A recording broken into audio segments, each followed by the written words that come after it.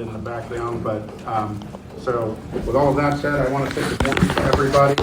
We're going to go ahead and come to order at this time, and I'm going to start. So what I will say, I'm Frank Regassa, the current committee chair and Cincinnati representative. I'm going to start with everybody in the room and go to my right. I'm Annette Lutz, Toledo rep. John Decker, Georgia, Columbus alternate. Larry Danflis, Akron rep. Leonard Johnson, Dayton.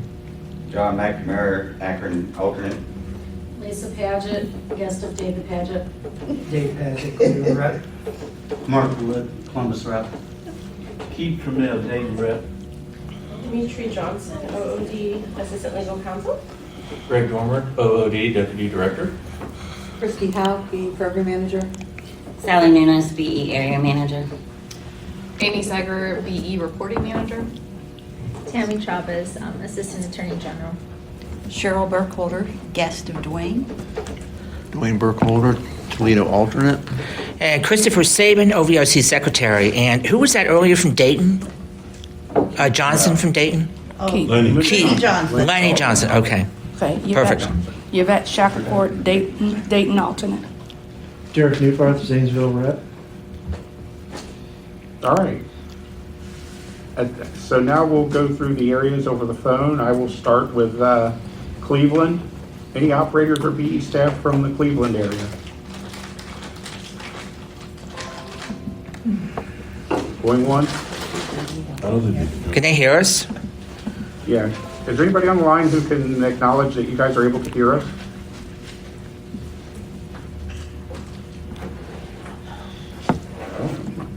No.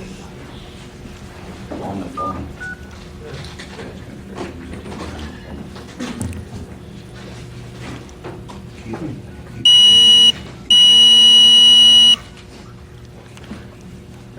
Can you guys hear us? I don't think there's a I don't connection. think anyone's. It says there's 11, I just called in, it says there's 11 people on the line. Yeah. I'm trying to make sure that. Can you hear me? You have them muted? Yes. Okay, there you go. Everybody else should be able to do the same. Okay. Yep, and everybody else should be able to hear. All right, we'll do it one more time. I'm gonna ask if we have any BE operators or BE staff from the Cleveland area. Maybe. Can you hear us? No, I can't hear you, Chris. There's. enjoy. Yep. Okay. Just see who else. All right. I'm just gonna go through and, yeah, if you guys want to go through, we just want to find out who, for roll call, who all's on the phone. So I think there's like 10 or 11 people, so if you guys are, if you need to unmute, it is *6 to unmute and then *6 to remute. So whoever was talking, if you want to say who you are so we can get you down for roll call. Kelsey just said they can't hear. Okay, they can't Messaged hear. it. Yeah. Okay, what happens when somebody, I'm going to see if I can dial on my phone. That's what he just did. Yeah. It's not gonna. Mr. Chair, I think at this point we should ask the Bureau if they could send out a quick email telling operators that the committee apologizes, but we're having a lot of technical issues, and just let people know that I don't know if we're gonna be able to get this working today. Mr. Chair, Chris, what's the sign-in? Let me try to do it on my computer. Oh, So is anyone from Cleveland? Anyone from Akron, Canton? Kelsey Burrier, consultant. Toledo, Toledo, Zanesville, Columbus, Columbus, Julie Wessel. Cordell Sharp, consultant. Lindsay McKinney, consultant. and Cincinnati. Dayton. Dayton, Scott Shepard, and Char. David Char. Okay. And Cincinnati. Cincinnati.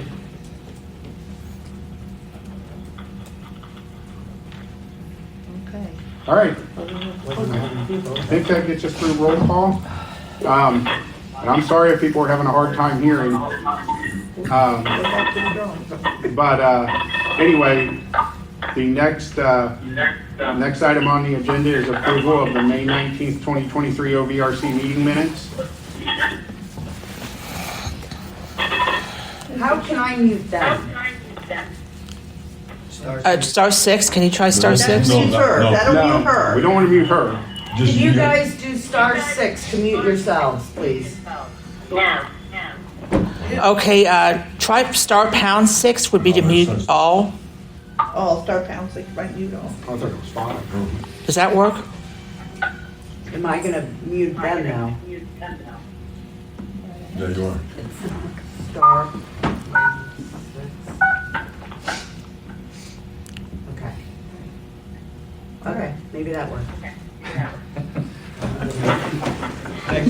This is not working very No, we're gonna have to go back to the drawing board, and we can't spend all.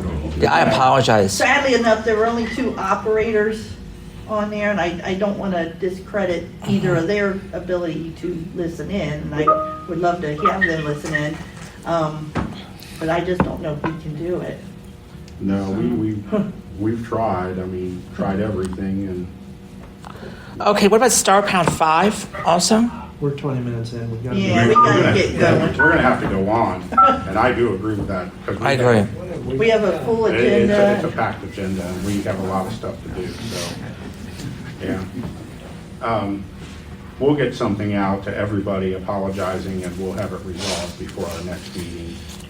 And if that means some of us have to get on the phone and test everything out and make sure and we tried that last night, we thought we had it resolved, and Chris spent hours on the phone, the secretary, with a representative, different customer reps from Ring Central. So can I, yeah, they can't really hear, so I think I should. He's just gonna have to go off and Yeah. send out Let them a, know.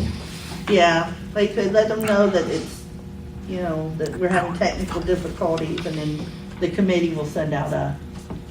Can everyone hear me, that's on the phone? Okay, we're gonna have to actually hang up because we're having huge technical difficulties, so everyone apologizes, we're gonna figure it out for the next meeting, but unfortunately, we're not gonna be able to broadcast this via, over the phone today.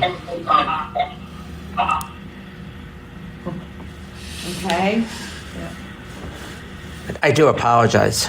Yeah, it's okay, Chris. It's Okay, not- bye, everyone. Well, it kind of is. I No, should it's have. just a- All right. So as I was saying, because we got to start moving through this agenda, approval of the May 19th, 2023 meeting minutes. I moved to approve All right, we do have, distributed. okay, so we have a motion and a second. Any discussion? All right.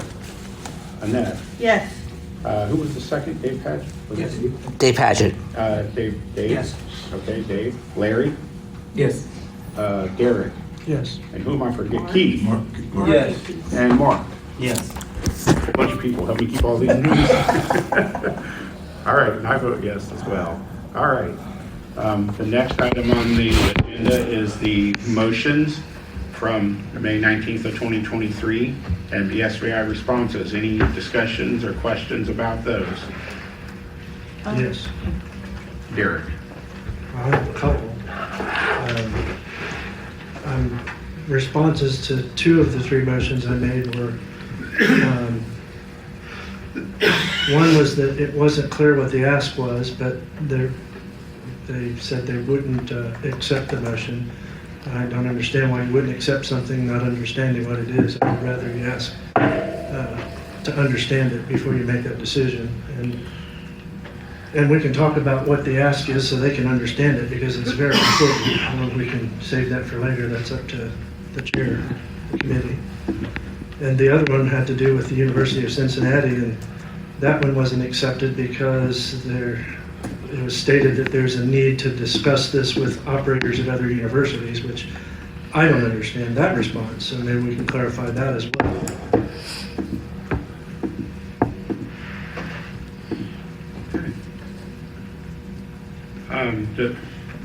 We need an attorney. We're entitled to an attorney for purposes that we deem appropriate. And the first one that we request one for is to pursue federal arbitration with the grievance that the committee filed regarding a lack of active participation. We would like to proceed with that, but we cannot do so without an appropriate attorney. And we would like to hire one, but we need the Bureau to do what it needs to do to make that happen. So, Mr. Chair, we have it on the agenda. I wasn't here the last time, but it wasn't clear exactly what our role, what you were asking. We weren't sure if you were asking us to do it, you to do it. So I think we just needed more discussion to figure out exactly what we needed to do. So it's on the agenda. And then the colleges and universities, and Annette, you can chime in here too. We also have stuff at UT happening. So we wanted to make sure our discussion and how we had thinking about all the universities, because some of these decisions and which way we want to go could affect a lot of operators. So that's why we responded that way. So is this going to become an agenda discussion later? Or can, yes. UC and UT and colleges and universities. That doesn't address my motion. Okay. Well, we need to address it. We need to address the response to my motion. And my motion was very clear. Well, we did not feel it was, and we felt we needed to have more discussion. What's not clear about it? Let's start there. I mean, the motion is that the Bureau is to ensure that only vending machines at the University of Cincinnati should be operated by our operators or by entities under contract with our operators. That's the ask. If there's any other vending machines at university that don't fit those two categories, then you have to ensure that they are no longer there, because that's our priority and you have to fight for our priority. That doesn't have anything to do with what's happening at other universities, except that you need to do the same thing at all universities. But I was making it specific to UC because we currently have an issue at UC regarding that. Again, we wanted to have some more discussion about this, about what the options are and which way we go. And, just making a blanket, we're taking a position, and we want to make sure we're on the same page about that position, because there's ramifications where and I agree that we take a position of, if we pass on a machine, said university cannot have that machine, which is fine, but that could affect many operators on many campuses, and we wanted to make sure we had more discussion to make sure we're on the same page, because we've also had discussion of, are we involved as the Bureau when the third party comes, or is it strictly the operator? And we've also had some confusion already where some people have said yes and then some people have said no. So we felt like everything wasn't clear and crystal clear, and we wanted to have some more discussion about it. Can we begin that discussion, Mr. Chair? We do have, it's going to be, the universities, Derek, but there's two listed specifically, but it's going to be bigger than those two, because on Wednesday. I understand. But the point of my motion was to make it clear and understood how our priority is defined and how we operate. And in this case, I think the Bureau does not understand the priority. And I'm not sure what we need as a committee to do to convince them that it's a certain way. I considered writing one of my long, treatises on that subject, but I knew only 3 people would read it anyway, so I didn't bother. But it's very important, and I don't understand why it's so difficult. The concept of we don't pass on a machine. A machine or a request for a machine has nothing to do with our priority or a suitable vending facility or a satisfactory site. That's not what this is about. I want to read something that will make this particular issue crystal clear. This is the Attorney General's opinion from 2014-008 in the syllabus, number 2, RC 3304.33 prohibits a state university, et cetera, listing all of the types of universities and colleges, from entering into a private contract for vending on its property unless the Bureau of Services for the Visually Impaired has determined that the property is not a satisfactory site for a suitable vending facility operated by a blind licensee. The college or university may not establish vending facilities of any kind, whether in-house or through private contract, if there is not a joint decision regarding the establishment of a suitable vending facility. That's clear as crystal clear. They can't do it. If we determine that that their property is a satisfactory site for a suitable vending facility, then we are the only ones that can operate the suitable vending facility. And we are also the only ones that can determine, based on the definition within the law, within the Ohio Revised Code, the definition of what a suitable vending facility is. And I can go read that if you guys would like. So, I wish Mr. everybody Chair, would read that. again, we don't disagree. We understand where your position is, but this also doesn't give us a whole lot of direction of how we want to go about, and that's what we want to talk about. How do we want to, pardon? Go about what? Enforcing our priority? Yes, and how we go about this, because you asked us to do research one of the And other you times, did. and we reached out, we asked other states, and most of the responses, states don't have priority, or the ones that did, they're not on the colleges, they're not even doing it. Yeah, you So- don't base it on their law, you base it on our law. We're not, I don't think you guys should be doing a back and forth discussion. I mean, Mr. Chair, I believe Derek's concern is that the motion was just rejected. Yes. And I think that's what the problem was. Maybe we would like to see a response that this deserves more discussion. And I think where the disconnect is coming, that it was rejected, which tells the committee that you don't agree with what is being said, which is what makes us believe that you think there's another alternative for other machines to be there than what we are, than what Derek asked for. So if we're gonna have more discussion later on, in the meeting, we have these on here. And if that's your position, that we need more discussion, then yep, thank you. And I appreciate, and I can see where you're saying that there's two parts to the sentence, and we thought saying we wanted to have more discussion meant that we weren't rejecting what you guys wanted to do outright. But I can see where it looks like, because we said we do not adopt, that but we're not throwing the baby out with the bathwater. Okay. So we will, and that's why it's on the agenda to have more discussion. Yes, and we have two issues at two different universities listed where we are having major issues. And those two universities, on the surface, they're different issues, but if you drill down, it's basically the same issue. And we need to address those. And that's what I think Derek's motion was about, was we need to address it statewide, because the issues we're having at these two universities, we don't want spilling into other universities across the state, so that we can get all of this addressed. And we need to have those conversations, and we will have them shortly, and they're going to have to be really good really big conversations to figure out where do we go and how do we get there. And a lot of it is going to revolve around priority enforcement, and we're going to have to do it. And I know, sometimes that's difficult, and there's legal issues there, so we'll talk about those as well and see how we get from point A to point B to where we need to be, so we're protecting our vendors and this program's priority and following the law.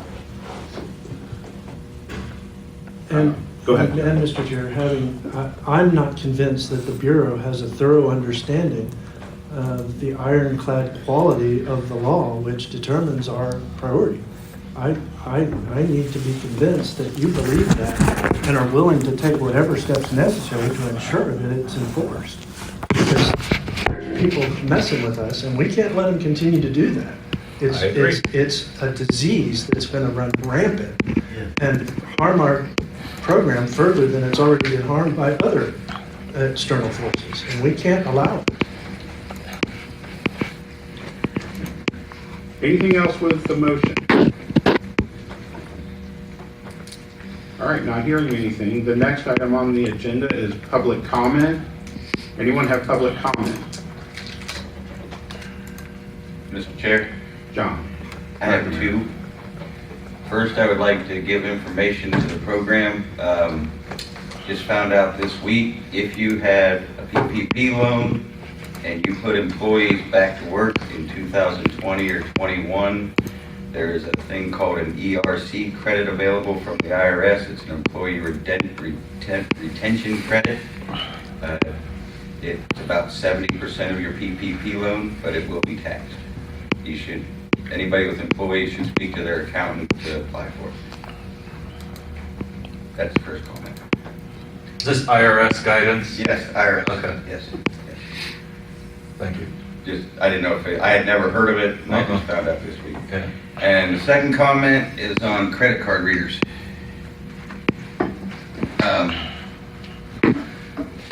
We really need to have the state take over the credit card readers. We are wasting tens of thousands of dollars in transfer fees every year, and it is not a smooth process. When I took over, I had one credit card reader from Jim Davis in Athens when I took it over. It took 3 calls to him to get him to call and transfer it to me. Nothing I could do until he did that. The customer can't make any sales for a month, and we look like amateurs, quite honestly. They don't understand why the credit card reader just quits working. We don't necessarily have to go in and take them all over now.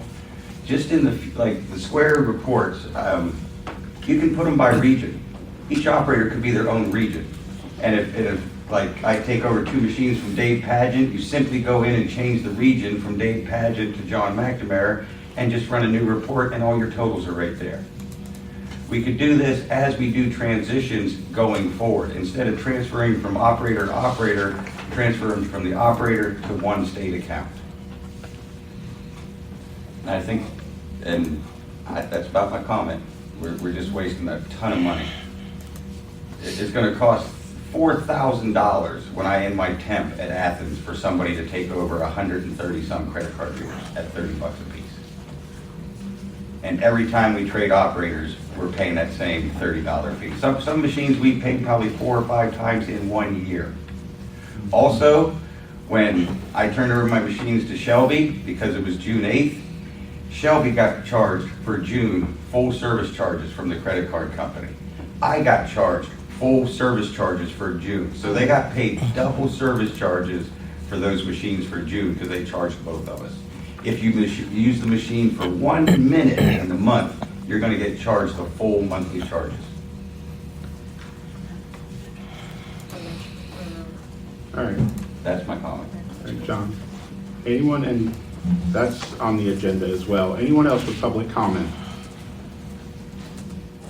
Oh, I got a comment. Larry.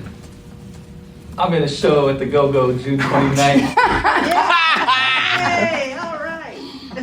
5 to 7 He's actually p.m. being paid though. There's a difference. It's actually being paid. Can I get a backstage pass? Yeah, the show we'll talk about. You really want a backstage pass to Larry? I don't see you on any shows, John. Hey, where's it gonna be? I like the shape. There's too much wordplay in there for my good taste. It's 987 4th Street. It's a bar. Oh, It's Go-Go's? kinky for you. Where, now when is it? July 29th, Saturday, 5 to 7. Ah, and that's 987, You and can that's look on my in, Facebook. okay. There. And that's in Columbus? Yes. Yay. Thanks. Anyone else with public comment? I might make one. It's Lenny. Lenny?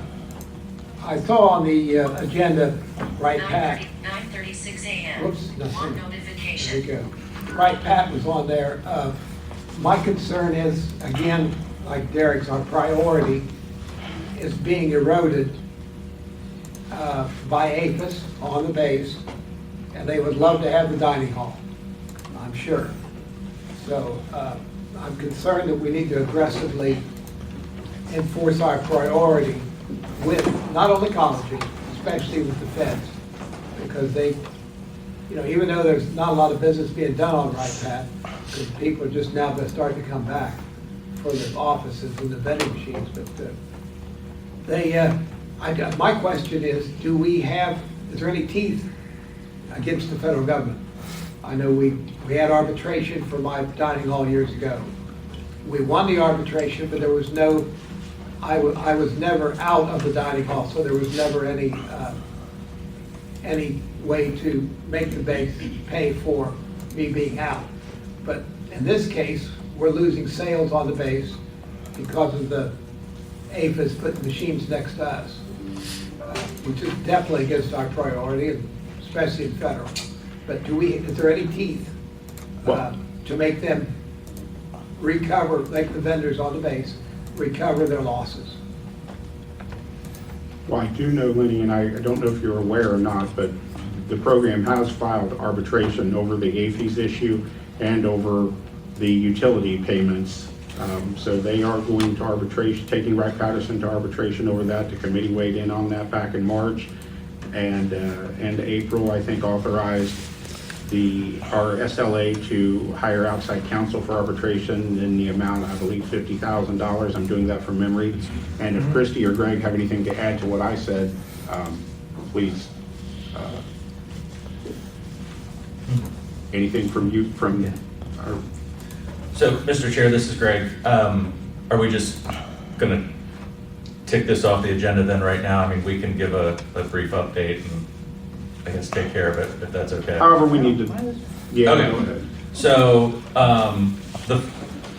yes, we had a mediation conflict resolution, the RSA is calling it, with RSA overseeing that between us and Wright Pat.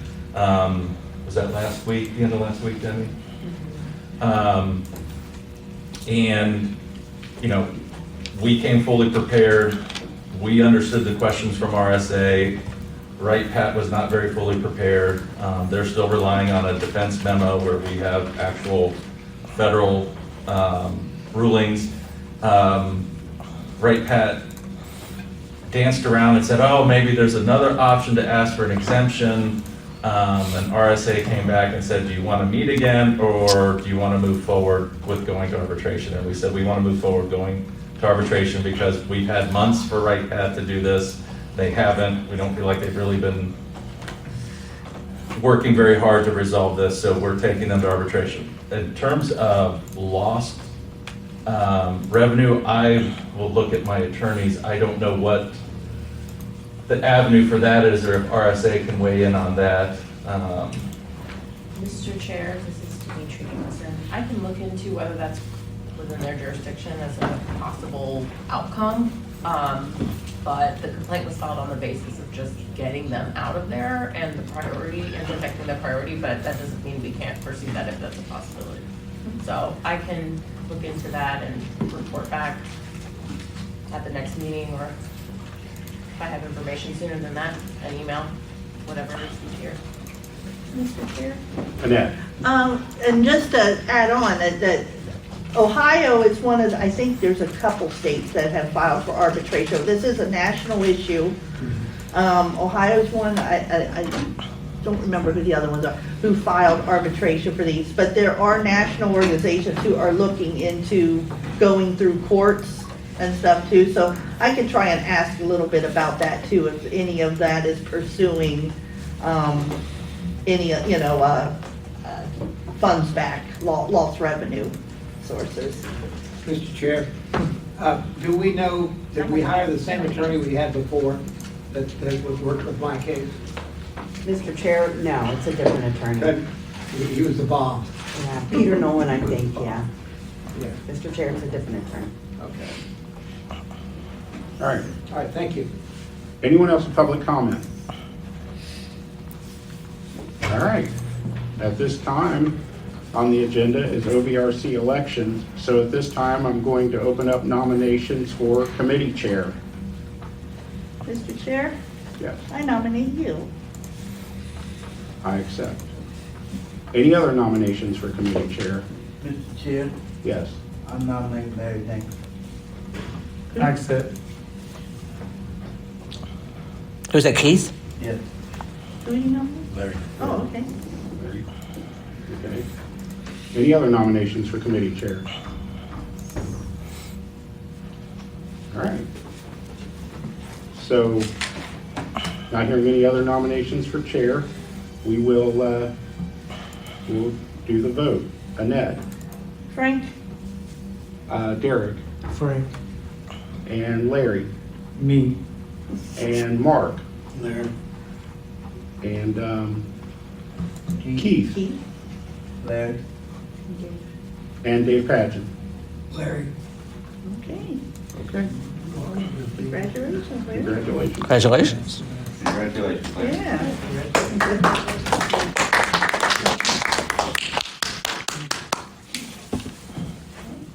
You get to run the one for life?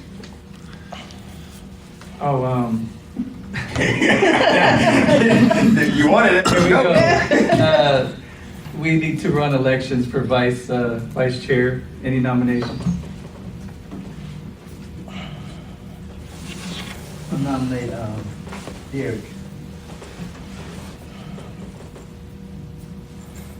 I accept.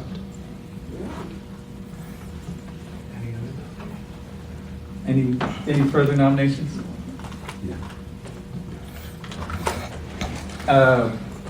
Going one more time, any further nominations? All right. Derek, congratulations. Congratulations. Congratulations.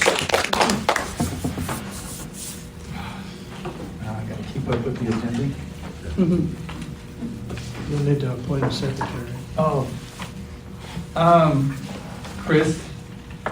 would- I accept. All right. I accept. That was quick. Worked out pretty good. Yeah, that worked out well. Thank you, Derek.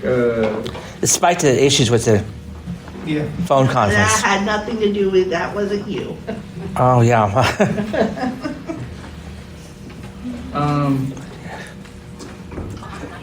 I'm trying to find the, okay.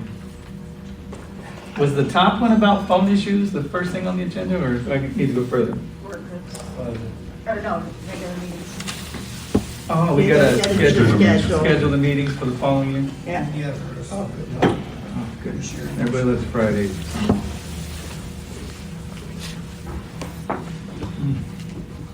Anybody got, an open calendar available to, start that on? Mr. Chair, I do. I'm looking at the calendar, what do you need to know? We usually do the third, Mr. Chair, we usually do the third Friday of each month. but- 18th of August. Any problems with 18th of August? No, that sounds good. 15th of September. Oh, did everybody get the 18th of August? Yes, we're trying to, I lost my calendar. I've got mine. Yeah, I've got it. It's Yeah, okay. 15th of September. 15th of September.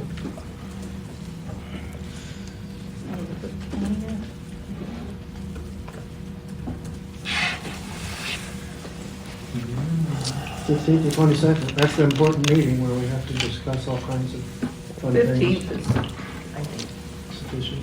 everyone good with? All right. Makes it easier to skip August. October 20th would be the next one. November would be, the third would be November 17th. Mr. Chair, there is a problem with that one. That is the same weekend as the NFB of Ohio convention. All right, let's go, November 10th work, okay?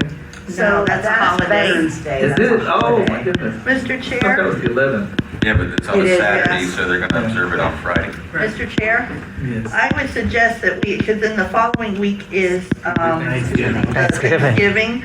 I would suggest we just go and do November and December on December 1st. That sounds good to me. Okay. I don't think that's necessarily a good idea. You know? Mr. Chair, Yes, sir. what about switching to the Thursday before the convention? No. Well, excuse me. How about a Monday? I have to No. work sometime. Definitely Well, the 17th, because we want to have something on the books for both months, I think, don't we? Just in case there's ever need for special special meetings. We want to avoid let's do something people having early to in come the- to meetings and not have the ability to get reimbursed their expenses and so forth. How about November 3rd? And if we cancel, we cancel, if it goes. Oh, everybody okay with that one? It's after Day of the Dead. You sure you want to do that? I don't even know half of these things. Awesome.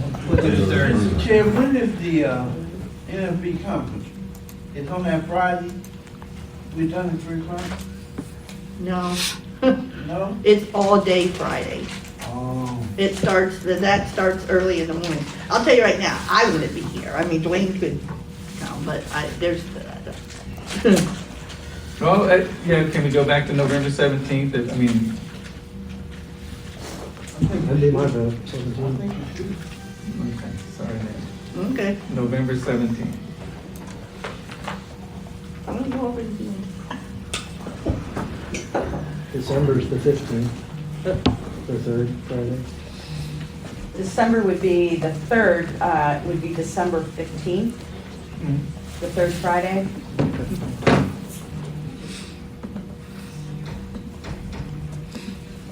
That's sufficient, isn't it? Yeah. My only question about November getting back is I cannot do the 17th of November. That date is not going to be, it's not going to happen.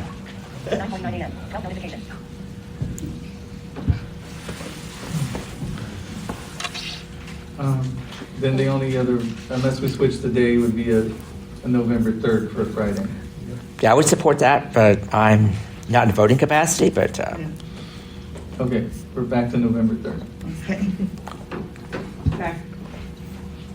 December 15th.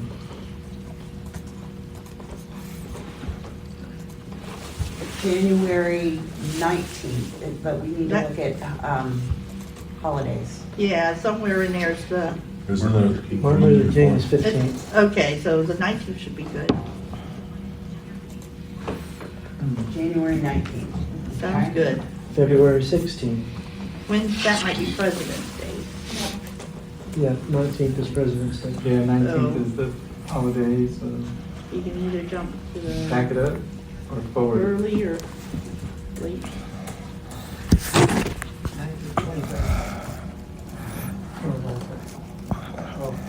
23rd. Yeah, let's do the 23rd. 23rd. March 15th, which is St. Patty's Day weekend.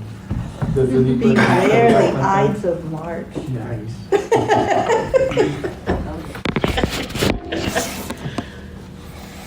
March 15th? Yep. April 19th. Sounds good. And we'll have statewide somewhere or another, but we'll figure that out later. May 17th. Sounds good? Anyone? June 21. Good? July 19. Okay. June 21st. The 19th is a holiday, just FYI. So that's that Wednesday, right? Yeah, that's the Right. 17th. So Yeah, but I think it should be okay then, Okay. right? Because it's 2 days. Yep.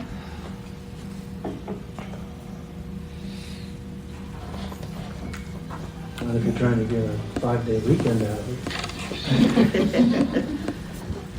Mr. Chair? Yes, and Just to ask the Bureau folks, will you be contacting the building here and scheduling this room then for? Yes. Okay.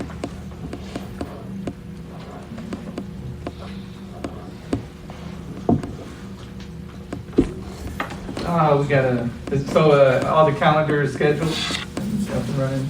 Yes. And I'm sure everybody's alerted with the email. I guess next on the agenda is establishing work groups.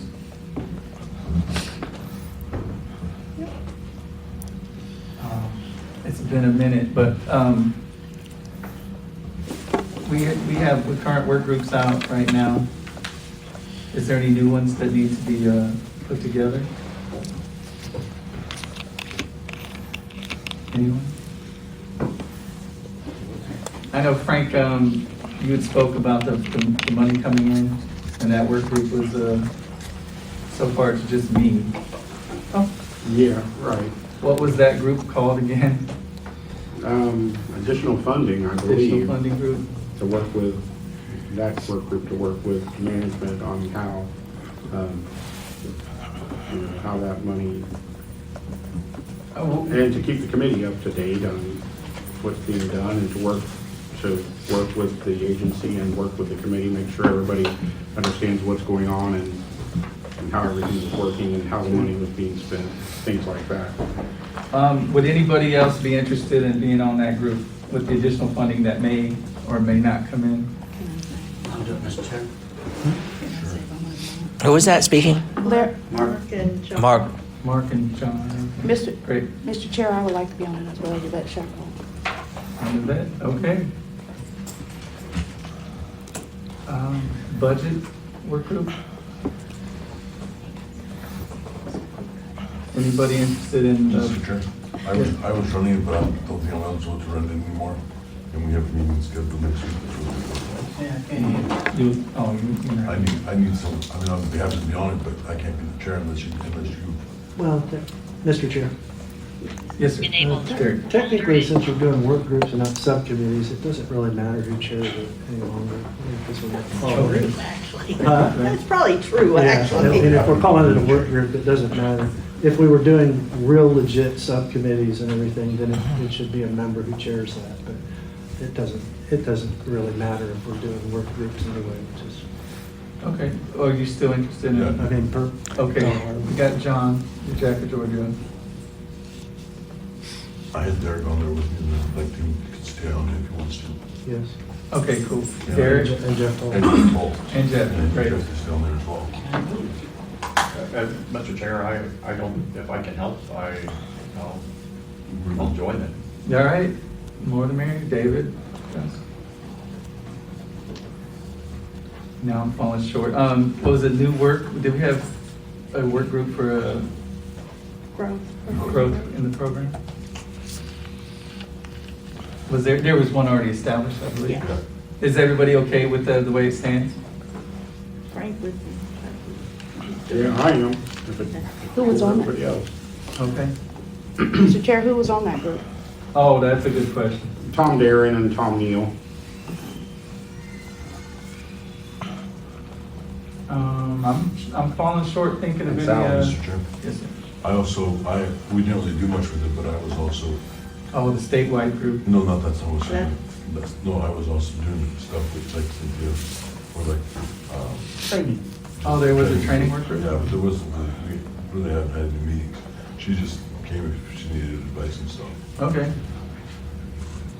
All right. John's on the training work group. And what was that one? I just lost my thought again. Yeah, statewide. Are you, John?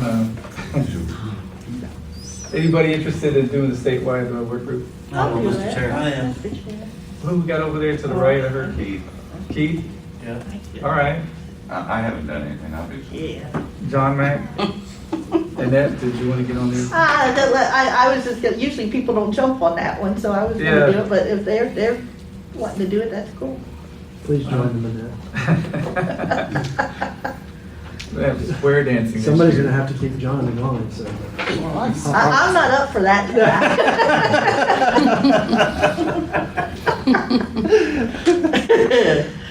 All right. Keith, it's up to you, man. You gotta keep John in line. Is there any more work groups that I haven't been able to? Mr. Chair, Yes. we had one for efficiency. We haven't done a lot with it, and that's a lot on me. But, you know, if it were to please you to continue that one. Yeah, sure. I mean, hopefully that's what we'll get through this year doing as well during these meetings, but that would be great Okay. for you to do that. Thank you. Okay, and then we had one which is also on the agenda for later for the OBM audit stuff. And we haven't done much with that one either. But that one, I don't take credit. I told him I was the point person for that, but I haven't heard anything. You want Except more? for it was on the agenda. Do you want to stay on that one as well? I can do that. Thank you. Mr. Chair, okay, two things I have questions about. Training, Mark, did you volunteer for that one, or no, or did you? No, I said something about the statewide. Okay, the statewide. So that's a separate work group from training? Yeah. Huh? John was Yes, training. I'm doing training. Okay, Mark's on statewide. And then, You know what? yeah, Can you put me on training as well? yeah. I would like to be on also. Who's And just, Sal? sorry, I joined late. I'm sorry, who's the new chair? Larry. Larry, and is the vice chair still you in it? No, it's Derek. Thank you. And then That's that. the OVM audit, that was part of the efficiency. Is it a separate group in that, or is We it were the gonna, we same? split it out, even though it Okay. was me being both, but Okay. yeah, it was, It's a separate one. yes. Okay. And that I have you for efficiency and I have you for OVM audit, Yeah. and that's it. Yep. Committee of one. Well, we'll get more folks on efficiency. Derek and Dave were part of that. So if they want to continue, that's fine.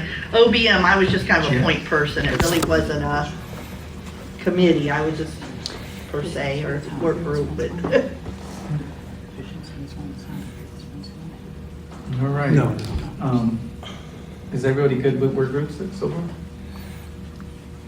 Mr. Chair, for the sake of the secretary, Seth Ryan just joined us. He's the alternate in Zanesville. Okay, great, thank you. Be awesome. And Dave And Dave McGrath. Regassa, who's the alternate in Cincinnati. I always forget you. How do I do that? You're sitting right next to me. Appreciate that, thank you. Next on the agenda was MOR, and was that the IVR? Mr. Chair. Yes, Amy? So the update is we've met with OBG and IVR, and then that led into a discussion that we had to get involved with CBOS. They actually hold they call it the wallet. So they're the ones who store the payment information because it's protected under the data consumer protection laws and all of that. So we got all the parties finally together, and they said that it is possible to store the payment information, use the CBOS wallet with IVR. It's going to be a lot of coding changes, so they couldn't give us a timeline or an estimate at that meeting, and we told them that we would like that before this meeting. And they were not able to give us that, but we are currently just waiting on the timeline and the quote for that work. But it is possible, so that was exciting. And just for my edification, CBOS is Cincinnati Bell Information Services? No. That's CBT. It's CBT, yeah. Thank you. That's fine. Okay, it's just CBOS Corporation. CBOS Corp, CBOS? It doesn't spell out anything, it's just CBOS. CBOS, okay. Anybody with questions or concerns? Mr. Chair? Yes. About a timeline, did they, when we thought this could happen, or pricing, or any of that? Mr. Chair, they were not able to give us that information yet. We're just Okay. waiting on that from them.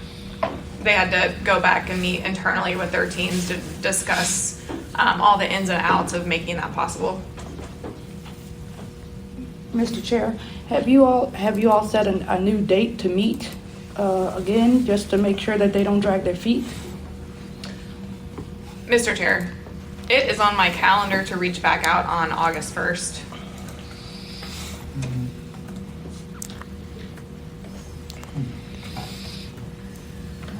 Anything else?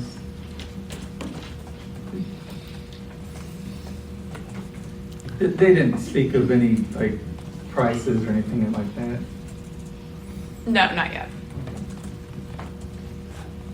All right, that's it. Move on to the next, rest areas. Mr. Chair, Yes. I did send out the spreadsheet of the rest areas. I'm updating it as I get any new information. Not a lot has happened since the last meeting, other than Washington County and Portage keep getting pushed back further and further for their opening. I know Portage was having some issues with methane gas in the water. So they're working on that, so I estimated that sometime in August, but we don't have a firm date on either of those yet. I'll continue to update those. Any questions? Anybody have any questions or concerns? Mr. Chair, we talked at the last meeting about the stipends, trying to calculate if, when we were, people would be off, if there was any kind of estimation. Has anyone worked on that? I know I haven't. So if we knew how many people and how much it was actually going to cost. Mr. Chair, I think I was supposed to do that, Okay. and I have not. So Okay. I will do that and kind of figure out the cost. I can do it right now, so I apologize. That's okay, because Mr. Chair, if we don't meet in August, which we traditionally don't, but if September would be our next meeting, and at that time, we're gonna need to vote on the stipend, so we're gonna want that information. Mr. Chair? Yes. Good job, Frank. Good job. Oh, we did that forever, yeah. Mr. Chair? Yes, Derek. One of my constituents reached out to me and had some concerns about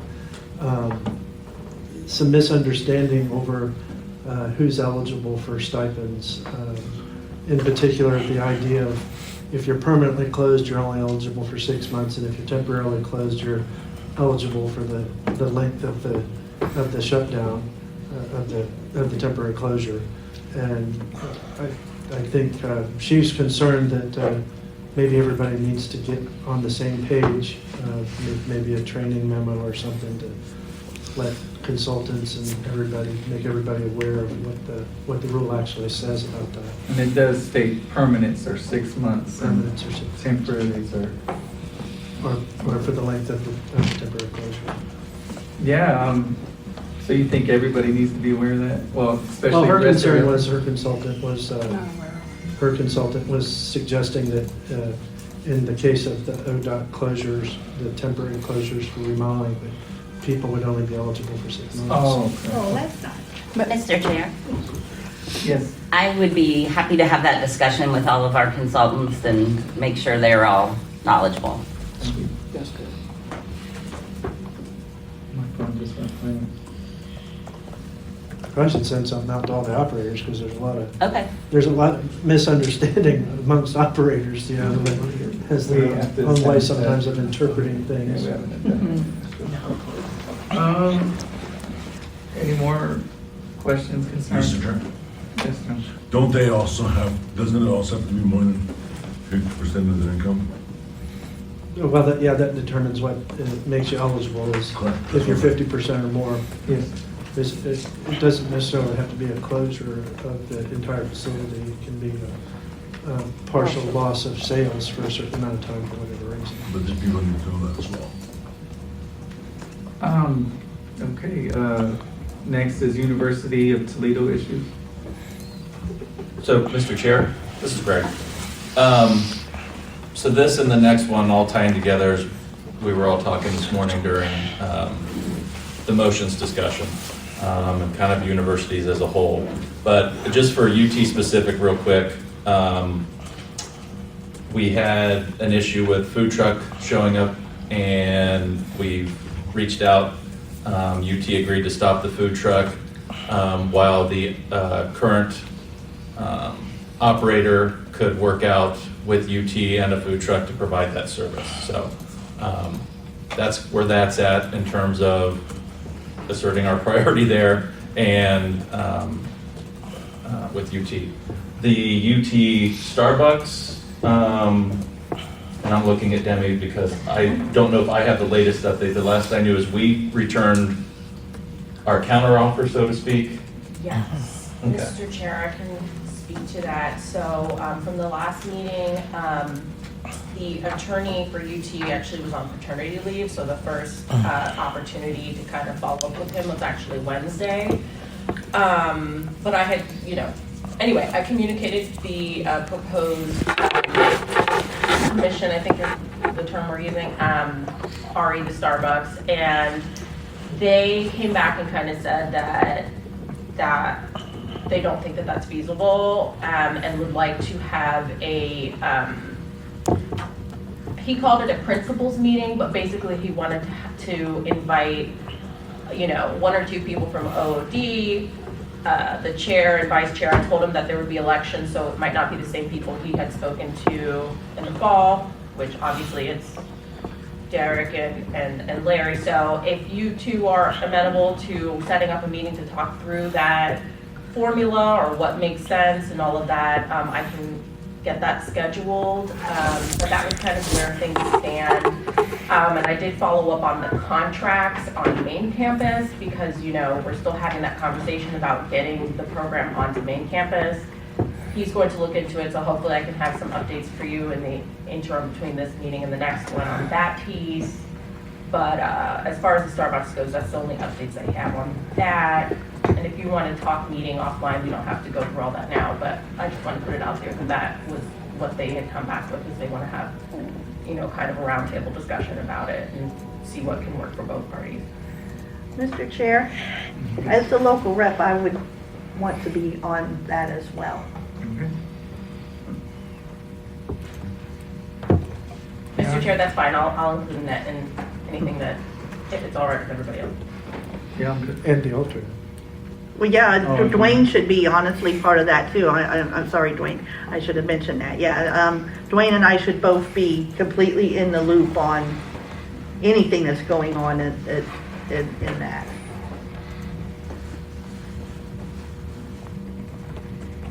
Okay, so our takeaway is Demi will work with you guys to get some dates and times and get that scheduled with UT. Sounds good. For an agreement. Mr. Chair, just for clarification, the ask regarding the main campus, I think the idea was we would like to have the path made clear to that end. And if they're not going to give that to us, is it something we want to go after anyway? I mean, we have the priority there, and we can get it if we want it. We were just hoping to make it a clear path to that. So maybe we need to have a discussion about, is that something we want regardless of whether they clear the path for us or not?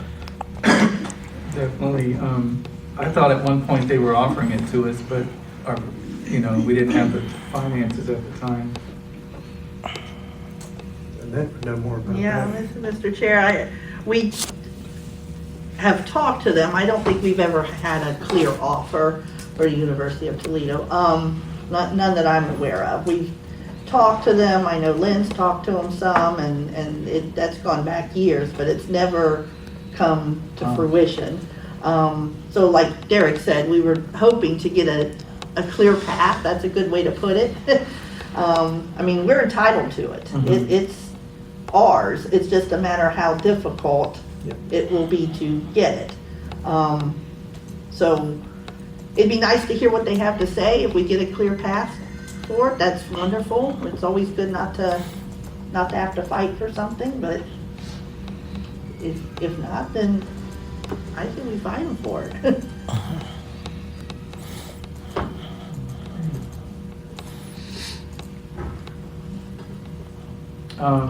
That was Toledo, right? So there's another university issue as well. So, yes, Mr. Chair, in discussion talking about the priority at colleges and universities, and especially UC and Toledo are just the first examples of which I think will be an ongoing. We'll see more and more of these pop up where they're looking for some other type of vending or a third party.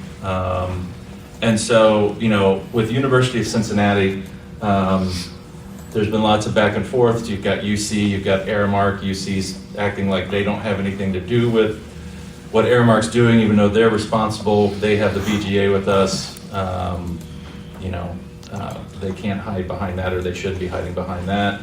And a lot of the ongoing discussions and round. So I met with the two consultants and the staff and legal to say that, you know, we've got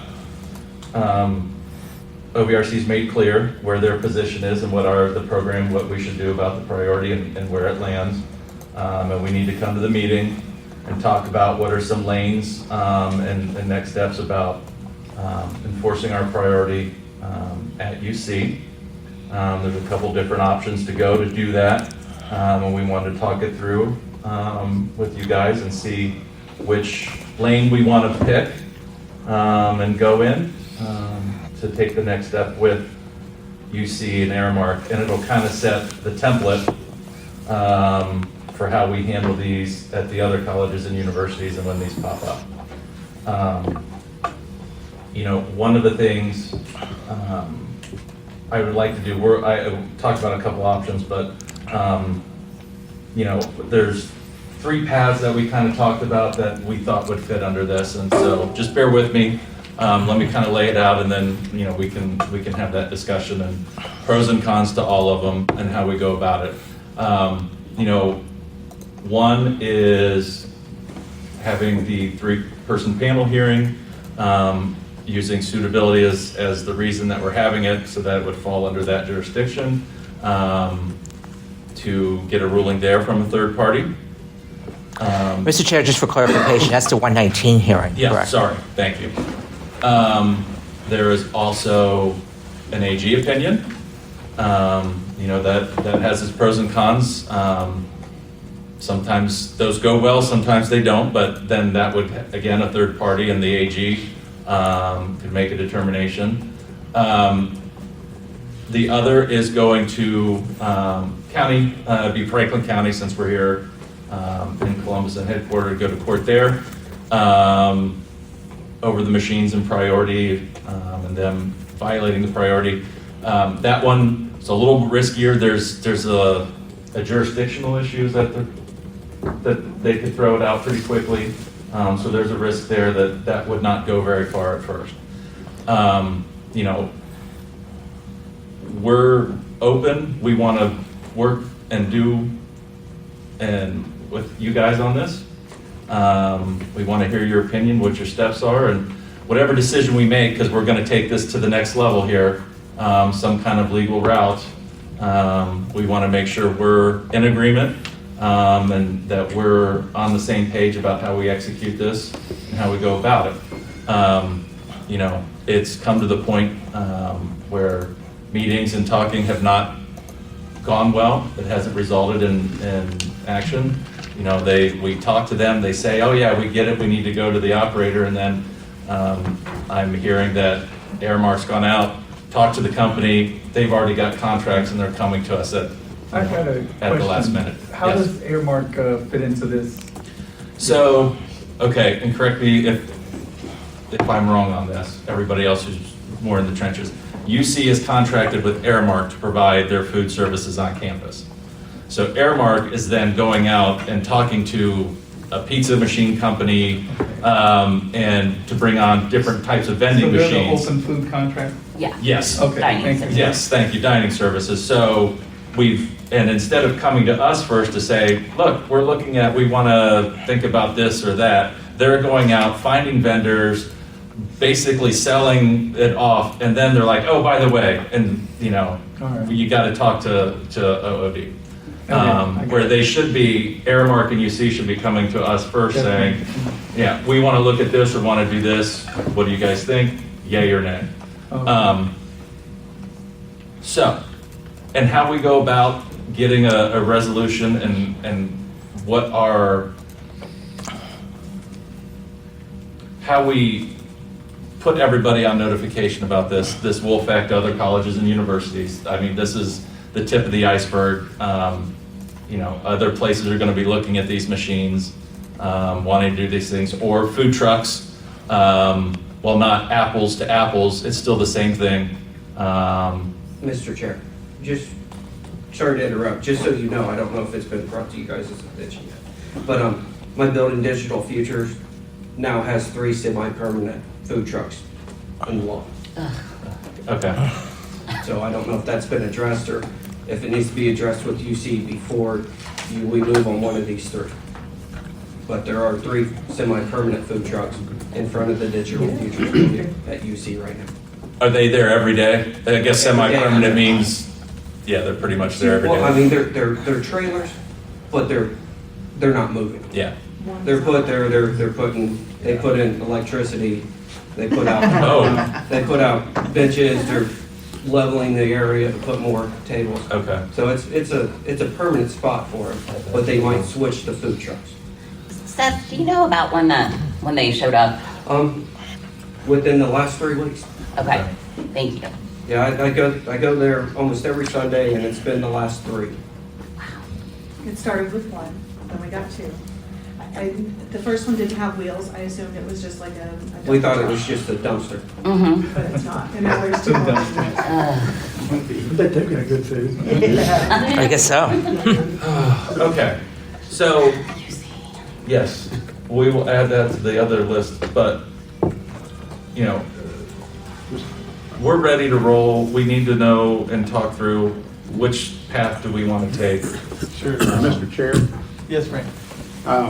I would like to offer one other idea, and I don't know how legal or how the agency feels about this or what they believe, and that was, I know that sometime in August, I believe UC is planning to put out an RFP for food service, and I don't know if they are required to talk to our program first or if they're just able to put it out. I don't know what state law says about that.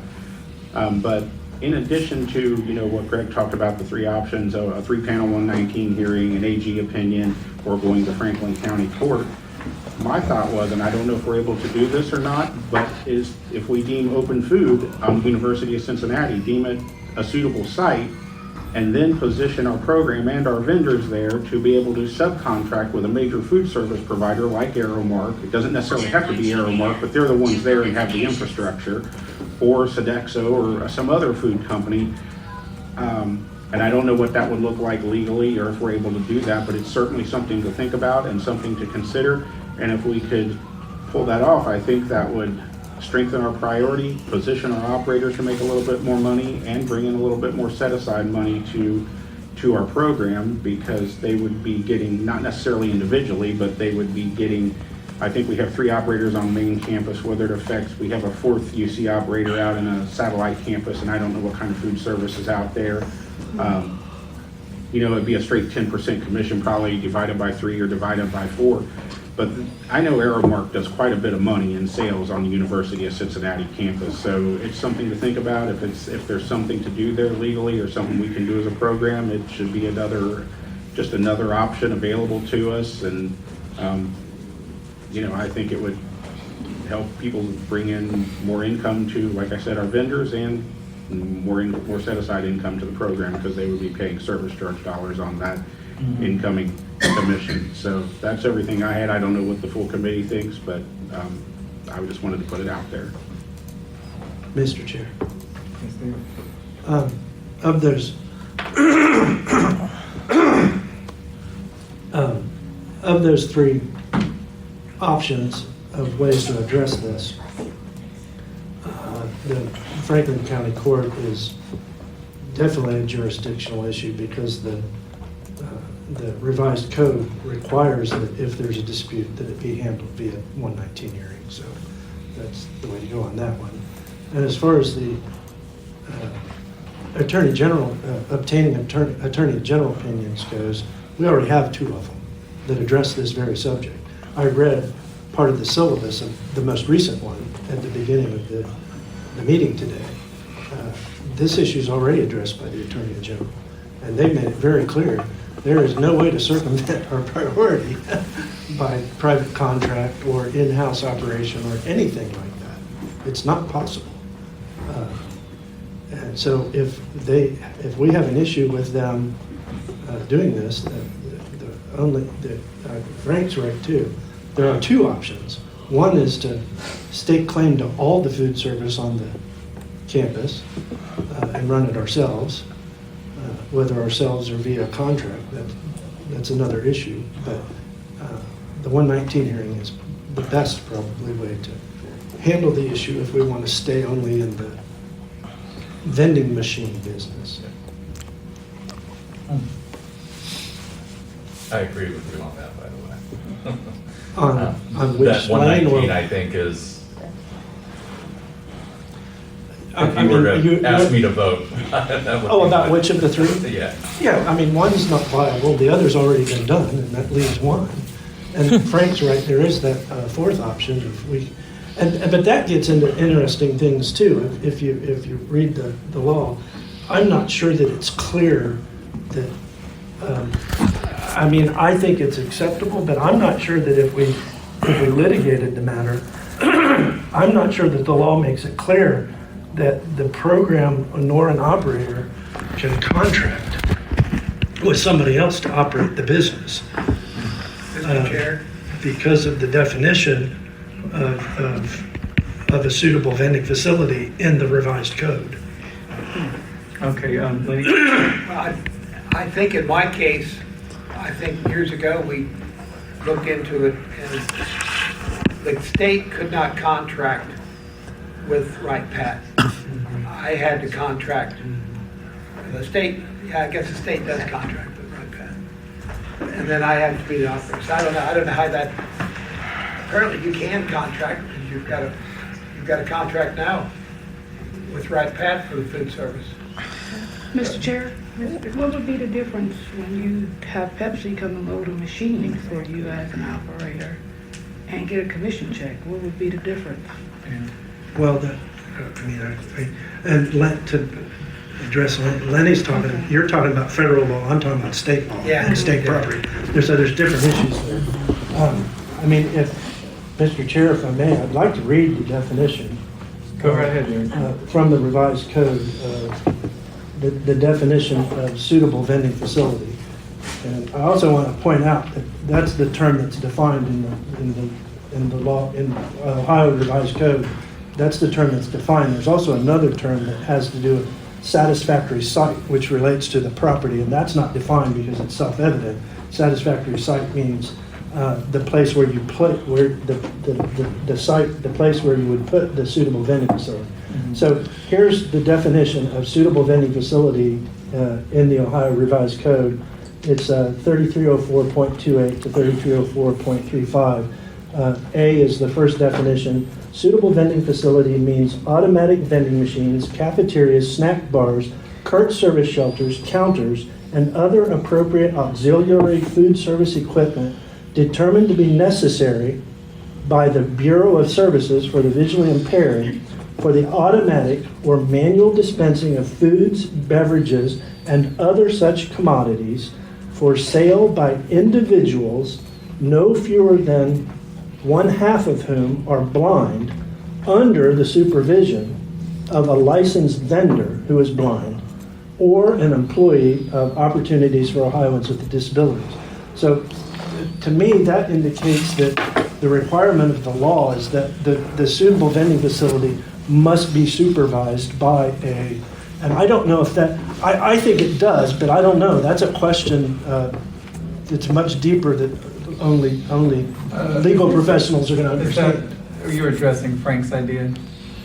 Are you addressing Frank's idea? Well, or just the idea of us contracting to have all of the food service operated, because I don't know that the programs would be capable of operating all the food service at an entire university. That's a massive task. And then the 50% portion of that definition also. About blind people. Yeah, employees. Yeah. Yeah, that becomes problematic to run that much large food scale, service. yeah. You have to have 50% of your employees, including yourself. You can include yourself as an employee. That's why we were able to get away with it at ODOT facilities, the Kennellys, because the Attorney General put out an opinion that said, you do count as an employee. So that's how me and my driver, I count as half of the employees being blind. So. Mr. Chair? Yes, and I would argue though, and I know this is just, they would argue another way, but I would argue that if we were to do something like this, and I know that's a huge if, first of all, I would think that would be a separate facility. I'm sorry to Dave and Seth and all you guys. I think the overseeing of that would be a facility in and of itself. If that individual contracted or partnered with a teaming partner, which we've done, and we've done it on state property, then that operator would be in charge. Their employees would be people under their direct employment.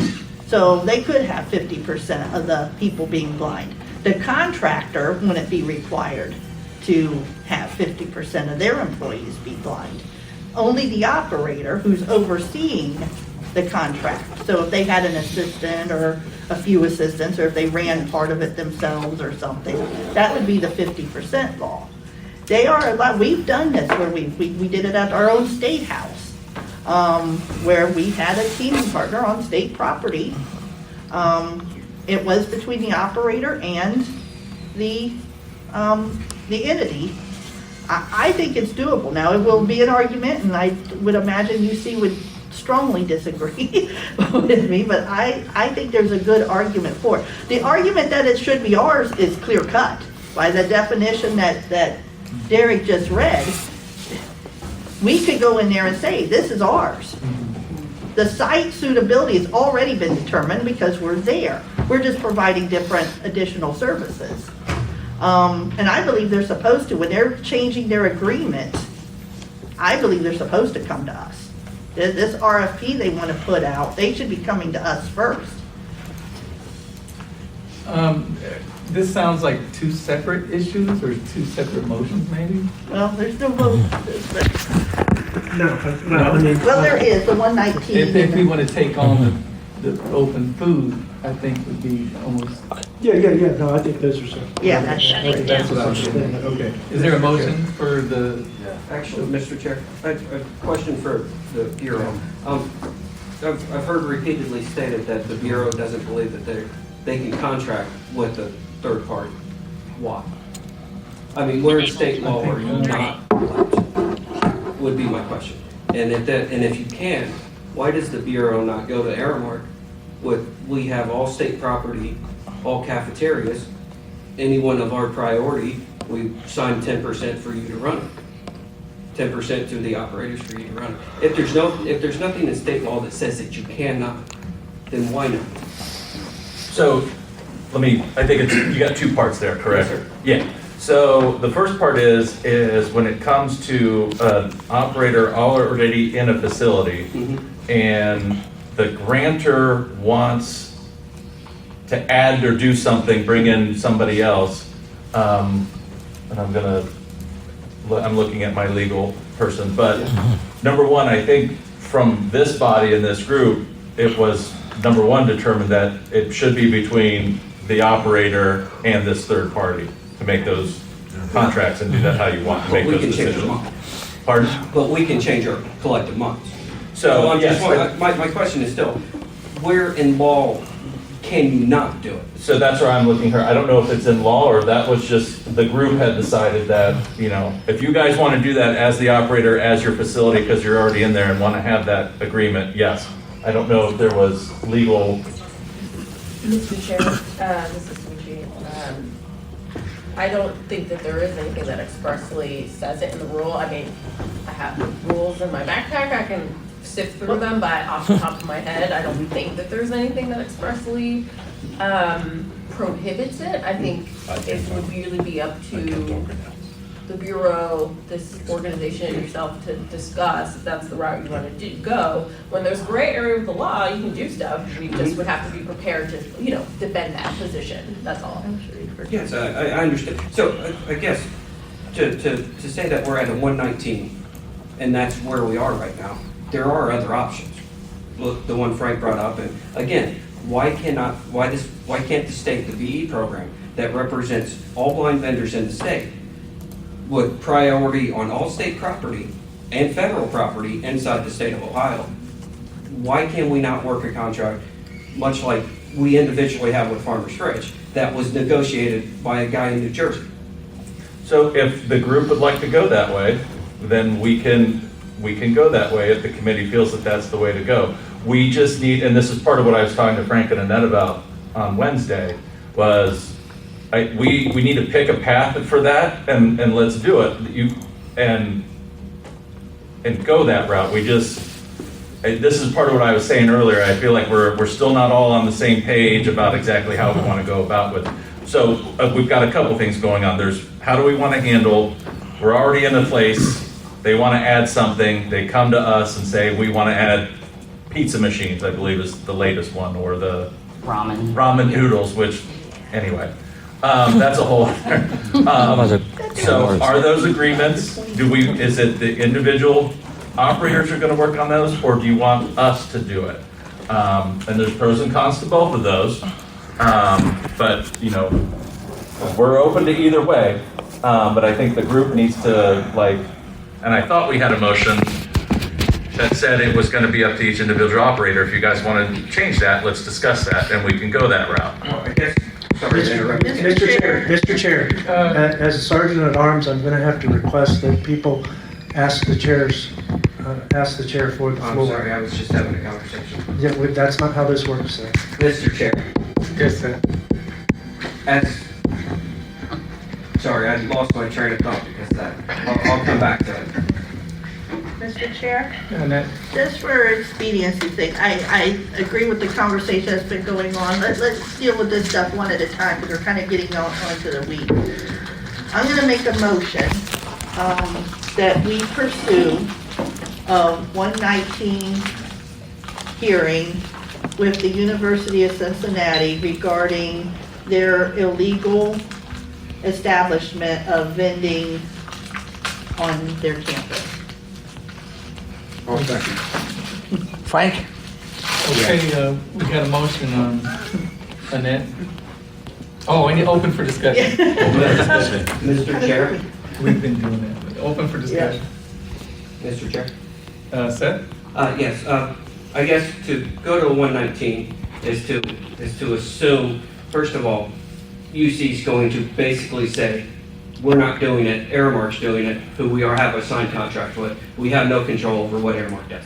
So that's going to be the first line of defense from UC. But to put a motion for 119 and to disregard other things, I agree that it should be the individual operator's opinion whether or not to take over a machine. But my point is the statement from the state that says that we cannot negotiate contracts for operators at the state level. John. The state didn't say that. We as a committee voted to do that. And the state agreed. Well, yeah, but Mr. we Chair. told them to do that though. Sorry. Derek, please. The reason that the state can't contract, for example, with Aramark to run all of the food service at University of Cincinnati on behalf of our program is that if I apply for the job of that facility, I cannot be obligated to run it in that particular way. So therefore, the state can't get into a contract with somebody that they don't have the authority to contract with, because I'm the only one with the authority to contract as Mr. the Chair. operator.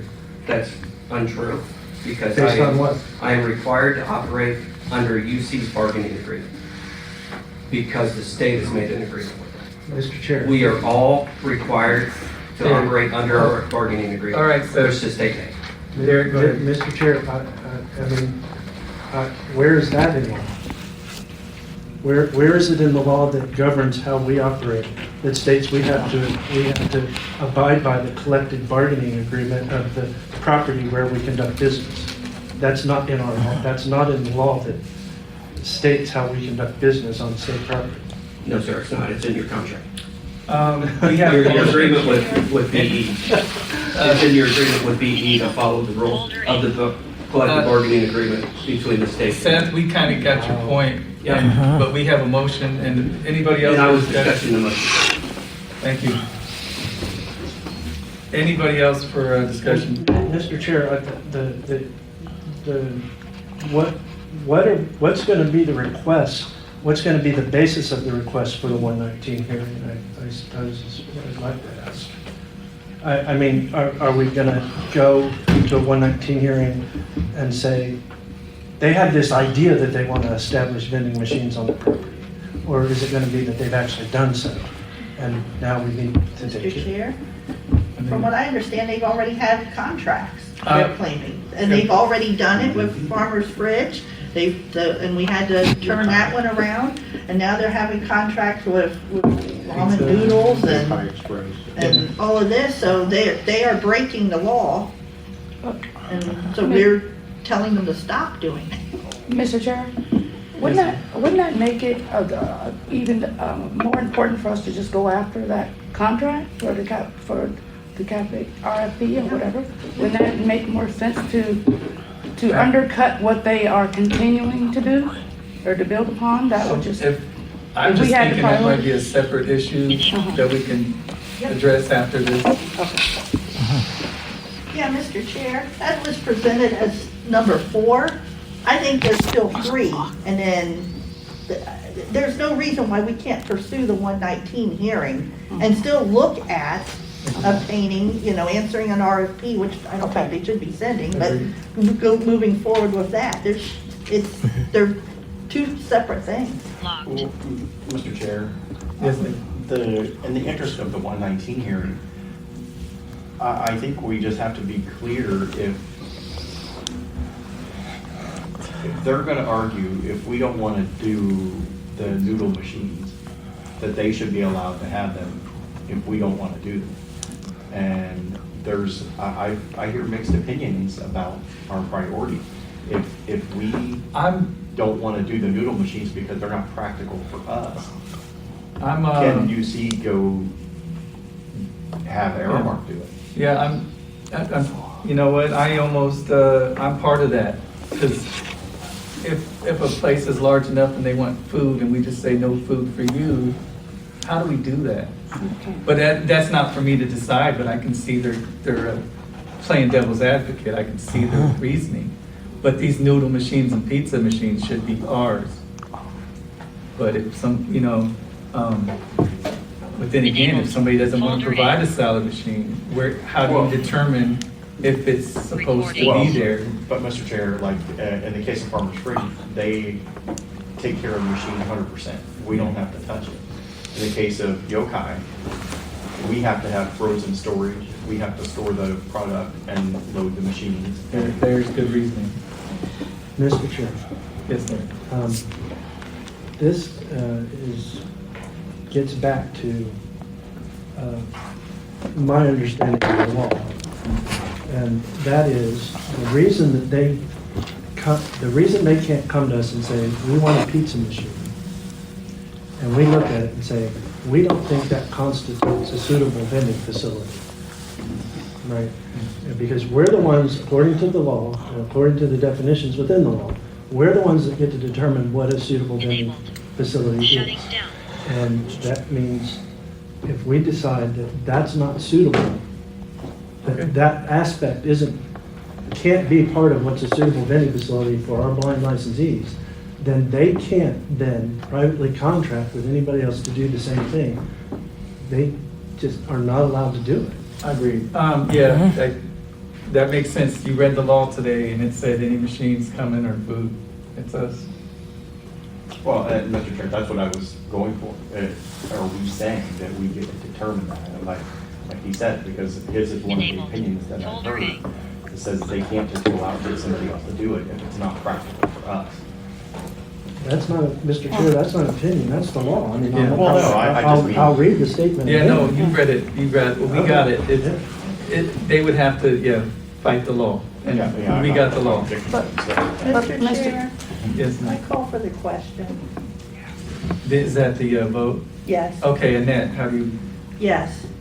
Frank? Yes. Gary? No. Keith? No. Mark? No. Dave? No. Okay. I was gonna be yes. I don't know. Okay. Yeah. All right, Well- we're not gonna fight it. Not gonna fire it, you see? Mr. Chair, can I make one more comment? Yeah, Beck, or, I'm just wondering, what are we saying? That we're on a college campus, and because we have priority, I mean, I don't know if this makes economic sense, that we won't provide food on a college campus, regardless of if the state facilitates us contracting, and I'm not sure if that's legal or not, but facilitate the contracting with these companies to increase our business and our footprint on a college campus.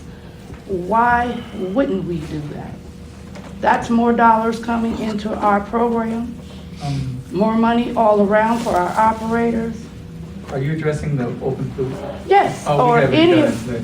or any of this kind of thing. Yeah, At the end of the day, we have to think about, it's making money. I mean, our priority is wonderful. I mean, that's wonderful, and we got to make sure we spend up our priority.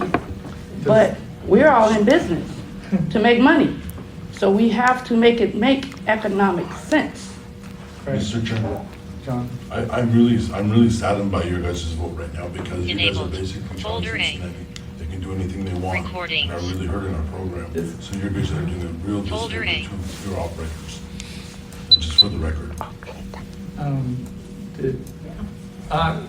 Is everybody on page with how they brought in Farmer's Fridge without, they just dropped machines in UC, University of Cincinnati, and they're looking to bring in pizza machines and noodle machines without contacting the Bureau, they're just shoving machines next to you. Mr. Chair, that is wrong. But That's what you voted. No, but what I believe though is, let's turn it around. Why can't we try to work it out wherein the operators, and maybe with the state's help, facilitate us partnering with these companies, because they're going to keep asking for it. So why wouldn't we take advantage of that? Shutting down. Even with some of it we can't do ourselves, but if these companies can do it and our program can benefit from it, why can't we look at it from that standpoint? I mean, maybe I'm missing something. I'm just curious since this one went down, which is fine, it's the committee's prerogative, but is there another, like John said, is the committee happy with the status quo? Or is somebody going to put out a motion for something else to do? It didn't need to be the 119 hearing, that's fine, but is somebody going to motion for an alternate solution? Or are we just going to allow the University of Cincinnati to continue as is? Mr. Chair, I just think it got a little confusing Yeah. on Can we- what was being said, because there's so much being said. Yeah. They need I to agree. control what it is they're saying and. Yeah, this is Stick about with the something. vending machines that are placed in UC right now. What's the motion? We hear the motion again. Maybe the possible vote again? And I think I misunderstood. You can make the. Let me hear the report. Mr. Chair, you can make the motion again if you like. All right, Ed, what was the motion? The motion was that we pursue a 119 hearing against the University of Cincinnati regarding their the university's illegal placement of vending machines on the campus. Mr. Chair. Oh, I need a second. I'll second. Frank? Yeah, I'll second. And before that happened, I had asked for the floor. Yes, sir. I'm sorry, Derek, go. So, the problem I had with the motion is that it demands that we immediately go to a 119 hearing. I don't believe that's the right way to pursue this. The right way to pursue this, before we ask for the 119 hearing, is to figure out exactly what it is they're doing wrong and ask them not to do it any longer. And if they refuse to comply, then you ask for the 119 hearing. I think we can settle it. Mr. Chair. Can we add that amendment? We have. We have done it to an extent that there is no longer a contract between Farmer's Fridge and the university nor Airmark. There is potentially contracts with our operators with Farmer's Fridge. Mr. Chair. That's an acceptable outcome. The pizza machines are not on the campus yet. The noodle machine, are the noodle machines on the campus yet? No. No. I don't believe so. No, Okay, so we need to let them know affirmatively that those are things they cannot do and we are not going to tolerate. And if they proceed, then we ask, with ammunition in hand, with a 119 hearing. That's why I voted no Okay. Against the 119. Mr. Chair. I had John first. Mr. Chair, so we've basically already done that because we've already told them they can't do that and they're still doing it with other companies. So we've already done what you're asking us to do, for them to do, in my opinion. But the machines aren't there yet. But they're still pursuing other companies. Mr. Chair. I have Demetrius. Hold on, you've got. Seth was before me, if you wanna. Okay, Seth. I just wanted to point out that what was said was incorrect. We were offered both Farmer's Fridge, Max Pizza, and Go Yogi Guy, or whatever it's called, as well as a third one, I believe. We have been offered, they have offered that to us. Now, the Farmer's Fridge, not to get into it, but obviously got messed up. That's been fixed. The other two, again, they weren't offered to us too. So to make a vote for 119 based on they're not offering them to us, they are offering them. They're not following through with it, but they are offered to us before they go on the site. Okay, what are we here to talk about? This whole time we've been discussing stuff that hasn't even appeared or happened yet. So, are you guys, what do you guys Why want to have say? a 119 for something that hasn't happened? Exactly. well, hang on, I have the. Yeah, Frank has information. I know Dimitri asked for the floor. Oh, man, this is confusing. Hey, Demetrius. Mr. Chair, if I could provide a little bit of context, just to give a great example of what's going on. So Yokai Express, they sent that to our program as an opportunity, and Sally sent it out to the UC operators, as she should have. When the business consultant reached out to Yokai Express to establish, initial contact information and get the company and the operators in touch with each other, the response that the business consultant got from Yokai Express was, "We can't talk to you. We're under contract with Aramark." Mr. Chair. Yeah. In addition to that, so we brought that to Katie's attention, and her claim is that it's not a local contract with Aramark, it's a national between Aramark and Yokai, just for discussion purposes. I don't know how that affects things. Again, it's kind of UC hiding behind Aramark, I think. So I don't know if that, how that works. Yeah. Is David or Seth or anybody on that campus interested in running a noodle machine or a pizza machine? The pizza machine, he runs on his own. It's a straight contract like with the Farmer's Fridge. Okay. He takes care of everything. The noodle machine, it all depends on if guys- they're covering health license. There's a lot of things to figure out about it. Who covers health license? Are you guys interested in those machines? I am interested in anything that makes me money Okay. that doesn't cost me anything. There you go, sir. There you go. So you guys will be, or it sounds like you guys will be left to negotiate with them, and if it goes south, get back with us? Is that how? Well, right now they can't negotiate, Mr. Chair, because. For Yokai. With Yokai, because Yokai won't even talk to our business consultant or our program, because they claim they have a contract with Aramark and they don't have to talk to us. And UC's allowed that to go on, and I'm sorry, that's harsh, but that's the reality. So, Mr. Chair, that's kind of another reason why maybe a 119 hearing at some point might be necessary, because what happens when Yokai is unresponsive to us and they get installed on campus anyway? We ideally want to handle this before that happens. Yes, Mr. Chair, it's great. So that's, Dave hit it on the head. It's not simply about machines landing in the buildings and on campus.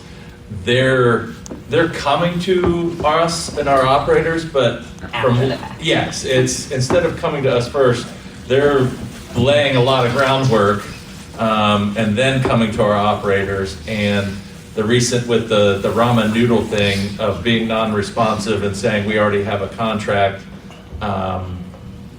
So they are acting like they're meeting the spirit, but they're really not. And that's part of the problem too. It's not simply that it's not getting all the way to the machines. We're having the problem before we even talk about what kind of machines and food they want. And Mr. Chair, not only that, they're already picking the companies. They're deciding which companies they want, our operator, they're not just coming to us and saying, hey, we'd like to have a pizza vending machine, and then letting us explore the options for that. They're saying, we're already talked to this group, and this is what, so they're being very disingenuous with things. I don't think we want to wait until the machines are actually there and all that. I think that's going to be a lot of challenge. Then we have APHIS again, where people's already losing money. Mr. Chair. Yes, Gary. I mean, I'm not suggesting that we wait until there's machines on the campus. It sounds like they'll be there soon. I'm suggesting that have we documented, have we made the claim to them, we see what you're doing, you're lawfully not entitled to do that, you need to stop doing that, or we're going to take you to a 119 hearing for the behavior. Has that occurred yet? So we requested a meeting and they never responded to have that discussion. Have you done anything in writing? Have your attorneys written a letter stating exactly, and in the way that they should state it, basically what I just suggested? There's been multiple conversations, and part of what we were talking about too is no matter how you guys pick, was requesting a final, basically us, you guys, our legal, UC's legal, Aramark. If Aramark wants to bring their attorneys, and for a sit down to make it very clear and at least try to get on the same page. So we've requested, we want to do that. Demi's also said we will notify them where exactly why we feel like they're in violation in writing before we would put them on notice before we just went into a 119 hearing. So. Well, that's my problem. I want to make sure that you're got your ducks in a row. I mean, you need to put them on notice that they're potentially breaking the law. You haven't done that yet. Mr. Chair, this is Dimitri. What I was going to say 10 minutes ago was that was what the plan was. If this body elected to pursue a 119, that I would pursue it, but we kind of get down to the weeds. But yes, you're correct. We need to have our ducks in a row. We can't be shooting from the hip and doing everything willy-nilly. So yes, thank you, Derek, for ensuring that that's happening. But I want to assure everyone that if you choose to go that route, we will be done correctly. Mr. Chair, I will amend my motion. Okay. Then to pursue a 119 hearing against the University of Cincinnati after informing the university to cease any illegal activities with the replacement of vending on campus. And if we receive a negative response from them, or no response at all. Mr. Chair. Just a minute. Can I second a motion? No. No, you can't. But, and that was a amendment, so Frank would have to. I accept it. Okay. Well, Mr. Chair. Friendly amendment, correct? Mr. Chair. Yes, dear. Point of clarity, that wasn't an amendment, that's a new motion. Okay. The other motion failed. Well, no, I made a motion. There was one motion that failed, and then there was a second motion. That's why it was I that. didn't realize. I thought- Yes. There was. I made the just same telling what your motion is. I made the same motion a second time, and now I'm amending it. Now she's amending it, friendly We don't amendment. need any discussion, do we? Oh, I hope Mr. Chair, I just have one question for Dimitri. Will there be a time frame in the request for a meeting to take care of this before 119? And if not, can we have a time frame so that we're not waiting around 6 months for them to respond? Mr. Chair, can you repeat that? I'm sorry, I didn't hear everything. My question is, with the letter that will be sent saying we want you to stop this, will there be a time frame in the letter that makes it so that we're not waiting for UC to decide when they're going to answer us before we move forward? Mr. Chair, assuming that you all decide to do that, yeah, I mean, we would presumably do it as soon as possible. Time frame ASAP to whatever one's preference and is what is realistically possible. So like a week or two. I mean, it won't take very long to send a letter. I don't know if you want to have a meeting before the letter, so that's up to you all. But I think, Mr. Chair. I think he was asking for them to have the time to respond. Yeah. Yes. Well, and Mr. Chair, the clock is ticking. UC's intention is to have those yokai machines implemented by the start of the school year, which is in August. Mr. Chair, yes, we will put some kind of, you need to respond by X time frame. Okay. Can we get a vote? Annette? Yes. Frank? Yes. Derek? Yes. Keith? Yes. Mark? Yes. Dave? Yes. And I say. All right, great. Right, Pat?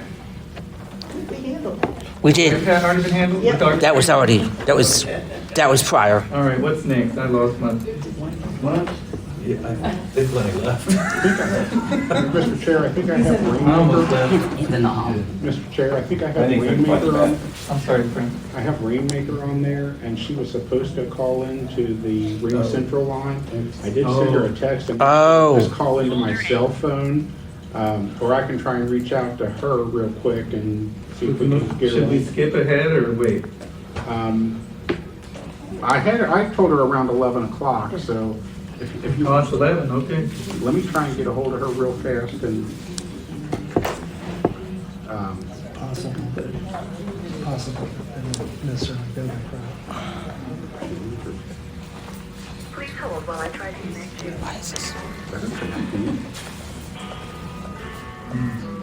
Just Rainmaker.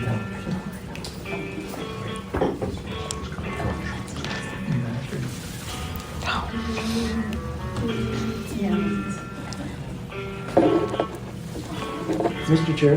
Yes, dear. Was there was on the agenda, there's the University of Toledo.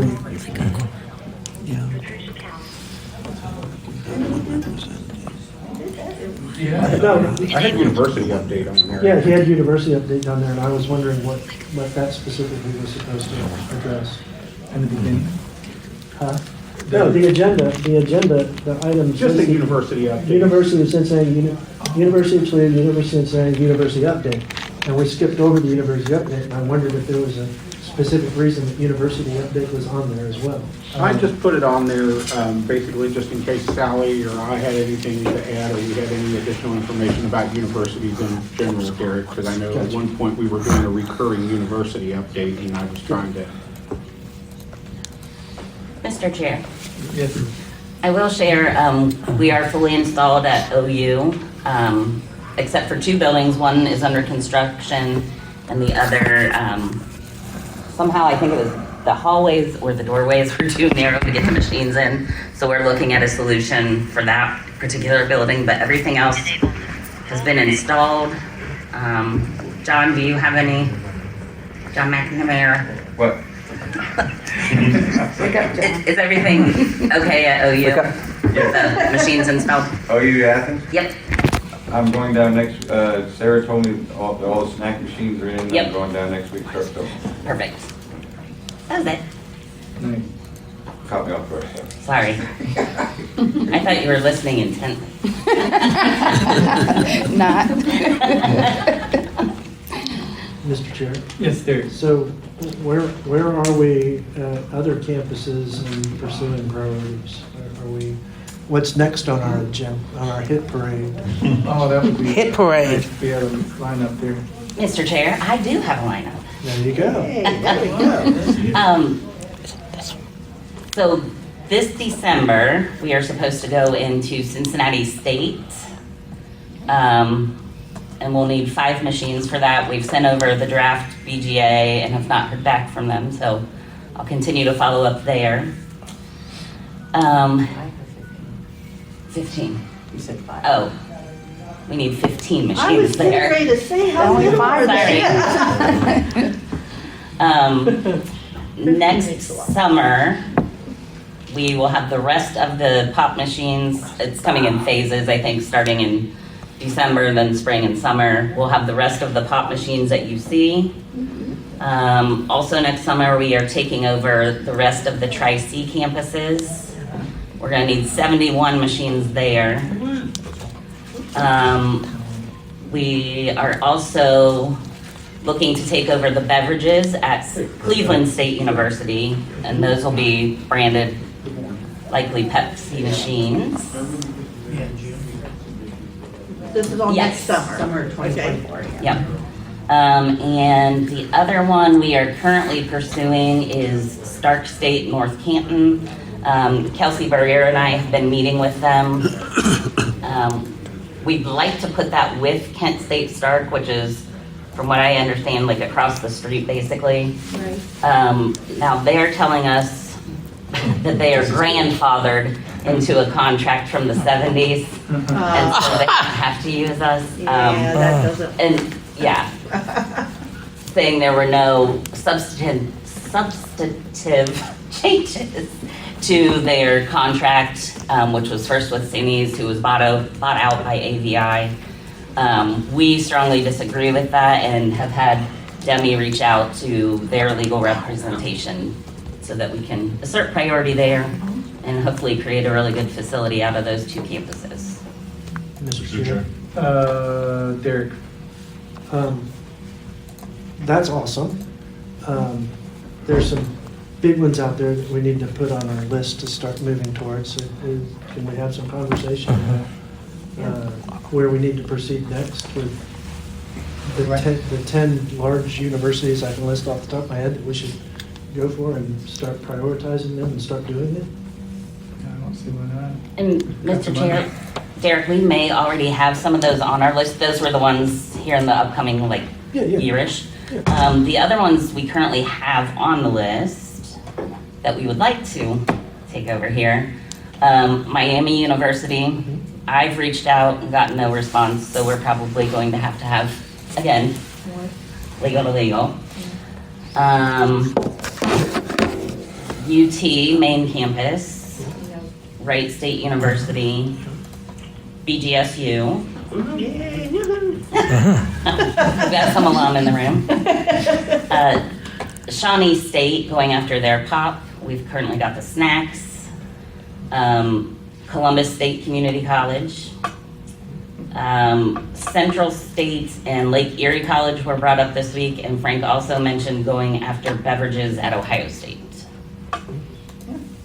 Any more? Are there others you'd like to add? Well, I'm wondering if we can pick one or two or three of those and make those priorities and start immediately moving in that direction. I mean, I think UT should be one of them because we've already asked them to clear a path for us, and we should be ready and willing and able to do that. But beyond that, I mean, shouldn't we pick one or two of these others and set our sights and proceed aggressively?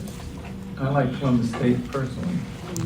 I like BG. BG, let's do, yeah. And we've talked to them a little bit. I know Lynn recently had some communication with them. I know our original plan was to start looking at when these contracts were up to kind of do the, pass the least resistance once again. When money was a little tighter, but we have a little bit And wiggle room now. I've got a silly question. Are majority of these schools, they are branded machines, right? I would imagine. Yeah, it's got to be a lot easier to take over a branded machine facility. I imagine all of them have some kind of pouring. Mr. Chair, rights agreements. that's what we try to do. It works. It helps a lot budget-wise. Sometimes we end up having to buy some equipment even with branded machines, but we don't have to buy all of it. It is easier and less expensive if we're able to use That the might be branded machines. something to consider as well. Yeah. They probably are. Mr. Chair. Just a second, any Rainmaker? Yeah, I have her on the phone when we're ready, but we can finish we need to finish need to finish this discussion and then, but she's on the phone with me now.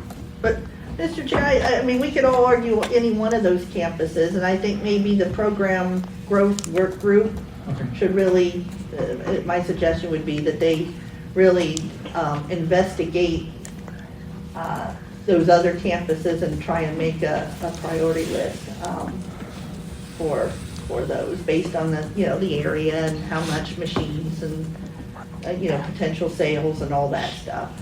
Sounds good. Yep. Thanks. Mr. Chair, David. I only had a question about the Cincinnati State BGA. Some of us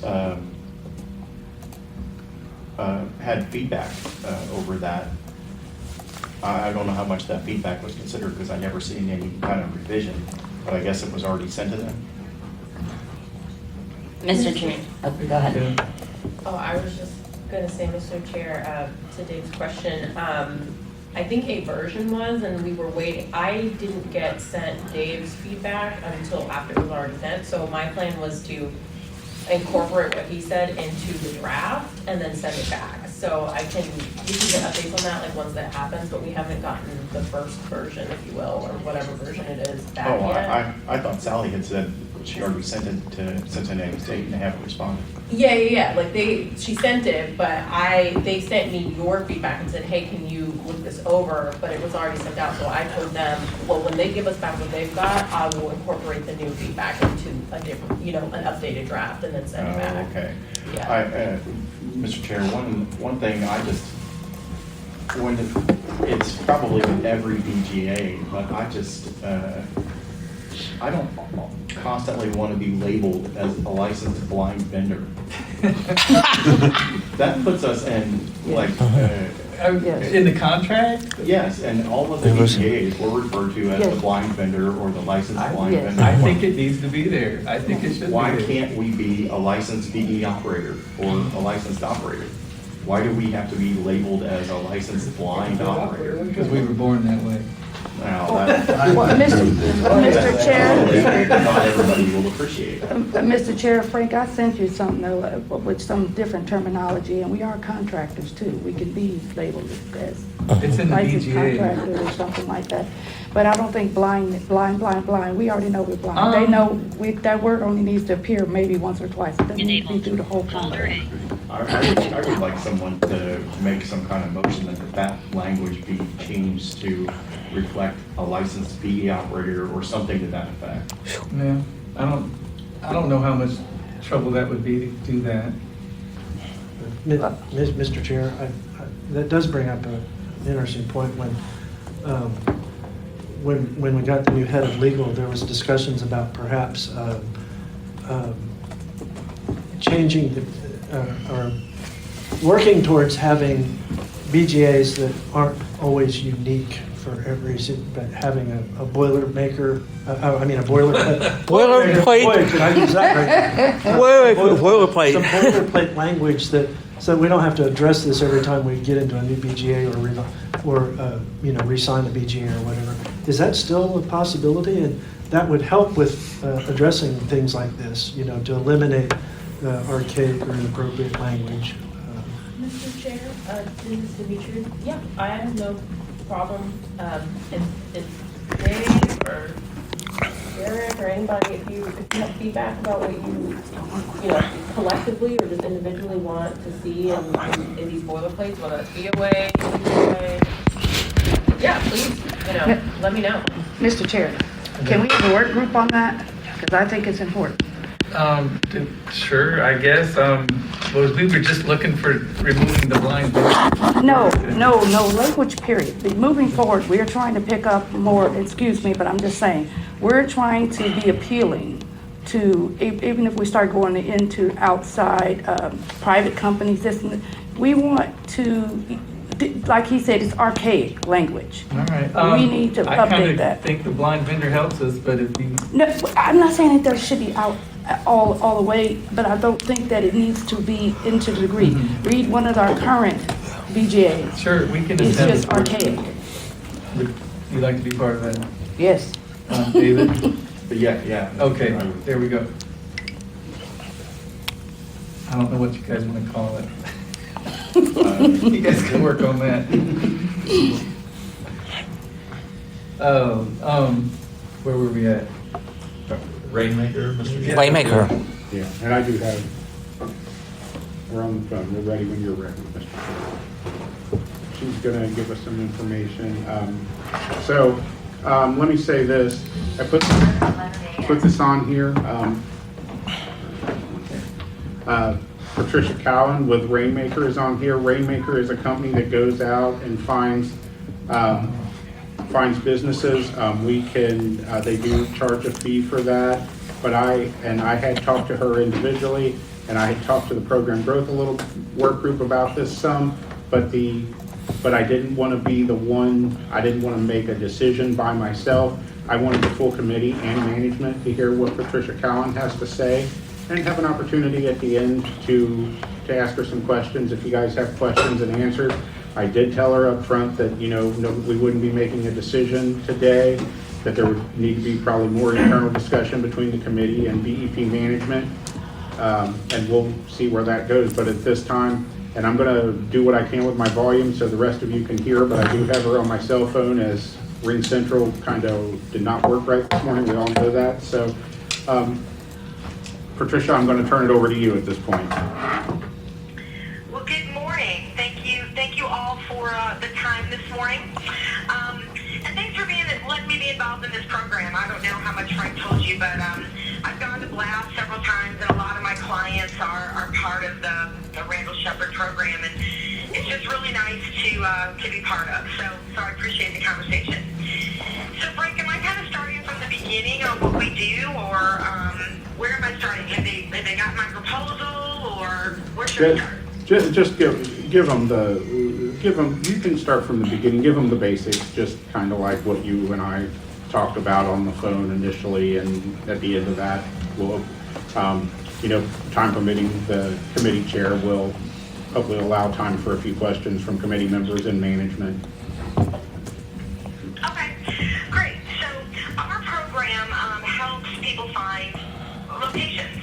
So that's across all types of vending and different industries, honestly. But it's perfect for folks in your program that are looking to break out into other commercial properties that are growing beyond the government buildings. So that's where we step in. The first thing we do is we include a list of organizations free. So I don't know if you've bought any commercial business lists, but they can cost $1,000 or more. So it's kind of a nice value add. The business owner would get that list to use for future things if they wanted it, but we take that list. They have complete input on the types of companies that they want to call on, the size, some like fitness places, someone in manufacturing, and so, whatever, someone a little bit of everything. So that's up to the individual person on what types of buildings they want on that list. I go by the list and share it. And I always like to mention, though, in addition to that, if there's ever a building that anybody wants to get into, it's an open line of communication. If they pass by a building that they want to get into, you can just let me know, etc., and we'll get it added to your database and work that as well. So we can provide a list, but of course, you can always add to it too. Then we get on the phone, we introduce ourselves as being a part of their organization. We get the buyer on the phone, and then ultimately we set an appointment for them to go in and talk about their services. If they ask for information, we can mail it. If they want us to do some emailing along the way, that's part of our program. So we don't do email blasts, we do individual emails. So what that looks like is they want us to do that. They just give us an email to use, or let us approve an email that we can use. And then as we're working, if every email we get, we send one out. So even if we don't reach someone, if we get the email from the receptionist, we can send out an introductory email. So that's another touch that we add. But we get on the phone and we actually set an appointment for that business owner. Our appointments come with a lot of good information, phonetic spelling of the name, notes in the conversation, everything from the original list, so everything's right there. All my reps are under one roof here in St. Louis, Missouri. We use bullets, not scripts, so we're very chatty, and so people have a tendency to talk to us. We'll develop the selling points with you.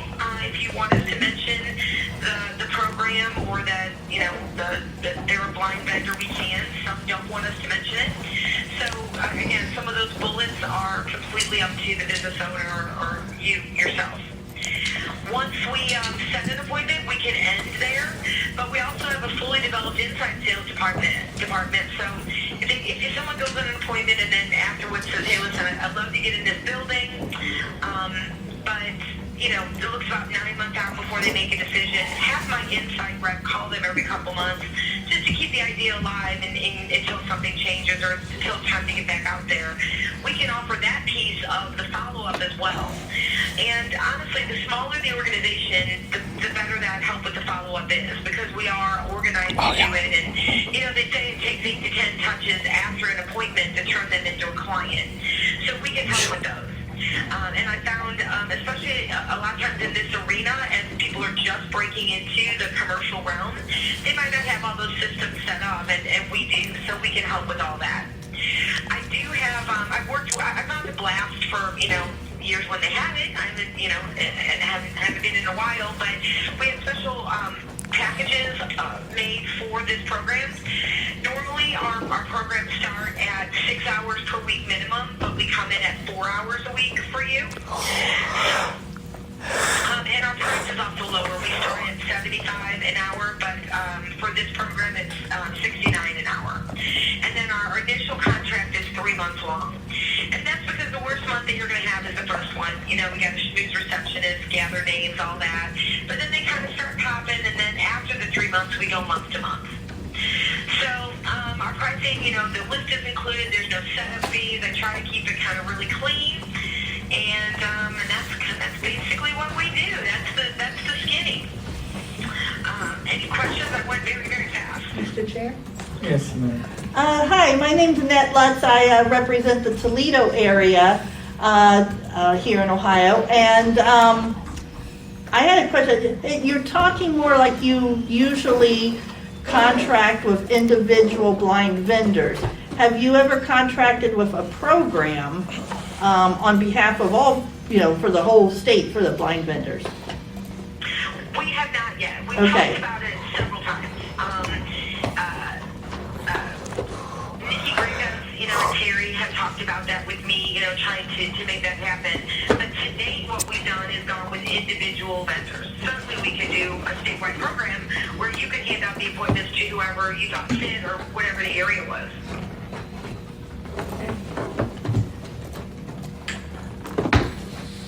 Patricia, this is Frank. What is the, I'm sorry, I think I remember roughly, but I don't get it wrong. The 3-month package, what is the amount of that? I think it was in the $3,500 range. Is that correct? Yes, the smallest package is $11.96 a month for 3 months. So it totals $35.88 for 3 months.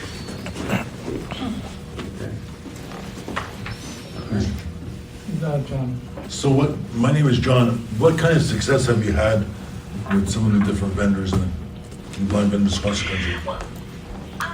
You know, the success depends on both the geography and the size building people want. A lot of our vending companies don't want anything under 100 people in a building a day. Some go down to 75, and that's a lot of what we're doing too right now is just verifying how many people are in the building. That alone lets you know where your targets are. Our stats in your area are about 1 every 3 to 4 hours. So I would expect you to get 1 to 2 a week on the 4 hour per week once we get ramped up. Did she say she can provide a list of buildings and that would cost a fee? Did I hear that right? I think it's included. She's a builder. Oh. Yes, the list is included.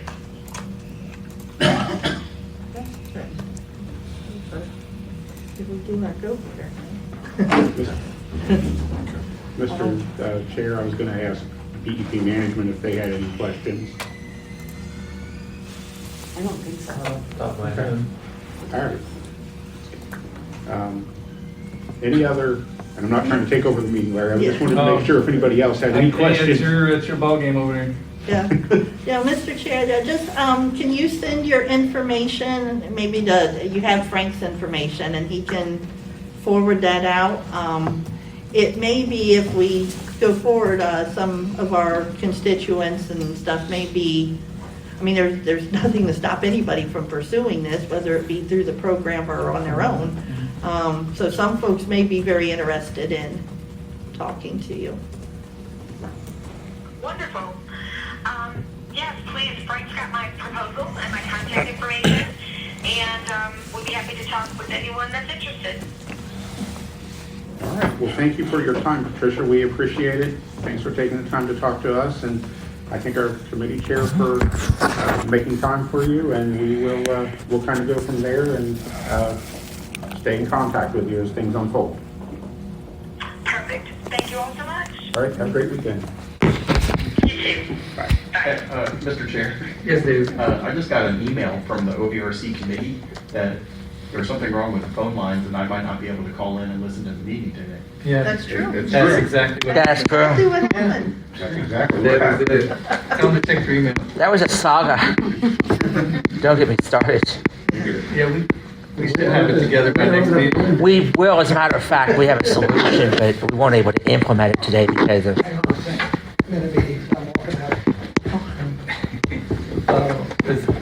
Any discussion or questions about Rainmaker? Mr. Chair, I just think it'd be interesting, I know we talked about, I don't know if we want to do it today, per se, or if we want to make it it probably should be an agenda item when we do it. You know, we've talked many years on and off about what we lovingly refer to as the go-getter program, or policy, or whatever you want to call it. And I think, you know, whether someone pursued with a professional like that or not, that would be up to an operator. But I really think that's something we should talk about. Like I said, we have a pretty packed agenda today. I don't know if today's the day we really want to get into the nuts and bolts of that, but I'd like to see it as an agenda item. Anything else? Is it lunchtime? It's only 11. We're almost 11. Can we get through one more? Keeps withering away over here.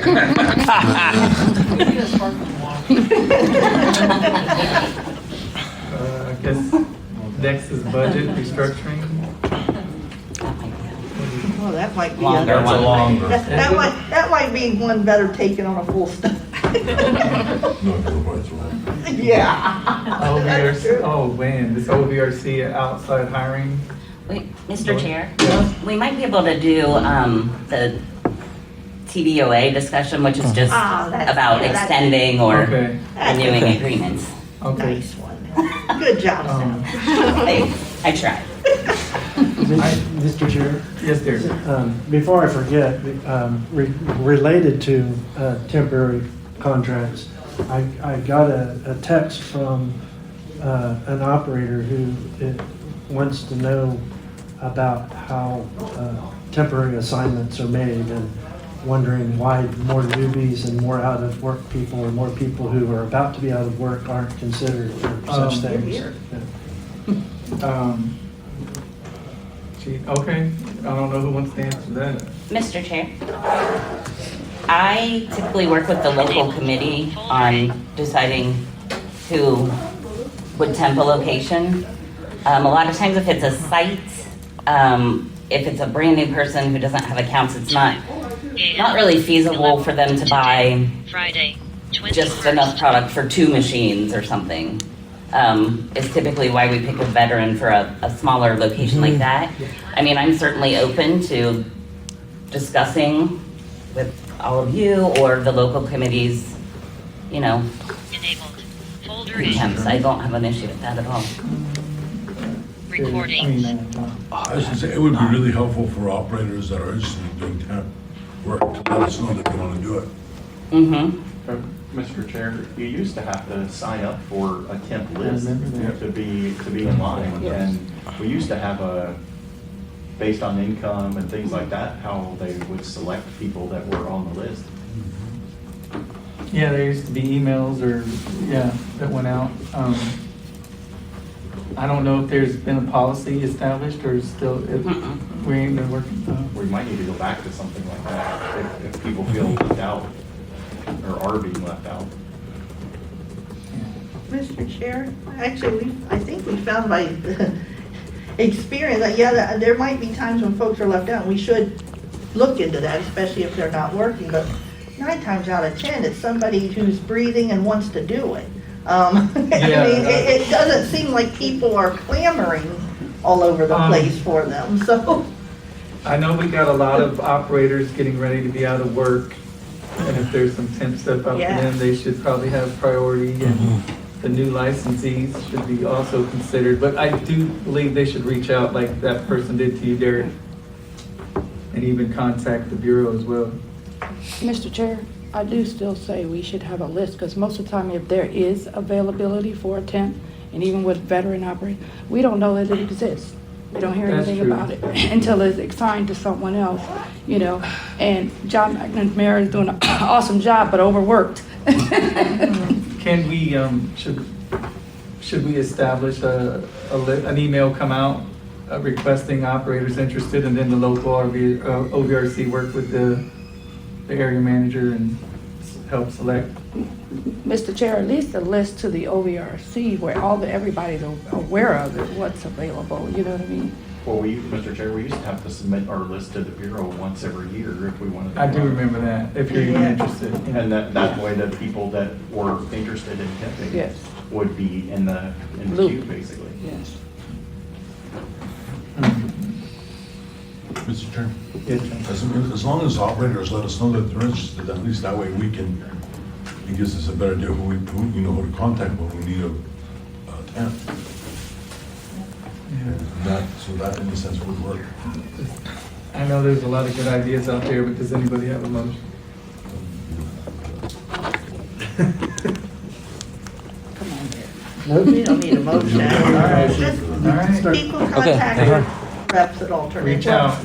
Well, Mr. Chair, I've done that several times, even before I got where I was. And you, well, Sally, you know, I've even let you know, whatever. I'm just saying, most people don't know when there's something available. True, well, yeah. They go the less, you know, leave Mhm. past resistance and go with whoever's already out there doing something, you know, but you don't know what's out there. So even That's true. if we don't have a list that people can sign up for, then even, you know, you have a off to the side conversation with somebody, they don't always remember that you said, you know what I mean, when situations arise. So at least, why can't we create a list and people sign up, or we put it out there, you're interested in temping, then, you know, we can go off that list.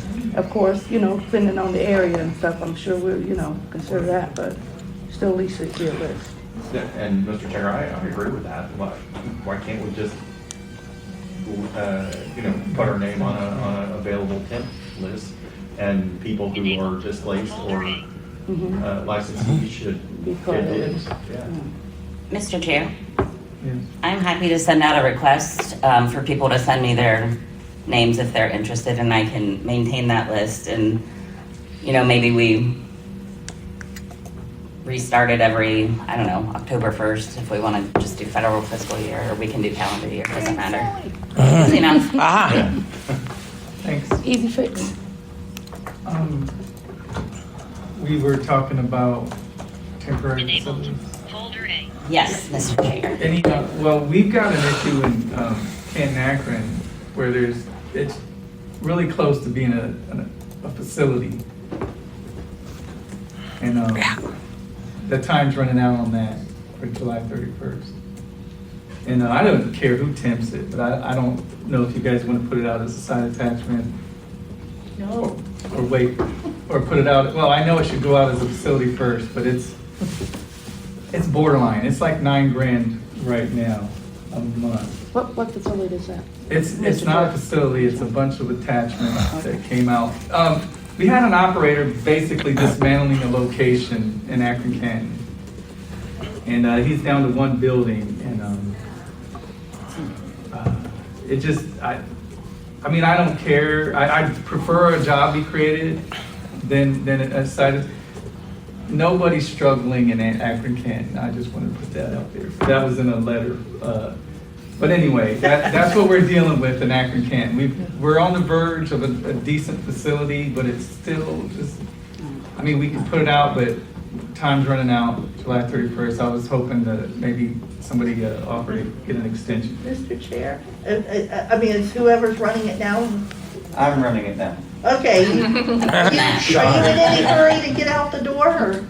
I have no problem running it. Okay. I would also like to state, I have never requested a site attachment. No, we, Like the last one I got in Salem, they asked every operator in Youngstown to run it. Nobody would run it. I know, Yeah. that's what I'm saying, most of the time it's breathing and Yes, cooling. Mr. Chair and John, we know you, we, that wasn't meant to, nothing negative. When I- Yeah, Mr. Chair, I think it should continue then as a temp. I don't want to see things go out of side attachment, because like I've said a zillion times in these meetings, once we do that, they're gone. And we can make a job out of it. I mean, we could give that away as side attachments and then 2 weeks later get a new opportunity that could have fit great with it to make it into a good facility, and then it's gone, it's too late, and then now we're just stuck with another piece that doesn't fit with anything, so. Have we put that out as a Right now? facility yet? No, it's, I tell you, it's been snowballing over there. It really has. So, I say keep the temp going. Another 6 months. Yep. Do we vote on that or make a motion? We. Mr. Chair, if anyone has strong feelings about these, just shout it out. Okay, Mr. Chair, so the next one is DSCC Building 21. John is running it. We recently added a micro market in Building 20 in the spring of this year, April. And so do we want to extend that to establish the sales a little longer? spring, what does spring mean? April. April, what are we in? July? Mr. Chair? I've been out at DSCC. It's pretty straight population, right? Even though they're coming in a few days a week. So there's two micro markets and a bunch of vending machines. I've been running one micro market and most of the vending machines for over a year now. And some people are saying that there's gonna be more people going to the building next month. Some people are saying there's not. It's a facility, but it's a really small facility. It's about 9,000 to 10,000 a month. That was building 21. That's building 21 and all. That's building 21 plus all retro that he used to have. So there's 21 plus about 15 vending machines every day. And then building 20 we got in April. And that one's doing really well. It has the cafeteria, which is a micro market now, and 3 vending machines. Yeah. So it's great for if we have that as 2 facilities, it'll be great for whoever gets to one. But the other one is just it's there. Yeah, kind of. Yeah. But they've slowly been getting more people into building 20. So that in 21 it's hard to say. Like I said, I don't know what they're going to do. Some people say they're going to get more, some people say they're not. Derek, are you familiar with that facility? Yes. Okay, are you guys figured out if you want to do combined or just single? Or? We haven't. We were waiting to see what happened with the building 20 temp. And it's only been a couple months. I thought I heard 20 was doing very good. It is. What's very good? It's a lot of work. Mr. Chair, what was the sales? The sales are about, just for building 20, about a little over 30,000. 30,000? A month. That sounds established Well, to me. I was gonna say, that's a yeah, but I know. But that's what I'm saying. It's the other one, I That one is a understand. facility, the other one. who knows? Mr. Chair, the problem becomes though, the second facility, is it really viable or not? And what do we do with that? Yeah, that's a good, well, I mean, combine it or leave it separate, put them out separate or combine them?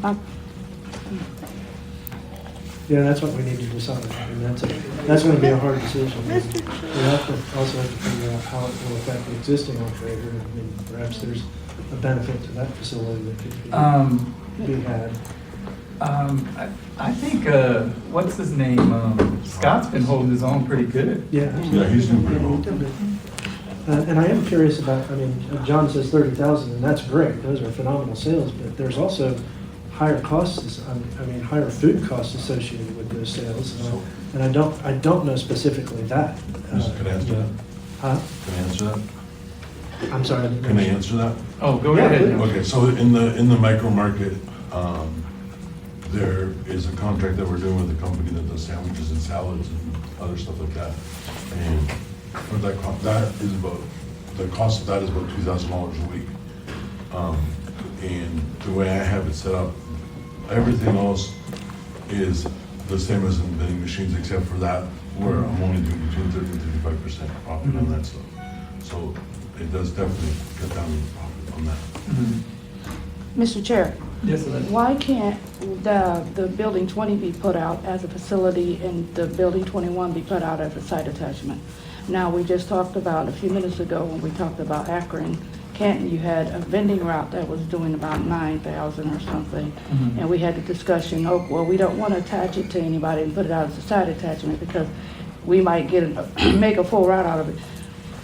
Why wouldn't we have that as a site attachment in building 21 and allow that to increase someone else's business? Mr. Chairman, that's a consideration, certainly, but it might be beneficial to split that too, because there's a chunk of vending and a chunk of micro market, so maybe, why would we only want to benefit one of the two operators that is going to be on the base? So there's lots of possibilities, we just have to figure out what's the best way to proceed.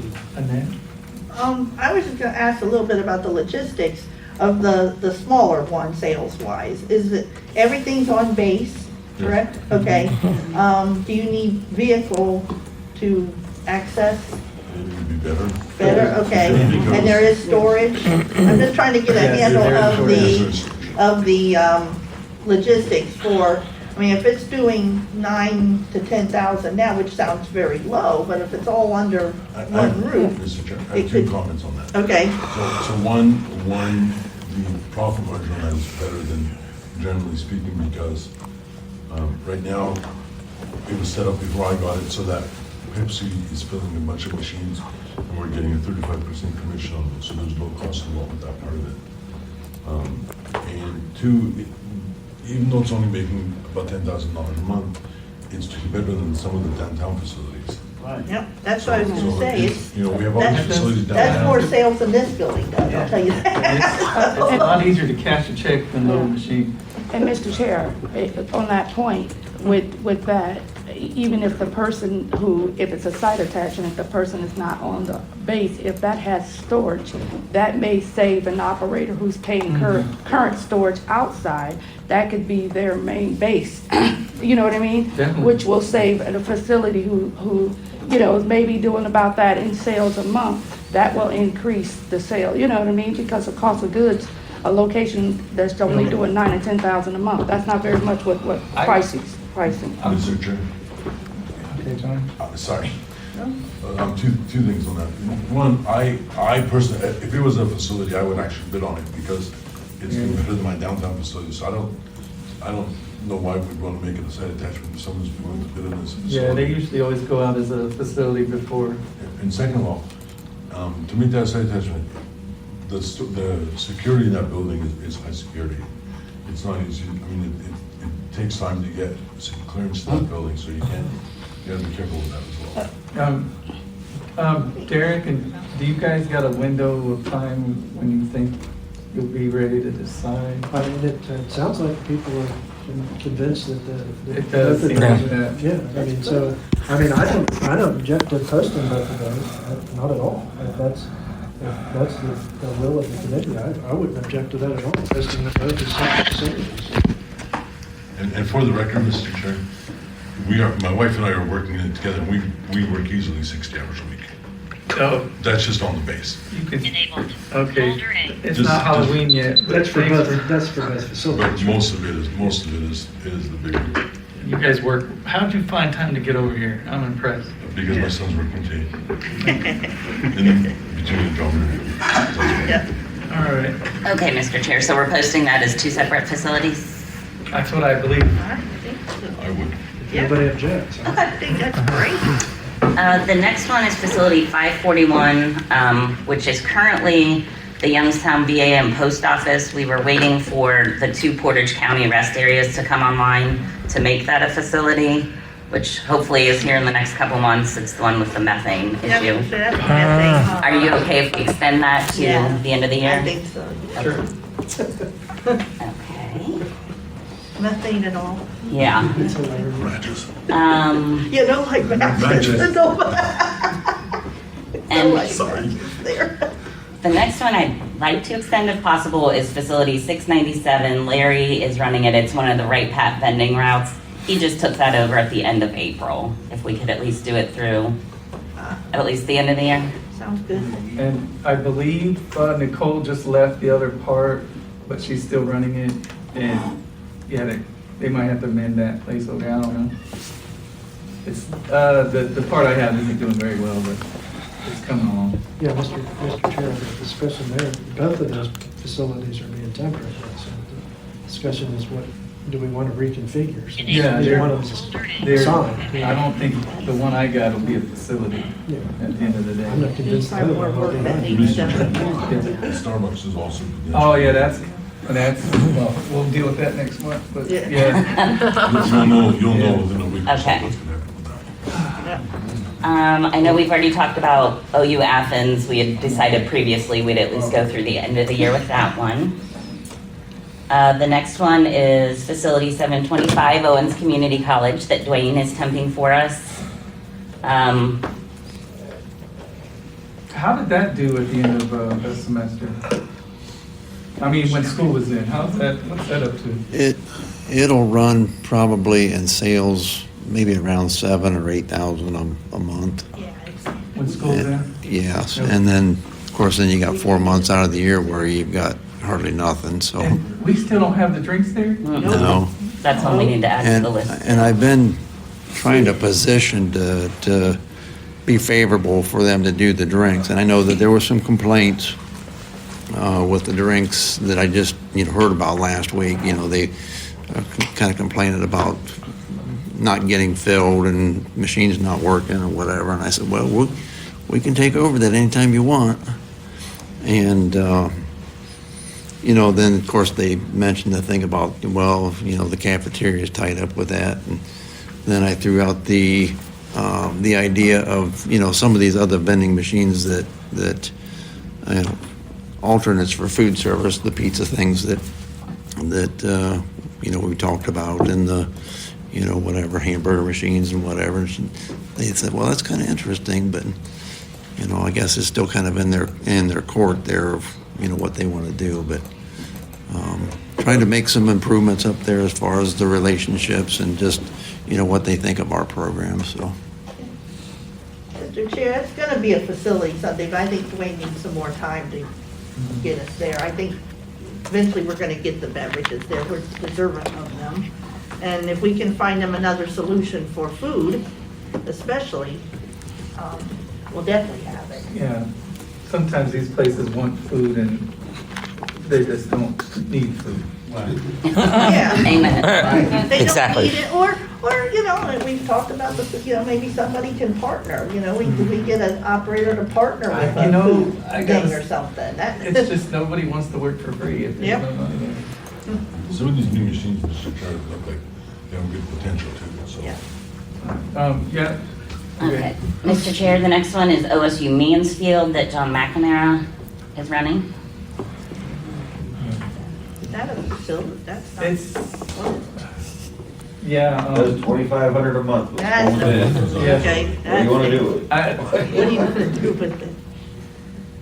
Post or extend. Well, it would have to be a side attachment. Right. Yeah. I mean, you could try to post it as a side attachment, I guess. Anyway, You put it as a site attachment, Worcester and Oroville should all go with it. You'll at least get sales of 4,000 a month, and they're all within 20 miles of each other. that's interesting. Yeah. Yeah, do it. Okay, so Worcester and where? Oroville. What's in They're Oroville? Akron, satellite. Okay. And that's still a site attachment? Oh, that's no job. Is That's that- no job. I'm sorry, Mr. Chair, is that part of the other thing that we were talking about in Akron? What is that? Was Oroville and Worcester part of that? do you mean? That 8,700 you came up with? That 1,000. That was Orville, yeah, that's Orville. So that included that. But that's like, It's way outside of it's Aspen. like 1,600, I think. What was it? Oh, 800 a month? Yeah, I think they're 800 a month. I was just wondering if that was part of the facility we already talked about. Kind of, yeah, Okay, but. that Steve used to Like, do. just to get, for June, Mansfield did $11.89, Orville did $133, Worcester did $189. That's for And summer. Salem did $479. I'm just getting rich at all my attempts. Those are good.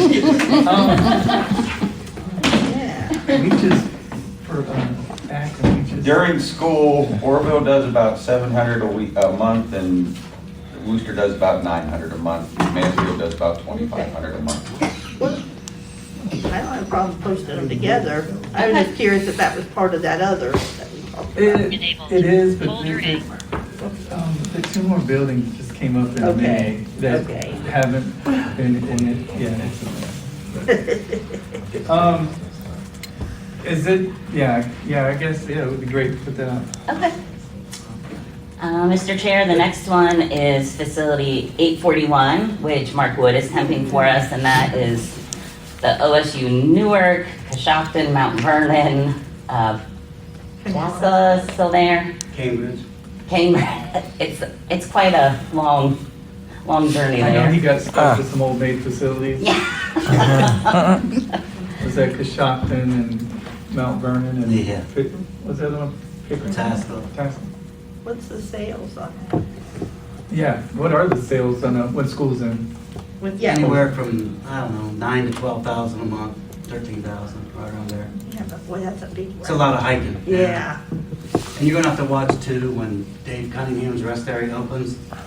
When it opens, that rest area north of that is gonna drop, which is keeping the sales up at the How- school. Mark, how did that rest area do, summer and winter? How was that by itself? Anywhere from like 35 to 45. So, Folder A. But it's the best of both worlds because you can rotate your stop. Oh, that's true. I'm inclined to think of that almost like the Akron one. It's almost there, it just needs more to it. All those miles are scary to make it a facility right away, but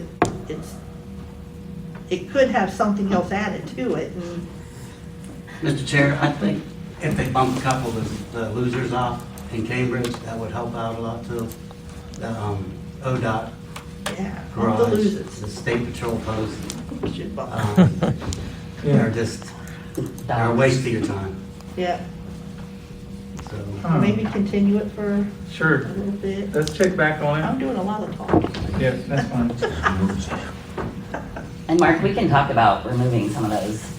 Okay. Absolutely. appreciate Well, I was trying to keep them going, but I know, I appreciate it. And are you willing to continue? yeah, I'm fine with it. Thank you. Just trying to keep it going. Okay, our two Columbus OSU facilities just came down yesterday, so we'll, Kent State we can't do. Facility 999, which is the Oh. UTMC coffee kiosk. I don't know what to do with it. Oh, Yeah, definitely keep, I think That's that's gotta, agreeable. Okay. We gotta just keep that going. Yeah, it's not standalone. And then these are sites. Hold on, the UTMC, Um, Mr. Chair, is that the Starbucks the kiosk. Starbucks at Toledo, Yeah, that health campus? yes, And we're just keeping it going? for now, yeah. Okay, what's it doing? About 10 a month, 9 to 10 a month. Not sales, what's the profitability of that place?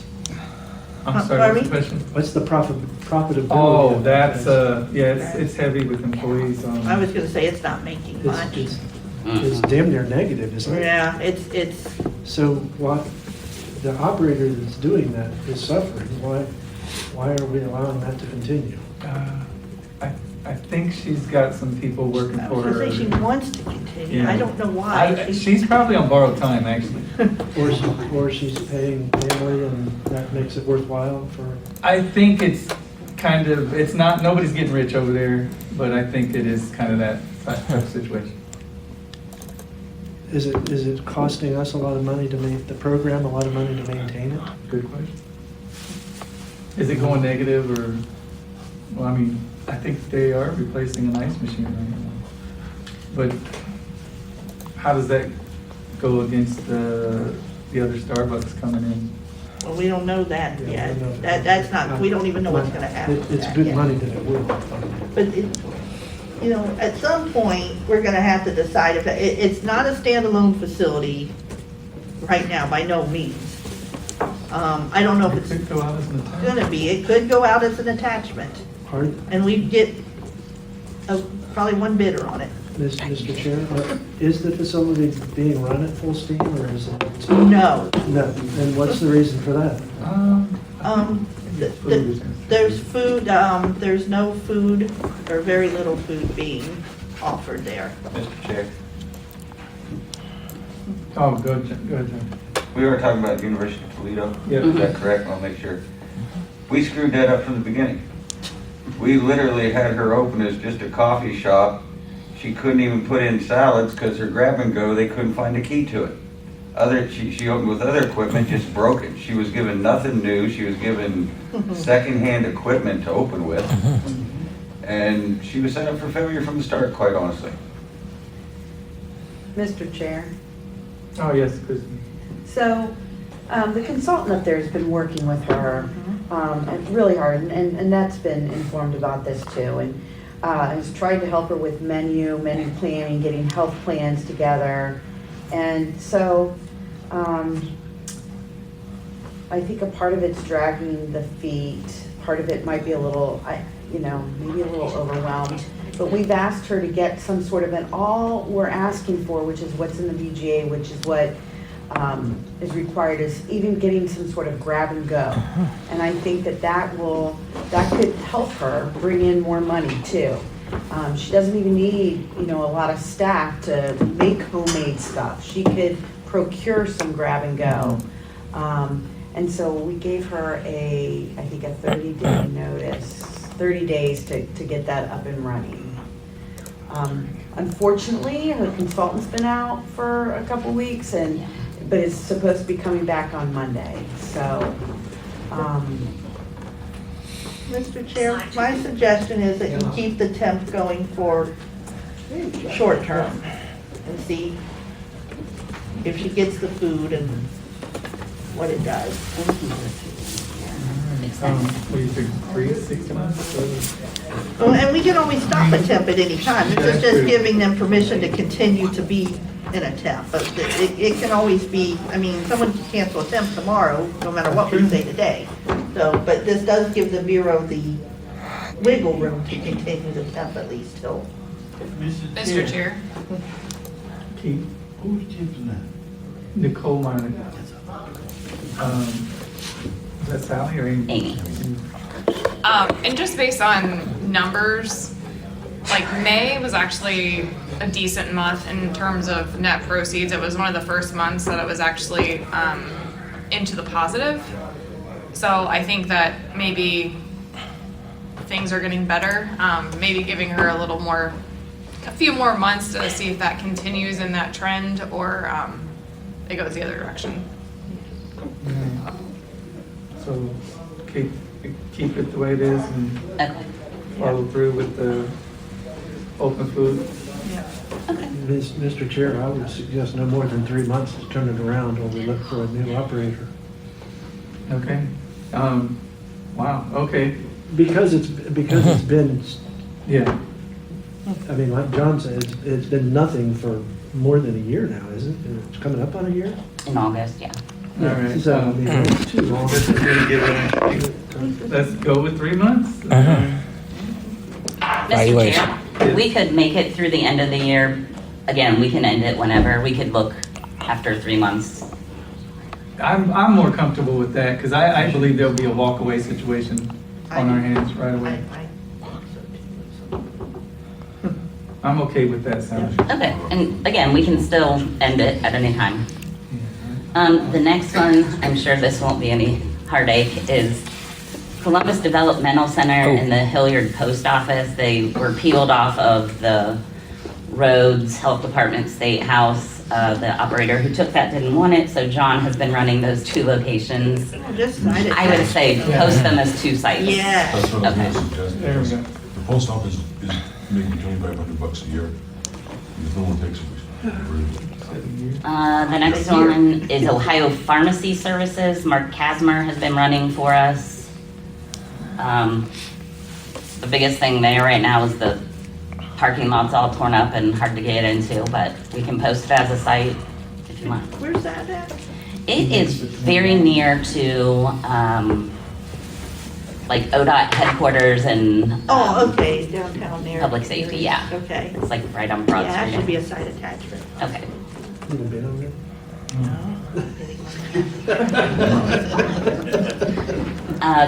Keith Trammell just took over the Greene County ODOT garage in Xenia in early June. Bless his heart. Yeah, I was Lucky gonna guy. say. Um, You're rolling in money there, aren't you? do we want to extend that to see if it goes anywhere? Jim Debus had been accompanying you. Sure. Why not? We just took it over. We know it's not gonna make anything. The next one is the OSU Outpatient Care Center in Dublin.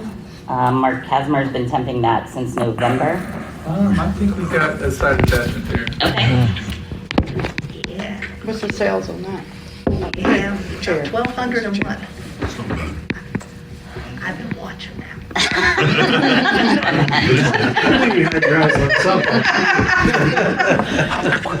The next one is one building at UC. It's the UC Bioscience Building. Patrick Koo has been temping that since January of this year. Yeah, that sounds like a side. Okay. I mean, I don't know what the numbers are. It's Not a nothing to write home facility. I about. was gonna say, it's not gonna be, and it's not gonna be a build for.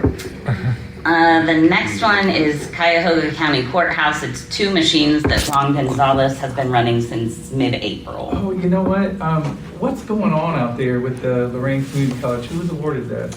Christopher Douglas. And he has a facility that's kind of struggling as well. It's the Laushi. Lodge and then post office off of Chevrolet Boulevard. That's right. So we could potentially put those 2 machines with that. That should go with it. Yeah, Kelsey and I were talking, we left it open to see if you want to combine it all or just keep separate. Okay. Do you have a preference whether it's put together or posted as 2 separate? There's a guy, Augustin, I don't know his last name. Jackson. Uh-huh. He's not doing anything. So I don't know if he has capability to go, because that's a good distance from the Chevrolet to stage. Okay. But Kelsey said, Christopher said that. Yeah, we were on That hold. one off of Chevy Boulevard is really doing nothing. Well, That's seasonal, you know, that's disingenuous. Yep. You're right. October, November, December. Yep. It'll be okay. But then the rest of it, Just kind of I did that too. for a while. Okay. The next one, Mr. Chair, is KSU Stark that you are temping since mid-May. Yeah. Do we want to hold on that until we get Stark State North Canton? That's the initial plan was to try to keep that for the main campus. To make a facility, right? But I don't know what that's gonna look like. I'd like to see how it goes out with negotiation. Okay. But with the main campus, if it doesn't work out with the main campus, Then we can I would toss it into the pile with the buildings in Akron Canton area. Okay, perfect. And then the last one, actually is not ready yet. It just started. It's the OSU Outpatient Carmenton, which is on Kenny Road, but Doug just started that July 6th. Oh, okay. So, You forgot, didn't you? which one did I Either forget? that or I wasn't paying attention, which is probably true. The largest building. I thought we were gonna put that with, Whoa. potentially with We're 525. gonna do some stuff with it. We don't know what we're gonna do yet, but yeah. So it probably needs extended though, doesn't it? Or if, Who's running? Missy Strait. Missy Strait. And That's getting ready to go out for bid, the workers' comp, and It closed last week. We haven't had a meeting on it yet because only one person bid on it. And then that one person also bid on the two post offices, the two Ohio State locations. you guys So- didn't No, we did on purpose. attach Lazarus to that? No. But What's you your gotta plan see for how Lazarus? Ohio State comes out. Yeah. Yeah, once Ohio State comes out and we see whether that person is interested in the workers' comp level. And I put my facility out. Last week I resigned from it. I sent a letter of resignation Wait. from it. Your facility or your My, tent facility? my regular facility. Oh, you resigned? He's a gambling man. He is. Oh, what did you bid on? Nothing. Okay. Mr. Chair. I'm taking a huge risk, let's just say that. Mr. Chair, I just was wondering about the Lazarus building. That's not going out as a site attachment? I don't, We don't know yet. That's what we're gonna try. We're looking at, so there's the whole, Mr. Chair. Sorry. no, go ahead. Look, It's your- I it's apologize. your, So the whole workers' comp facility, only one person bid on that, and we don't know if he's gonna take it or not. And then my facility downtown is gonna go up for bid soon. And so we wanna look at reconfiguring all that stuff together, and make it a better facility. Because my facility downtown, for example, is not making $80,000 a year, and what was Bureau Workers' Comp? a bit more than that. And what was it attached to? And Lazarus, there's workers' comp, 200 North High, Rickard? the Bricker, the federal building, so do the Federal federal courthouse. courthouse, Okay. the historic center, and. DPS Elm Creek, Thank you. Oh, which okay. doesn't make sense. No, that one don't. That one in the Just history call it center. that. Now, Mr. Chair, what does the Lazarus building do by itself? Isn't it a couple thousand a month? Is it that much? I forget. I thought it was about a couple thousand a month. 626. 626? No, that's the that's the facility. facility number. That sounds. We're gonna look up right. I think sales it's here. 2,000 a month. Let her look. Amy's pulling it. Mr. Chair, I just had a question. I'm hearing this. Some facilities you all say are suitable when it's making under 10,000, 9,000, 10,000, and then some that make it not solid attachments, and some you will Well- put out as an individual. I'm trying to understand, because 10,000 ain't very much, but Well, when I'm nobody just trying bids to on understand. it, that's when everything is looked at again.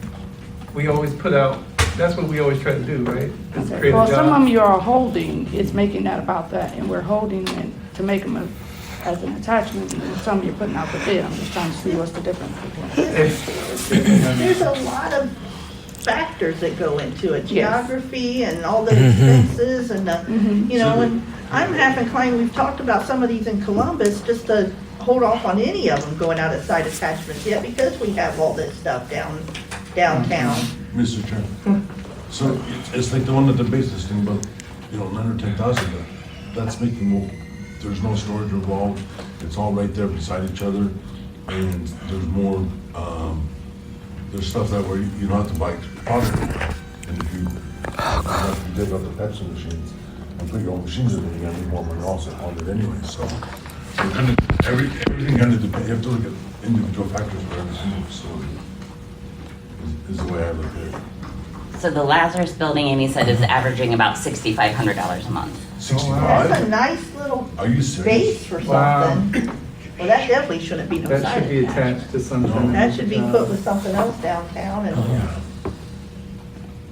Mr. Chair, I suggest that anything in the Columbus area right now shouldn't be until something is, including the one I want in Dublin. But anything in Columbus should not be, other than the base stuff that we already talked about. But all that downtown stuff and those miscellaneous things all around Columbus, the more I think about it, I think there needs to be further discussion to see how many jobs, Mark, can be Mark, please? preserved. I'm sorry. Yeah, Do you agree? you agree with that? Yeah, I'm good with it. Okay, so we're not posting any of the Columbus Not stuff. just No. yet. Okay. What Except about for the the Hilliard base Post stuff. Office? Yeah, Well, What about the yeah. post office? And do we want to post CDC now or hold on to that one? I just collected for 2 weeks, You know, 1,700 cash. Didn't we post things and then tell people they have the ability to let things But go? if he's doing 3,000 a month on it, someone's gonna, that work with something else wrong. Yeah, but a job is a job. We need to attract people. No, I know, but that's what I'm saying. I wouldn't put it as a side attachment. Yeah, that's what we were saying. Yeah, just hold off and let you guys What about get the the post chance office? to sit down and. That post office can go, and nobody wants that. Should we just put it as a side attachment and say? That probably that's it? can. Okay. Just the post office. But all that other junk, you guys I have can- to sit down and. Mr. Chair, Yes. the Hillard Post Office was put out as a site attachment. Absolutely nobody bid on it. Well, that's what I I called the last 10 minutes and For him. asked, did anybody put their name in? Because I hate to see the program lose business.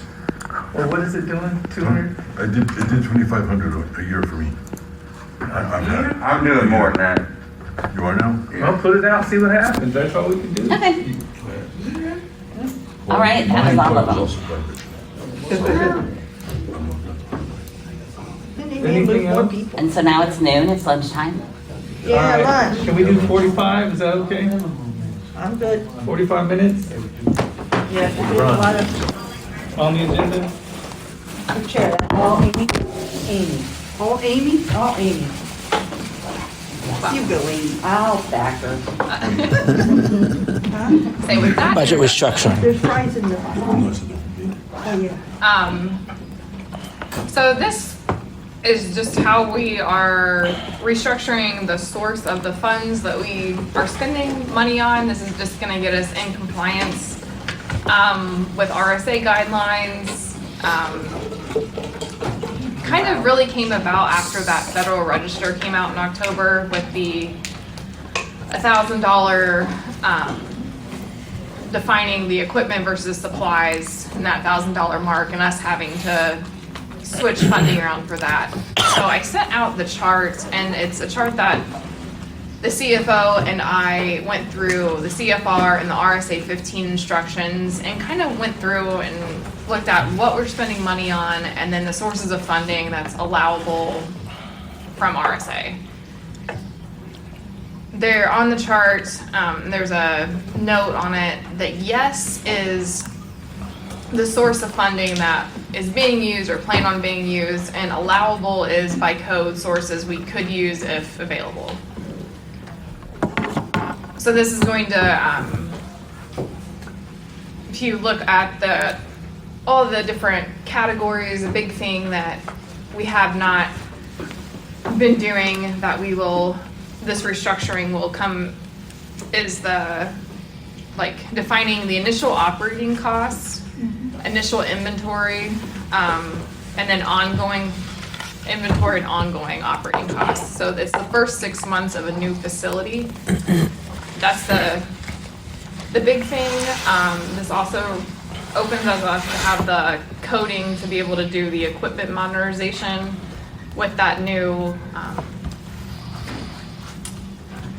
the funds that are being for that one-time replacement. And I know that was up for question. We did get that money to do the equipment replacement, so we are moving forward with that. All the money came through? Is it? Yeah. Yeah. Oh. Did you guys have any questions about that chart or? Sure. What was the most significant change that came with that chart? Mr. Chair, it was inventory. That's our biggest thing. So the source of funding that we're using for inventory, the way that we do inventory right now, it's going to have to change based on that, because we are purchasing inventory for not just new facilities. And that's fine, but it's a different source of funding. So if we use, like for a new facility, one of these colleges and universities come online, we can pay for initial inventory for that first 6 months and use a fund such as like unassigned income and use match dollars for that.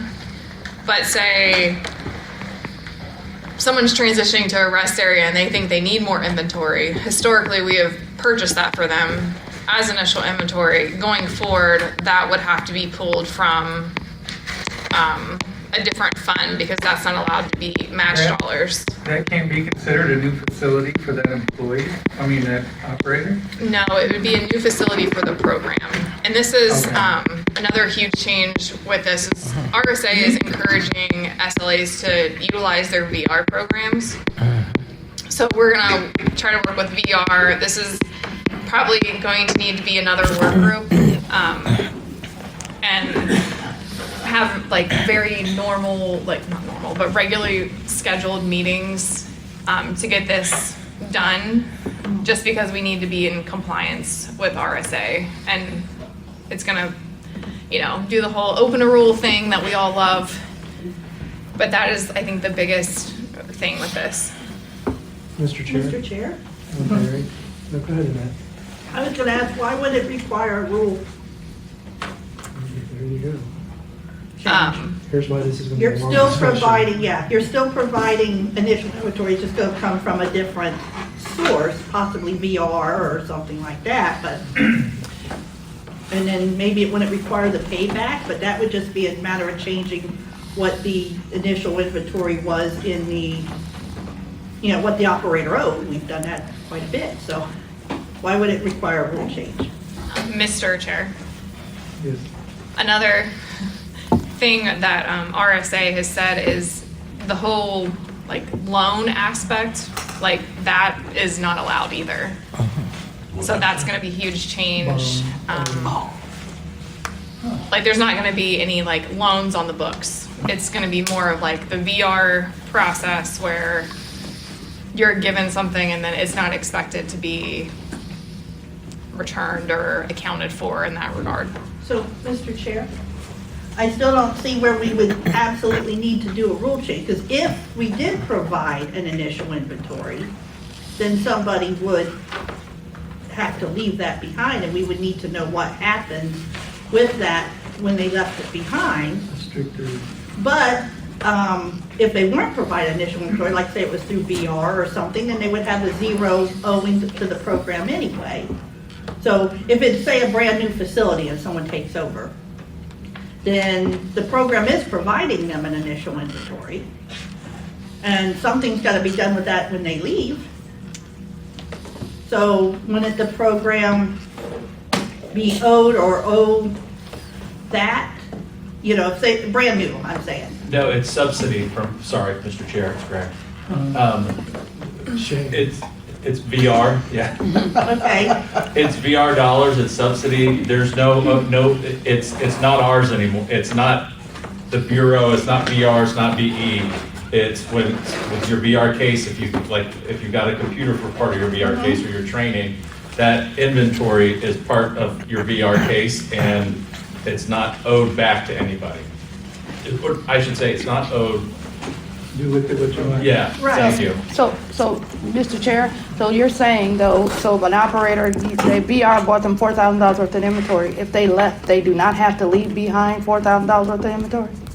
So they can run that down so someone coming in, transitioning into that location, you all would be on the hook to buy them, or they would how would they go about getting more inventory, or they, you know what I mean? So, Mr. Chair, this is Christie. So there are so many questions. This isn't going to be decided overnight, and that's why there probably needs to be a work group. There's so many different scenarios. And, is it a matter of, in that scenario, Yvette, that either the person outgoing either sells it to the person coming in, or they take it with them to their next spot?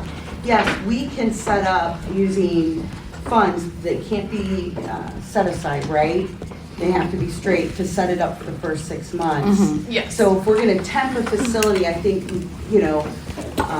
possibly the aspect is that temp person then leaves that, and then the permanent person, when they get in, has that there. But when they leave to move on, it becomes their inventory. There's a lot of aspects there. So, and to have 2 different or 3 different routes where you've got some people going to VR and some this way, there's a lot to be figured out. And I don't see an avenue where it would not constitute not opening up a rule.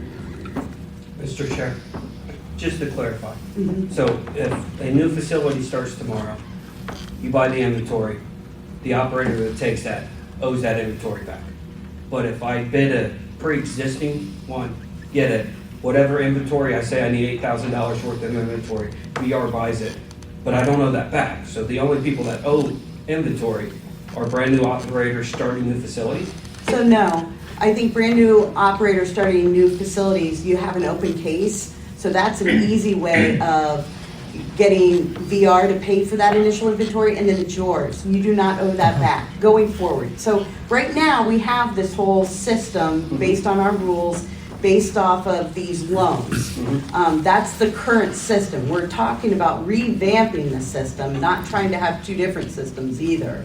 But there's a lot to go into play with this. And, sorry, Mr. Chair, it's Greg. The other piece is, and we can do this, because that's why if you guys, if you open the chart, there's a lot of different scenarios, because another scenario is, if you're going from a smaller route, you know, you've got just a couple of places, a post office, and you're going to a college and university, because you are growing your business and increasing your business, that would also then qualify under VR. You could open a VR case and get the inventory you need for the larger facility under VR. So there's no like A plus B equals C. There's, well, A or B, but if it's C or D, it gets you, you know, so that's why we've worked on this chart that Amy and our finance team put through to kind of like, if you ask the question, then it goes across and shows what's appropriate and what's not. And I think whether there's a work group or whether there's a rule, I would love it if we could figure out how to do it without opening up rules. But I think this is why we're saying we need a work group so that we can really sit down and talk through this chart with you guys, and put together how this is going to operate moving forward. What's our timeline? Like yesterday? Mr. Chair. Sorry. I would see no difference between my facility where I have no inventory. I've bought my inventory. If I leave, the money comes to me. And if VR buys someone's inventory, their MOR shows zero inventory. And if they leave, somebody either buys it or they take it with them. I mean, I don't see any confusion. VR bought it, you just have a zero. And you operate your business that way. Amy? Sorry. I probably need to sign up for hearing aids soon. 30 is hard on me. Jeez. Used to hear babies cry. Now, breaking news. The Trump Organization and former fixer Michael Cohen settle his lawsuit over unpaid legal bills. Attachment. Web authorizations. We're hoping to have that coding fixed by October 1st, aside from this inventory thing, because obviously we can't do anything if, you know, the rules aren't allowing us to do that. So we still don't want to say like we have all the time in the world, but it would be nice to have something submitted to RSA maybe by like the first of the year and make it like a 2024 thing, because this will affect how we report on the RSA 15 also. So we just need to be mindful of that. Mr. Chair, I have a question. So, but I'm still saying, if, I'm trying to get understanding, maybe I'm slow, but so if an operator is transitioning out, the other operator's moved on, okay, VR bought his inventory, he's taking inventory with him. He doesn't owe any inventory. Is that going to have you all continue to buy, so a new operator come in? They're going to have to keep going to VR to buy inventory? Because if there's no you know what I mean? Yep, Mr. Chair. It depends. Are you a brand new operator and this is your first facility? Then you have a new part of your VR Okay, case. but if Are you're you not? growing? Is it going to a much larger facility? Then probably yes. If it's a lateral, no, I don't know. That's again. That's what I'm saying. Yeah. That's where the question comes in, Yeah. the lateral. We might have It's- to be more responsible for our inventory. Mr. Chair. Yep. It would kind of be like that domino effect. So you have an existing facility, but you get a new facility, and you're going from rest area to rest area. The person leaving one rest area takes their stuff with them. You can take your stuff from your rest area.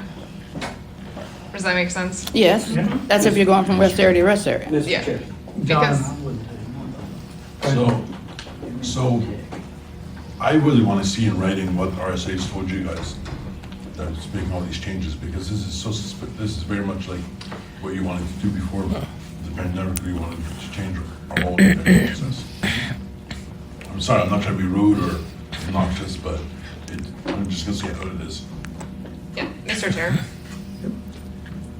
A lot of this, all of it comes straight from the CFR and the RSA 15 instructions, so I can send those out. Yeah, I want to see that, please. Somebody over, was that somebody behind you Yeah. there? Seth. Question, what would stop, just first of all, two-part question. Would this then grandfather into people that owe inventory now?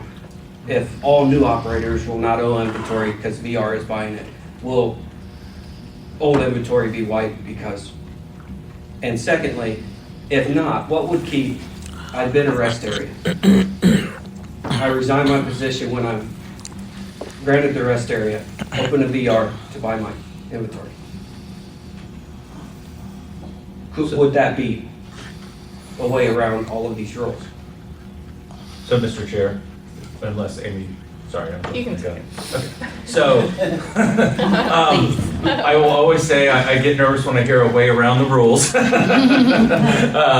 But no, so I think part of that discussion is, yes, people who owe inventory, do we just wipe it out to reset everybody at a level, an even level? But there's a question of people who paid off their inventory, what does that look like? So again, this is why we want to get together, have a smaller work group to work through all these scenarios. with Yeah, you. definitely. Can we get any volunteers? I'd like to. Does that, sorry, did that answer your question? Yeah, and just to be clear, I'm not going to attempt to work. I know, I'm just saying, if I'm going to owe it, if you guys buy it, but if VR buys it because I resigned my position, that's not working around the rules, that's Yeah. working within the system. I know what you were And asking. that, I was I'd just like to being be on the work facetious. group. Okay. Okay. And I would volunteer for the work group. You got 4 volunteers. Yeah, we got 4 Did you volunteers. did you get all that, Chris? No. I did. Sorry, Christine. Who's on the Who's, group? Annette John, Yvette, and Seth. and Seth. John, Yvette, and Seth.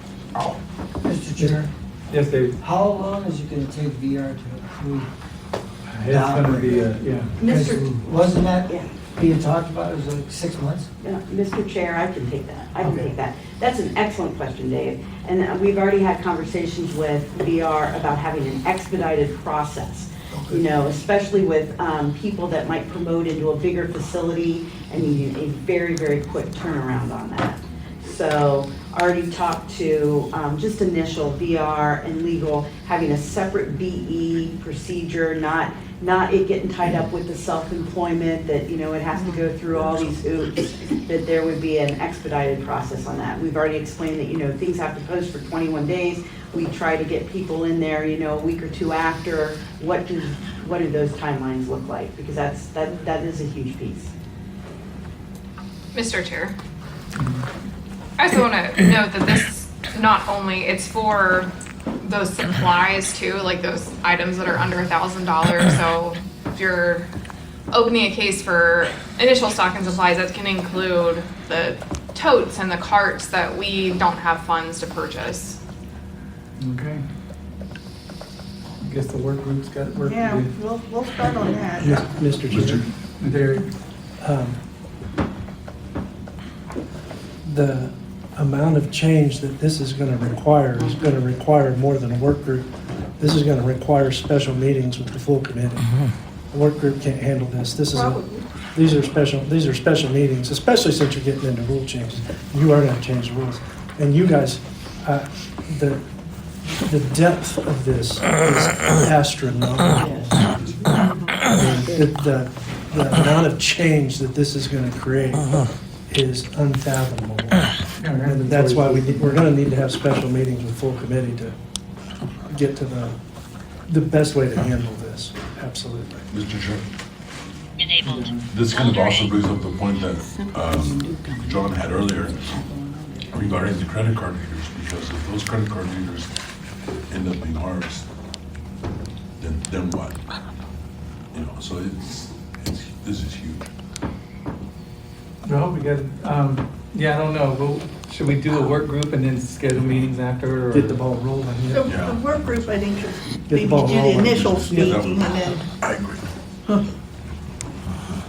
Just to place out what all needs to be done. Like you said, it's unfathomable. So there's little things Topics of that, discussion. yeah, there's little, you know, the VR part of it was one thing, what to do with the operators who already, I mean, there's lots of layers to it.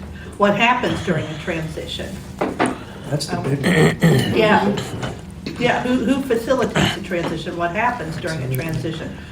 There's lots of stuff. And how does it impact the renters and the customers? Yeah. How do we guarantee continuity of service? There's That's all- a big one, too, There's all because- kinds of stuff we haven't discussed here, and there's a dozen more. If you're absolutely retiring and don't have another facility to take your things to, and someone else isn't gonna want your stuff, you're gonna let your machines go empty. Say, yeah, I'll inventory out in a month, but I'm not gonna fill them during that last month. So, I mean, that's gonna happen. I couldn't be our buying inventory. Yeah, can VR buy it from one operator for the other? And Mr. Chair, that's been discussed, and I think that that's a viable option. I absolutely think that's a viable option. Now that's interesting too, so. And then add to it, or if need be. Yep. All right, anything else? Mr. Chair. Yep. Another part of this was the fair minimum returns, like when closures happen. I know that was briefly discussed before. So on the chart, you'll see like the only available source of funding for that is set aside or vending machine income from federal machines. So that's just another thing to think about. These stipends, I just did the stuff for federal fiscal year 24, so stuff that would be closed October to September. And if we would do the $250 that currently is set at, would be $75,000. So no match with that, it's just straight set aside. And if you guys would want to add in the federal vending machine dollars, which is not very much anymore, because all that's left is Elgin and NASA. And that's, I think, projected to be about $4,000 for the whole year. So, Mr. Chair, We're on the just same to state. follow up, like, we always thought that that federal had to be distributed, and we recently found out that it can be used for the displacement. So that's a choice that doesn't have to be made today, it can be, you know, in September it has to be, or we need, well, the budget, we have to figure it out in the funding, but you guys can think about, do you use that 4,000 too to add to that pot of money for the displaced, or is it still that we distribute that 4,000 to all of the current operators? Mr. Chair, Derek, why did you exclude state unassigned income from available for this purpose? And the federal money that you're talking about, I think that requires a vote of all operators as to its disposition. Yeah, that's not for us to decide, that's for operators to decide. We've actually kind of been breaking the law on that one anyway, along by just giving it directly to operators, but yeah. So anyway, why aren't state unassigned income dollars available for that purpose? Mr. Chair, it's just coming straight from RSA. So for fair minimum return, it says only allowable sources of funding, including set aside and federal vending machine income, may be used for fair minimum return.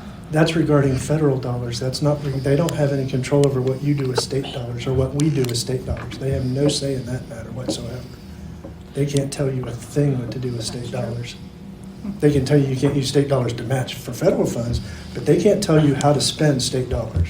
They don't have the authority to do For that. their state unassigned income? I mean, I think that, I mean, there's a lot coming from that fund, and That's what the issue is, I Right, imagine. a lot. Yeah. But it's disingenuous to exclude that because you think there's better things to spend it on. That should be a discussion with the committee. Correct, and Okay. we're all trying to figure this out, it's not like we're assuming I understand. anything.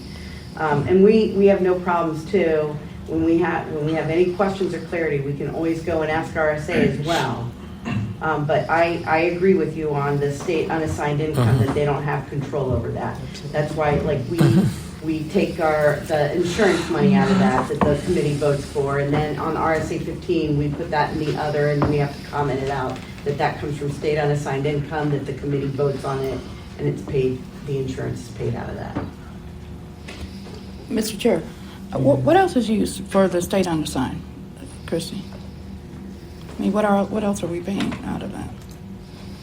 So the state unassigned income, that's the co-contract, and right now it's about $90,000 a year. $45,000 of it comes for insurance, is earmarked. So right now, and this is all part of this restructuring of the funding right now, this group talked about, initially talked about matching that. You are able to match it, you're able to distribute it, or, you know, one of the things that we also have talked about is spending the money for the $1,000 stuff like the carts and keys and stuff like that that we can't use the set aside and match for. We've talked about that, right?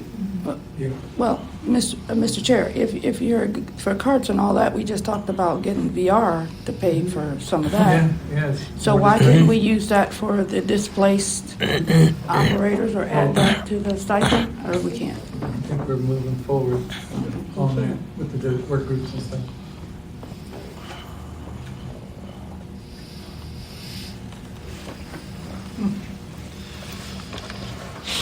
That's gonna be a fun project. Yeah. We haven't even scratched the surface. Yep.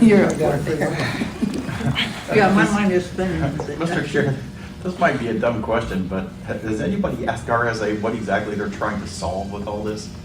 Mr. Chair, Trying to follow the law. so yes, we've asked, every state has asked, because this threw all of us for a loop, and I think Annette, weren't you guys on a blast call too? The same thing. And even this spring, so it had been out since November, so it had been almost a half a year. We had RSA, we were in DC, and their thought is they're helping the programs by clarifying what are supplies and what's equipment. And by making the threshold $1,000, we're making our lives easier. And for the umpteenth time, all the states have weighed in and said, no, you're doing just the opposite. And they basically said, we don't think that's the case. And we advocated again this week. CSAVR, which is a group of all the VR state directors, was putting together a thing to take to RSA about being able to spend dollars and what are areas and pain points.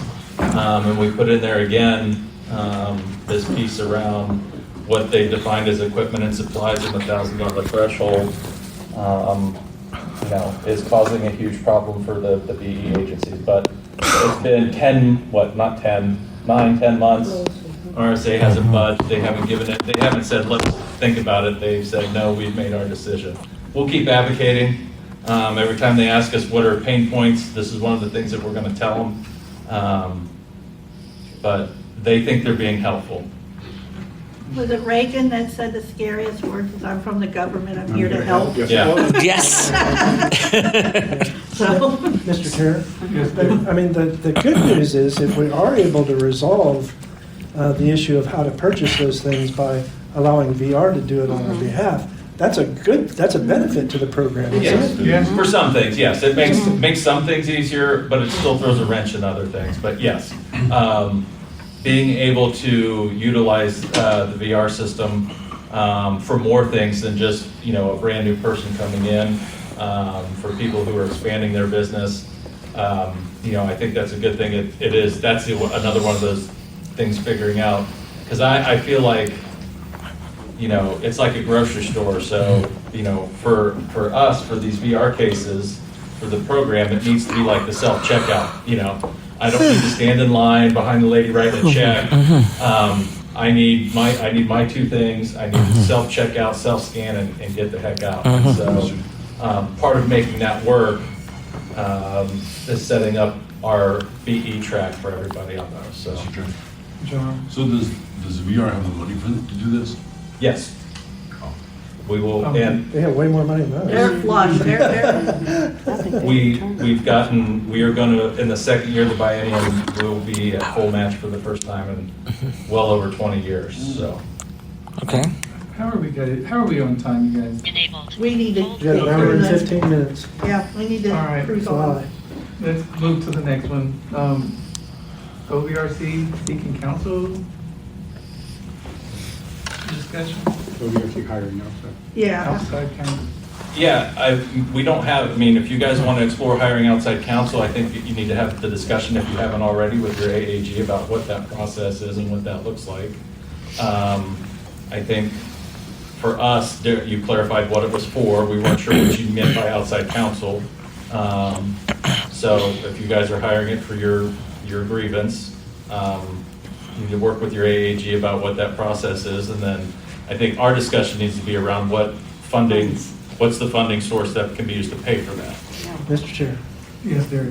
Okay, we did have the conversation. That's why we went into executive session last time, and the AG said, if you want to operate within the arena of a federal arbitration, you need counsel other than the AG.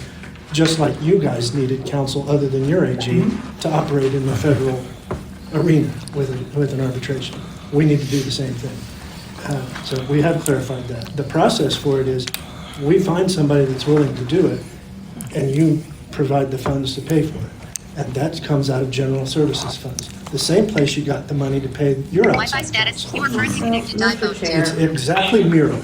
So, Mr. Chair, a couple things. The right PAC is actually being paid, the arbitration and the outside counsel for right PAC is being paid out of management services. It is being paid with set aside and match. And because it advances in a systemic way businesses. So that's what, and the prior one for Lenny that we had outside. For federal arbitrations, we do use our AAG and we have and we will continue to have. We still don't, there's procurement rules, but we're not against doing this. But money-wise, I think the only source of funds, looking at that chart, is the unassigned state income that's not tethered. We've talked about this, looking at this chart. We have in the past paid for AG representation and hearing officers to defend against grievances from operators. And going through this, that's not allowed. It came out from RSA, it came out from David Steele, and that's another part of the restructuring and the refunding, that we cannot use your guys' set aside to fight or to defend ourselves, can't use your monies. So we've gone an outside source pot of that. Mr. Chair. Yeah. We can. The committee is entitled to operate, and we're entitled to funds to be able to operate the way we see fit to operate. And we're operating within the law, and there's no reason that we can't have the funds to do that. The same as we're entitled to funds for reimbursement, the same as we're entitled to funds for a secretary, the same as we're entitled to the funds to manage the statewide meeting, all of that. An attorney is a part of that as well. And just while we're on the subject, why did you guys deny going to mediation with us? We asked for mediation and you denied it. Mr. Chair, just to clarify, the reason, maybe I'm overstepping, but I don't think I've heard thus far anyone from the Bureau saying that they didn't want to give you funds for counsel. We had to go through our AG to get outside counsel. There was a whole process, which is why we're saying go work with your AG. We don't know how to get you the counsel of your choice. So that's one thing. Two, I don't know anything about the finance part of it, but my understanding is that with all these changes and rule changes, you have to pinpoint where that money comes from. So I guess I'm Mr. Chair. sensing, and maybe unnecessarily, I'm sensing that you're hearing a no, and it's not a no. I understand. It's how do we get to what you want? Mr. Chair, So- I move the committee goes into executive session to discuss the agreements that we have with, Is our counsel here? yes. Speech on. Yes. Stop button. Speech on. If the committee wants to look into hiring outside counsel, that's something that I can look into within the office and figure out who we have to talk to in order to make some progress. And who was that speaking? Tammy Chavez? Yes. Okay. Oh, I apologize. Yes. We need to make sure that's on the agenda for next meeting, so we can have a broader discussion with our council. I wish, honestly, that we could just move past this because, I feel it was wrong in the Bureau And I don't know if they've acknowledged it to give Mr. Wilford a position. But it just seems like it's really just beating a dead horse and spending money to do it. And I just wish everybody could just move forward, honestly. Mr. Chair. Mr. Chair? Yeah. Yeah. Sorry, David. Well, Derek did not get his question answered. He asked why mediation was denied, or why they refused. You're right. They're not gonna answer it, and I wouldn't answer it if I were them either. And then, Mr. Chair, I was similar to what I was going to say. I know they're not going to answer that, but the committee has been desirous of having this end. We would love it to end, but we've been roadblocked from allowing that to happen by things. You know, we put out the olive branch and said, let's sit down and talk. Let's have conflict resolution. So that this could go away without costing the program or any money. That was completely denied. Everything we've tried to done has been fault. We would love it to end. It would be great if we could all come to a conclusion on this and let it go. But in the meantime, we are answerable to our constituents. We are obligated by law to actively participate. When we are denied that opportunity, we're failing the operators in our program, and we can't let that happen. I agree. Mr. Chair, when we get an adjudication, I mean, when we get a statement from a hearing officer that they failed to actively participate, and then they don't adjudicate that order, I mean, they don't accept that order, and then we ask for mediation and they deny that. That's not acceptable behavior on their part. We have to stand up to that. We can't allow that to continue. All right. And I'm not one that likes to continue things forever either. I don't like it, but this one is egregious beyond comprehension. And I want to have it. I think we need to see it through. Just be happy with an apology at this point. There was no apology. There wasn't one. And They we'll took move forward working together. And Wasn't but that? I was there when it happened. I remember the items. Mr. Chair, they threw the hearing officer's order into the trash. That's not an apology. That's a denial. And do you know how hard it was to convince a hearing officer that we had been aggrieved that way? It was virtually impossible. But it happened because even the hearing officer recognized the egregiousness of the situation. Yeah, we won the one and they denied the other, and then it got appealed because somebody did. Okay, so we'll put it on the agenda for next month. Mr. Chair, Yeah. just real quick, just for, I know Christie was talking about funding sources. Annette and I, which I put out to the full committee, did talk to Lauren McClarney on June 30th, and it was a good conversation. But as far as funding sources goes, she said that money should come from management services.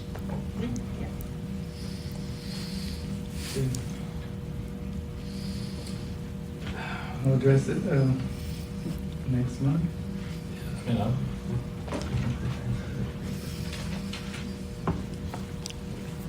What's in it? Audit, OBM, audit discussions?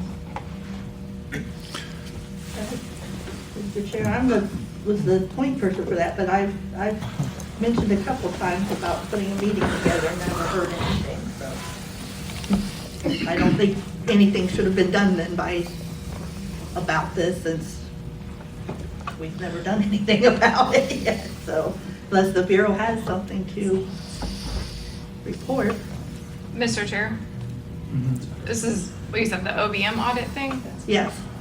I wasn't aware that you reached out wanting to meet about this, so I think there must have been a miscommunication. Okay. We do have to decide something. We have to remedy the audit findings by October 1st.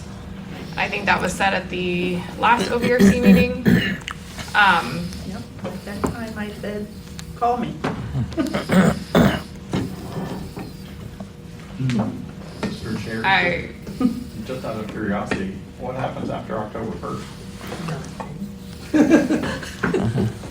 It sounded like there was an or else with that, so what happens after October 1st? Next fiscal That's the year. new year.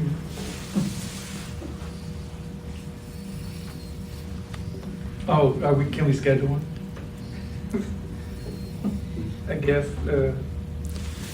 Mr. Chair, I guess my question is, since there was a miscommunication somewhere, have you guys done anything?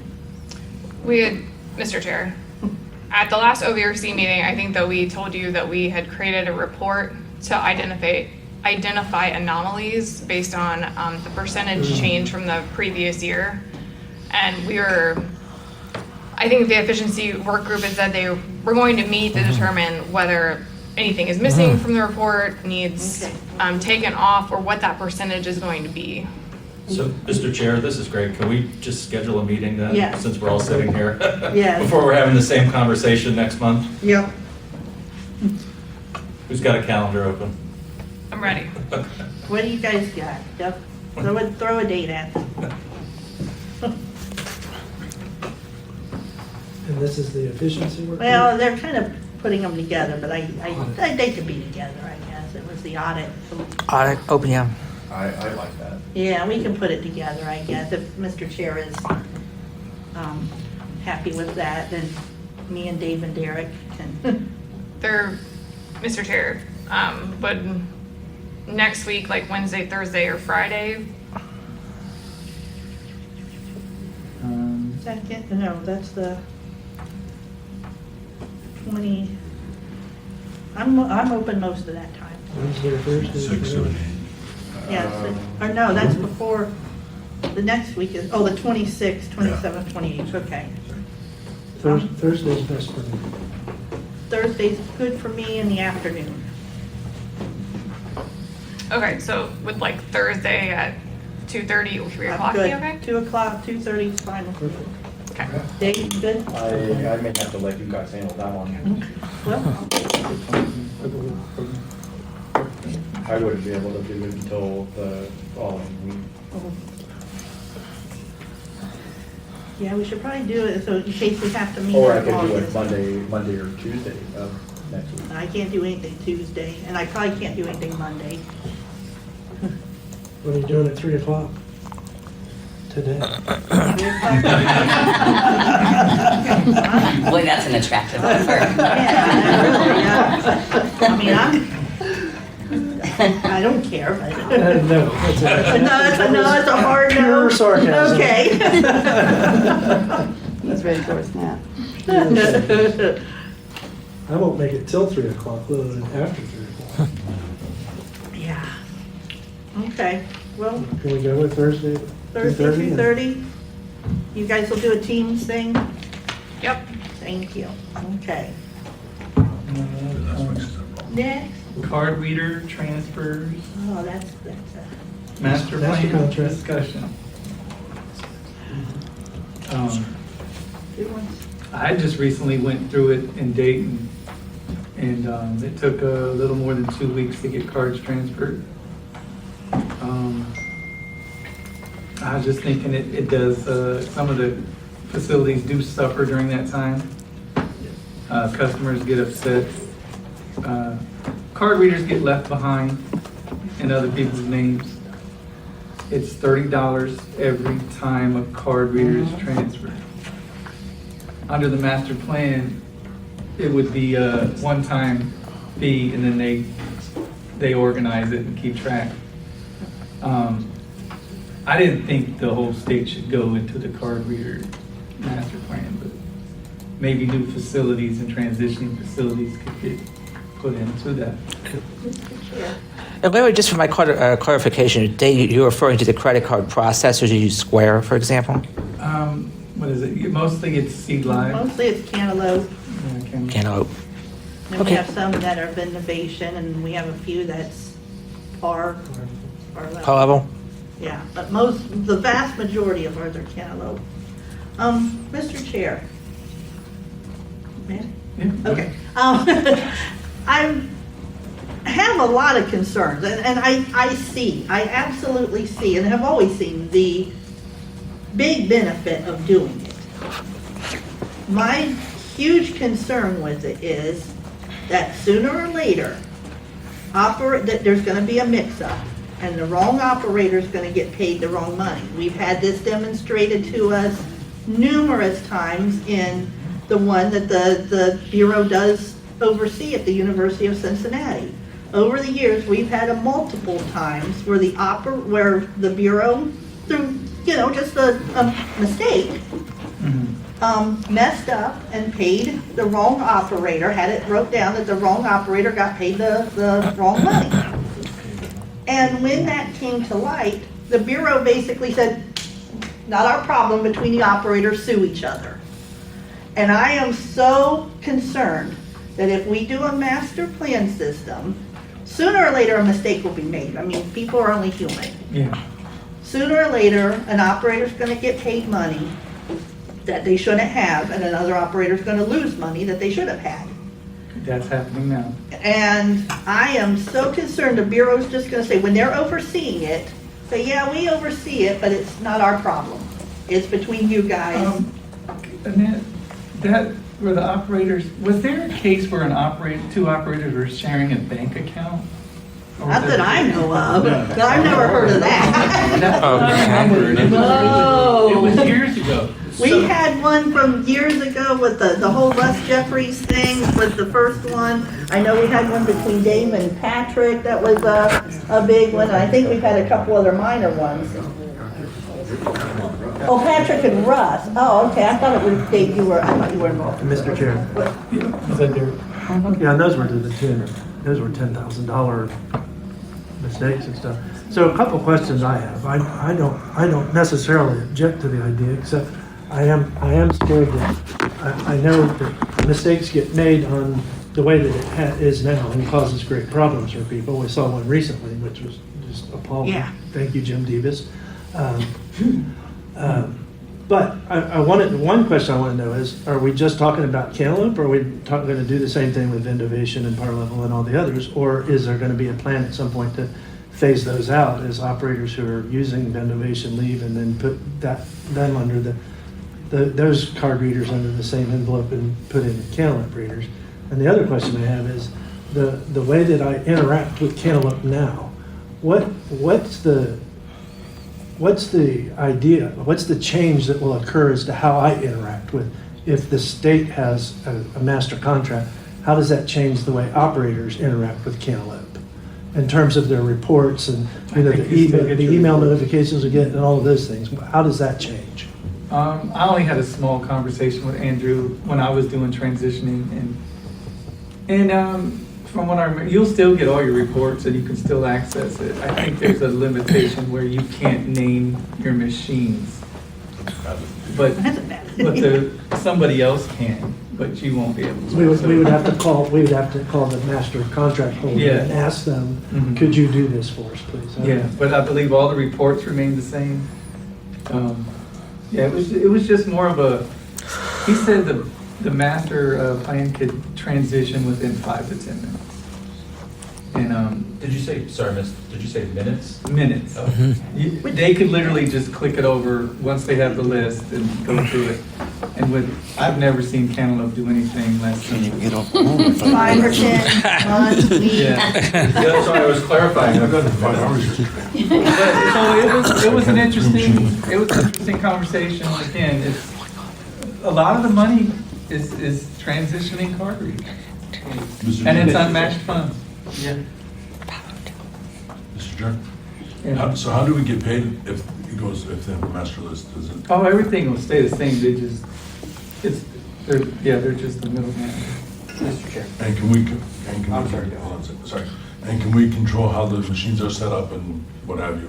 Or does whoever has the contract have to do all that? Like building a pick and pull type? No, like for example, whether we have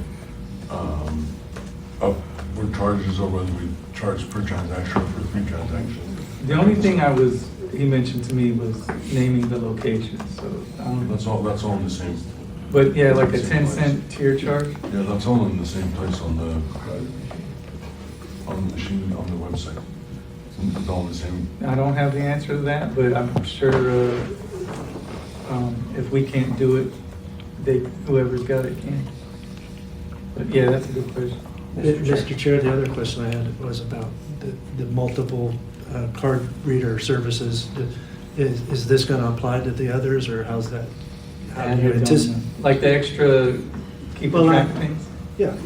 I mean, the Bureau, what are you going to do? What are you going to do about vendor? WHIO. Now, just as bottom of speech off. Or is this only for Cantaloupe? That would just be for Cantaloupe. I mean, I just thought it would be a nice idea. And then, I'm sorry, Sally, or did Seth? Well, wait, I still want an answer to my questions.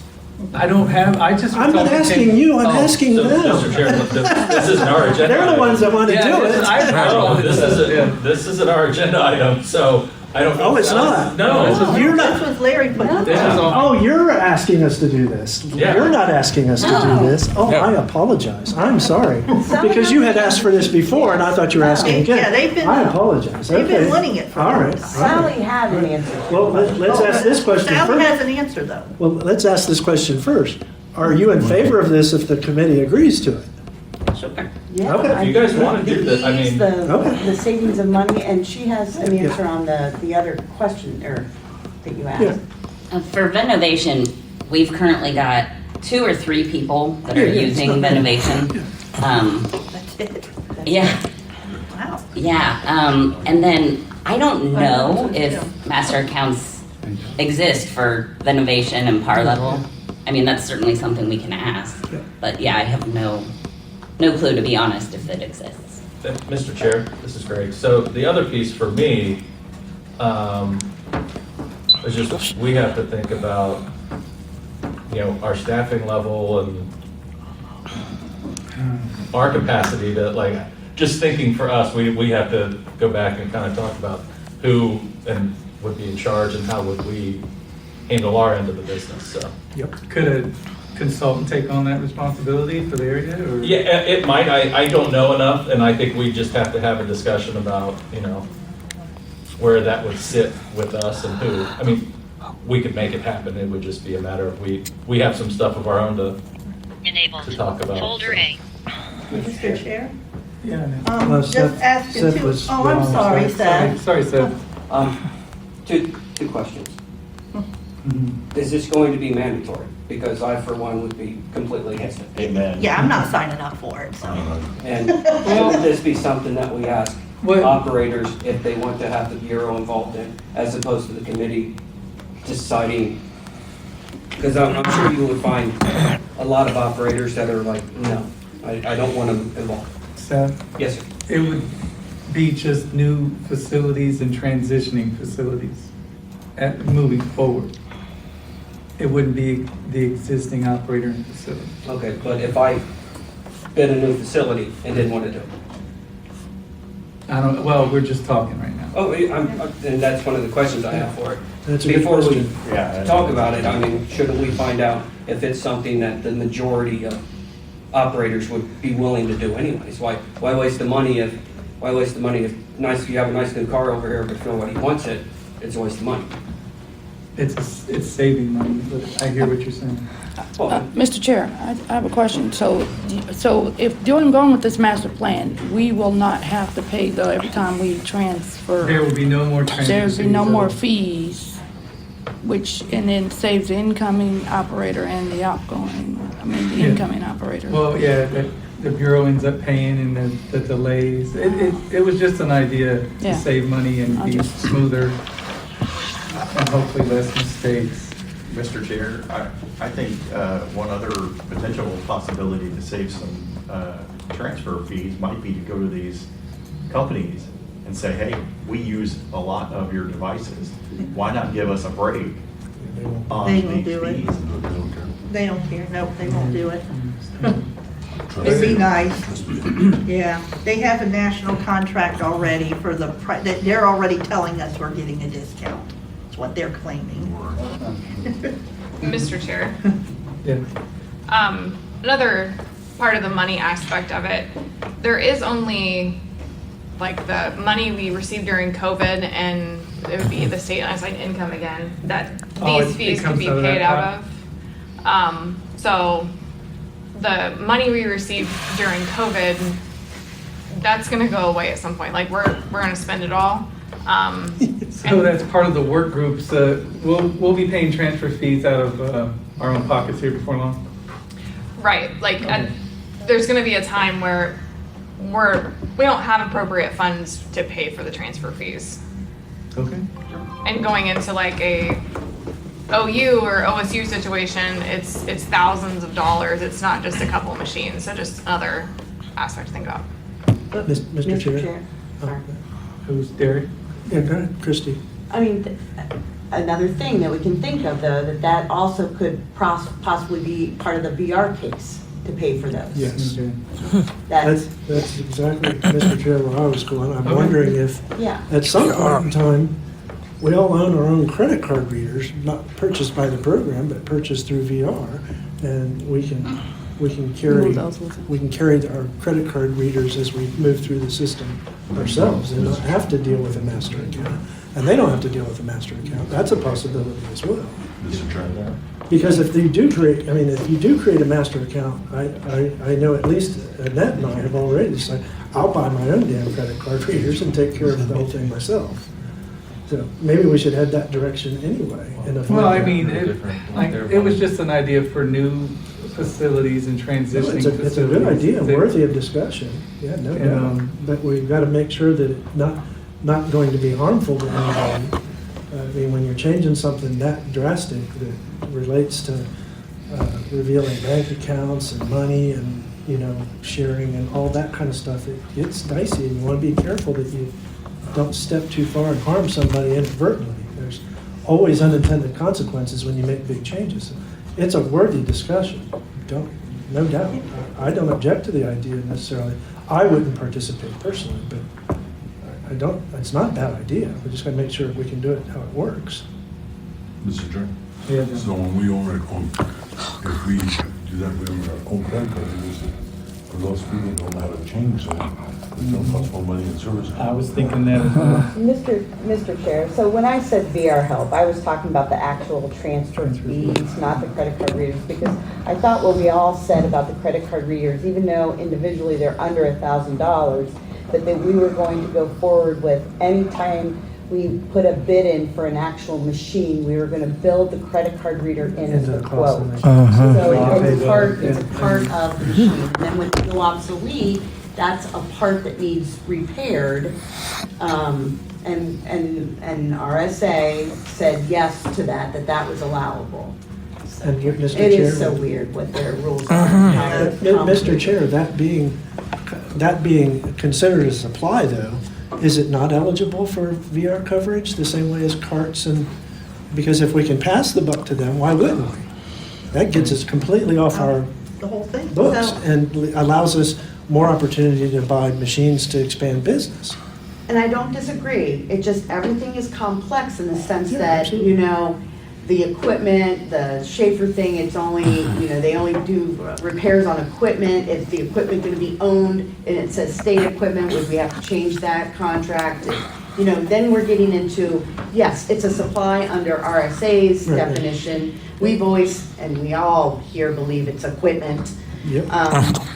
So, Supplies. yeah. Yes. So- It's absolutely equipment. Right, so you've got all these different things of, we could, that's an avenue to ask. We'll have to figure out if that's our, the VR, or if it's just the actual business expense of someone is promoting into a large university, they've got, 50 or 100 machines at $35 a transfer fee. That's a huge amount of money that, it's a large amount of money. It was just a thought, if there's no motion. No, it's a good thought, We can, Mr. Chair. I think there's a way to work around it, but, obviously, people need to be grandfathered in and, nobody's. yeah, I was all for that. Yeah, and that's, because if we went to a master account, say we were all willing and everyone was happy to do it, the transfer from the individual operators to the master account would cost.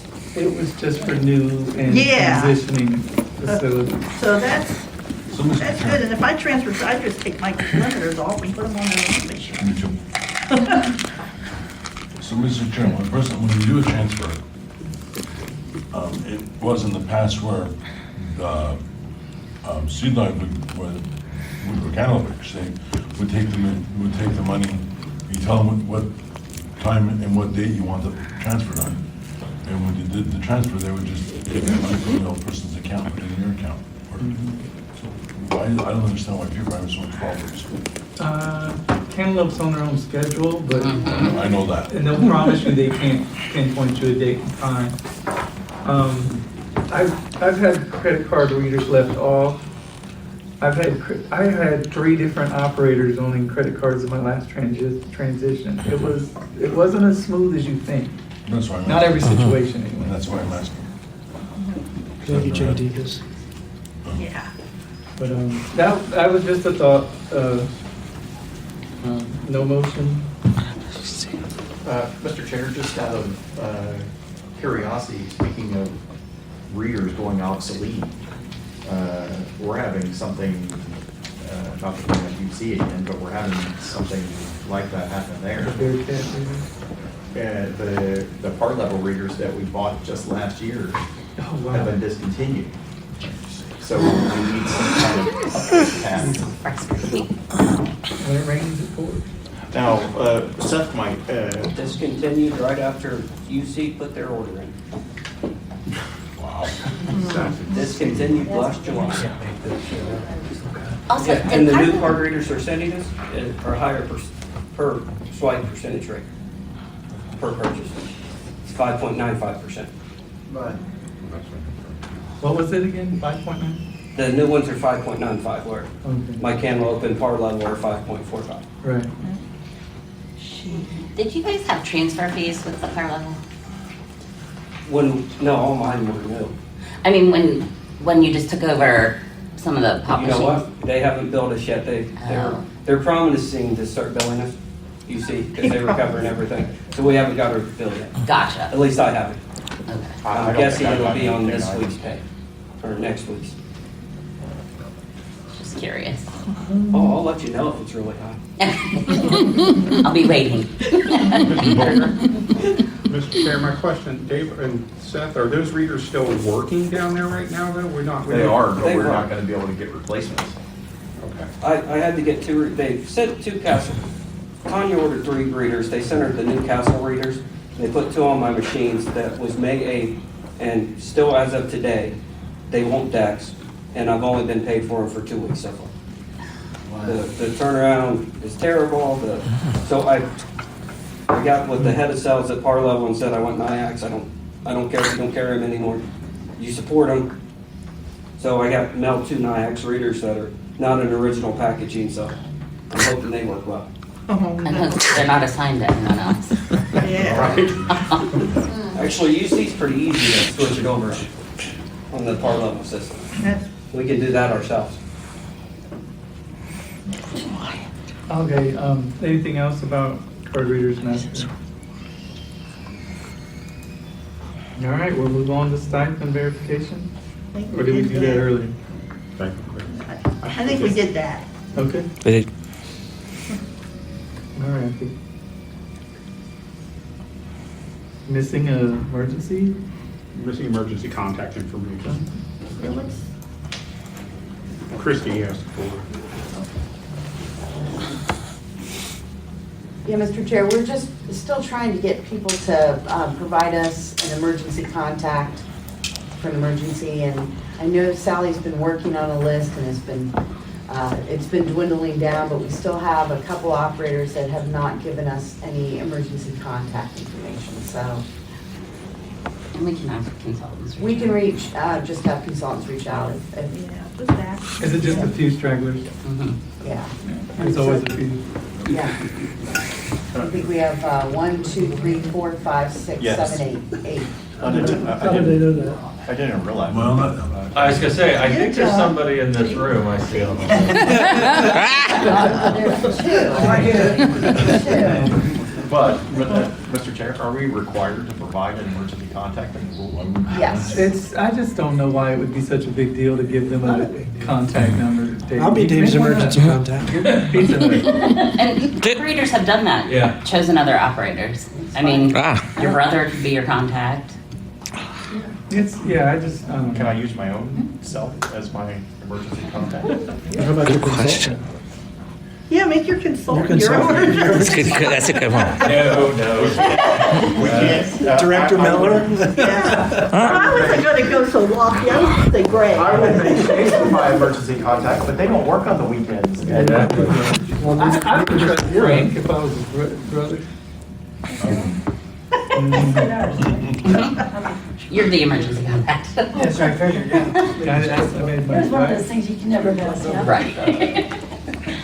Uber driver. Yeah, just reach back out. I mean, if they don't do it, I don't know if it's the end of the world. Yeah, I don't know if there's a rule per se, but It is, it's technically breaking the rule, but is it? it's not really the end of the world. Put them on a pip. You didn't give us an emergency number, so you don't know. You're on that list, so you should watch what you say. I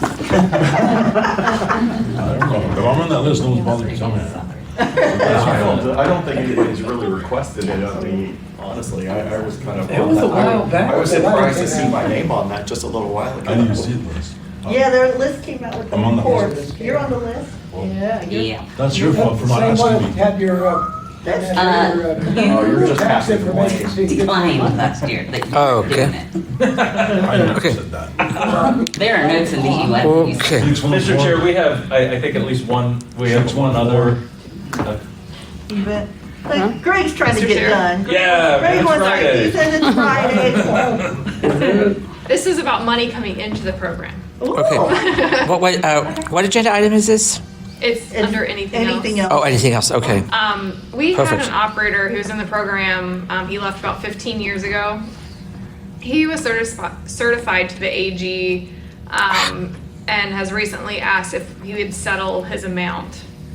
So I can tell you that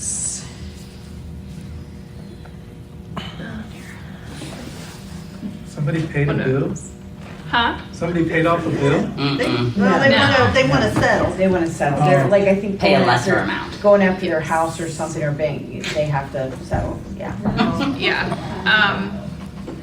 So he originally owed the program $75.73.11, and he had already paid $18.27, and then he is offering an additional $3,000 to settle. Sure. Take it. It's more than you'll probably ever see if you. Yep. Oh, yeah, I agree. See nothing else. Because he still owes, he wouldn't be able to be allowed back in the program, though, right? He's probably not interested. If we settle, I think the payment is settled though. Well, But he it's- still owes us. It's clear with the AG, but he would still owe. Okay. It just, And he owes other people, like, we're a small fraction of what his. Oh. I think Lenny was worried he was coming back to go to work. No. Start all over. No, he doesn't, I think he must be trying to sell his house because they're putting a lien on his house. It's a settlement, so, yeah. Wow. Mr. Chair, could we have a motion for that? Okay. Somebody accept 3,000? It's gonna be a very vague motion, but, So I don't think it's a secret. I mean, it's a settlement. You guys are a committee. Yeah. It's Larry Chandler. Does that name even sound familiar? I never had even heard of him. Larry Chandler's come and asked for a settlement. was he the guy that used to be there? There was a Larry that was downtown. Crawford. That was Crawford, That's that's Crawford, right, yeah. okay, never mind, I don't know Larry Chandler was Chandler. before my time. Yeah, I don't remember Chandler, okay.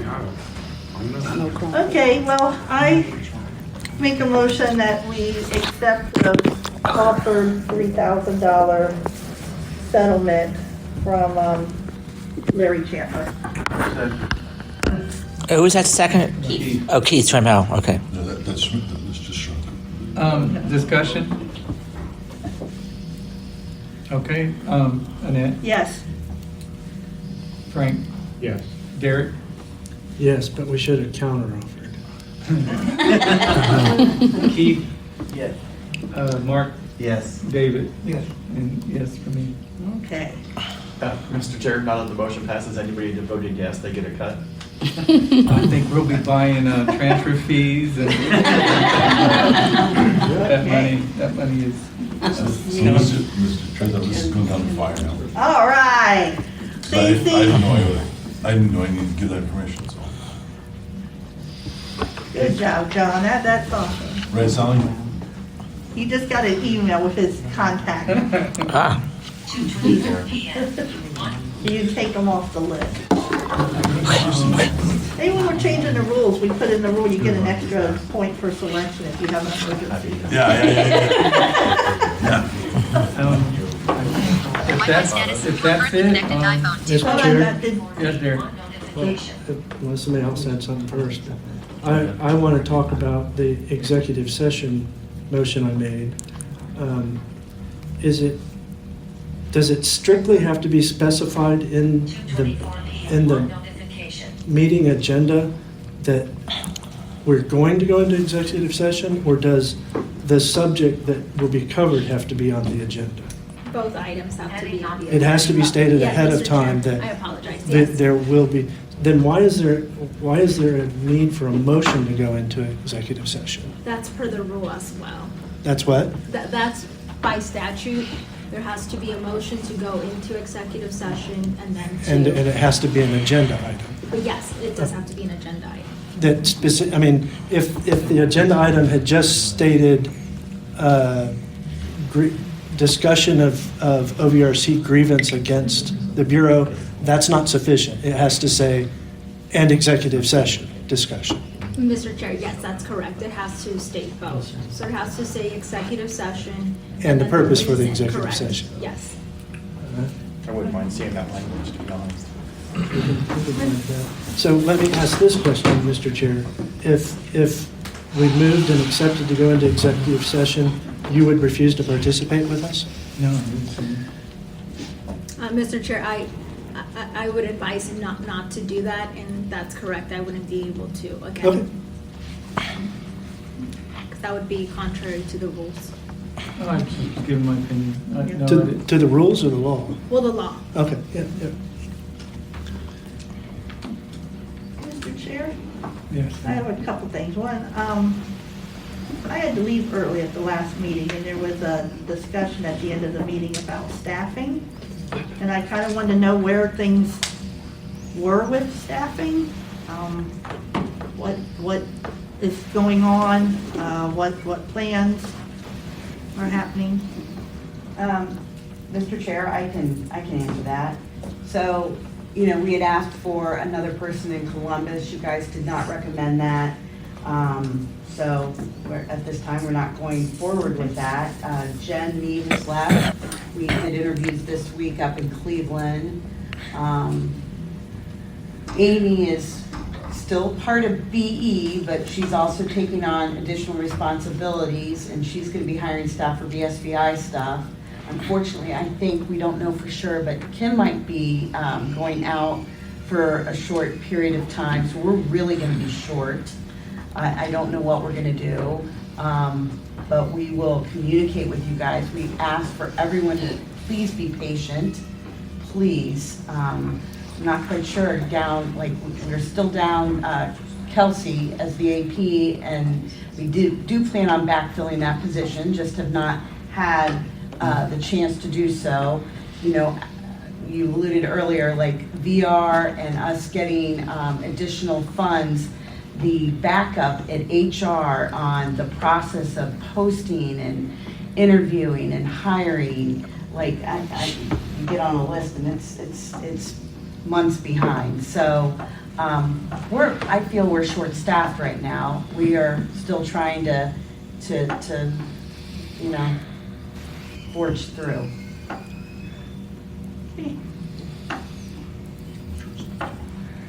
Yeah, we're all Is that gonna be it? Did Bureau folks, you have any? Right. Oh, Frank had something. Yeah, Mr. Chair, I just wanted to kind of give a quick program growth work group update. We met on, well, good grief, now I think we met on Tuesday. But anyway, one of the things we were looking at to see, and we did look at and talk about ODOT janitorial contracts. I think basically what came from the work group was that if a vendor wanted to go out and do it, and that would involve state contracting and submitting a bid. We don't have priority with stuff like that. You would have to go out and submit a bid like anyone else would to the state of Ohio. And I think what came out of the work group was, you know, as long as our program, if we could do that and an operator or a vendor wanted to do it, go do it on their own.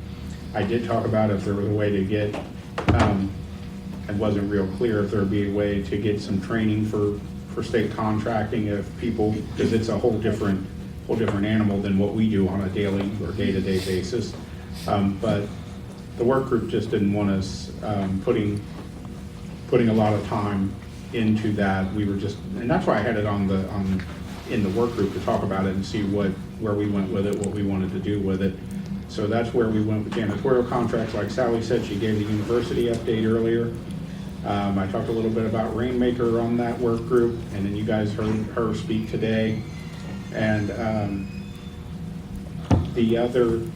but there was something else I had, now I don't remember what.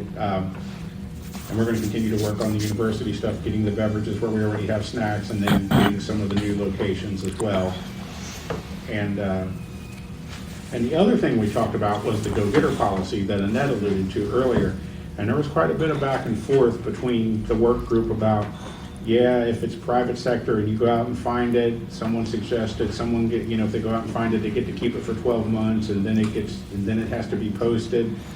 And there was a lot of discussion about, that doesn't really work in the private sector because it's not government. Someone goes out and finds something in the private sector, they build the relationship, they build the trust, and they're working with that grantor, and switching that quickly probably isn't necessarily the best idea. We talked about, and then the counter to that was, another person on the work group said, yeah, for only 12 months, I'm not going to go out and spend my time to do it if I only get to keep it for a year. Anyway, so there was some back and forth about that. I did send to the work group the vendor recruited site policy, which is, and we worked on it several years ago, and there was just too many, there was a lot of disagreement and couldn't really get a consensus on the committee. I think with the way things are now, it's probably a good idea to, at some point, get it back in front of the committee and let's have that discussion and look at that. Well, they put it in their rules. We're not ready to put it in a rule. If we do something like that, I believe it should be a pilot program and be a policy, so that if there's an issue, we can address it right away or do what we need to do, if we even go that route. So those are just some of the things we were working on and talking about and looking at, and I just wanted to keep the committee in the loop. Thank you, Mr. Chair. Thank you, Frank. Mr. Chair? Mr. Chair? Can I bring up one more thing first as well? Oh, there's one other thing I want to bring up as well. We have to provide by, I think it's August 1st, information to RSA about what our budget for next year is. Oh, the pre-approval? The pre-approval budget. And so the budget committee is going to be meeting next Tuesday to discuss that. I just want to make sure you guys are all aware. And it's a number that can be changed if we need to change it eventually, so it's nothing set in stone. Correct, Amy? Amy, are you awake? To the Bureau? You guys there? Amy, is that? Amy, are you awake? Yeah. I've called you twice now today. Poor Amy. I'm here. Mr. Chair. Yeah, the number we submit to RSA for the pre-approval is just like that huge amount for all of our equipment that is over the threshold. Our fiscal has asked for that to come by August 1st so they could review it and submit it along with their other VR things that they submit to RSA. The budget work group, John, like you said, we are on the books for next week at 3 o'clock on Wednesday. I think currently John, Frank, Derek, Jeff Toll are on that invite. Do I need to put anyone else? Yeah, Dave. Well, Mr. Chair, I would suggest that you insist that you be invited to all work group meetings. All of them? Invited, not that you have to participate, but Yeah, you can you put me on that should I'll be interested avail in that. yourself of any of them occasionally that you like. Well, I'm always available unless I'm not. Yeah. Or in that way, you can at least keep track of the fact that they're being conducted and stuff, not the other thing. Well, hey, feel free to jump in, George. Mr. Chairman. Annette had something. Well, no, mine was fairly minor, and I'm gonna table talk for just a minute, Mr. Chair. Do I need to ask about the moving stuff, Sally, or do you guys need to, are you gonna approve that, or are you gonna need me to spill it all out? Do you know what I'm talking about? Yes. So, I mean, we can talk about it. Because I don't want to leave the meeting and say, well, the committee didn't do, we told you the committee had to do it, and so now we're not. So, Mr. Chair, do you want me to handle this? I don't know what's going on. Yeah. So, what's everyone's feelings about using set-aside match to move operators' product?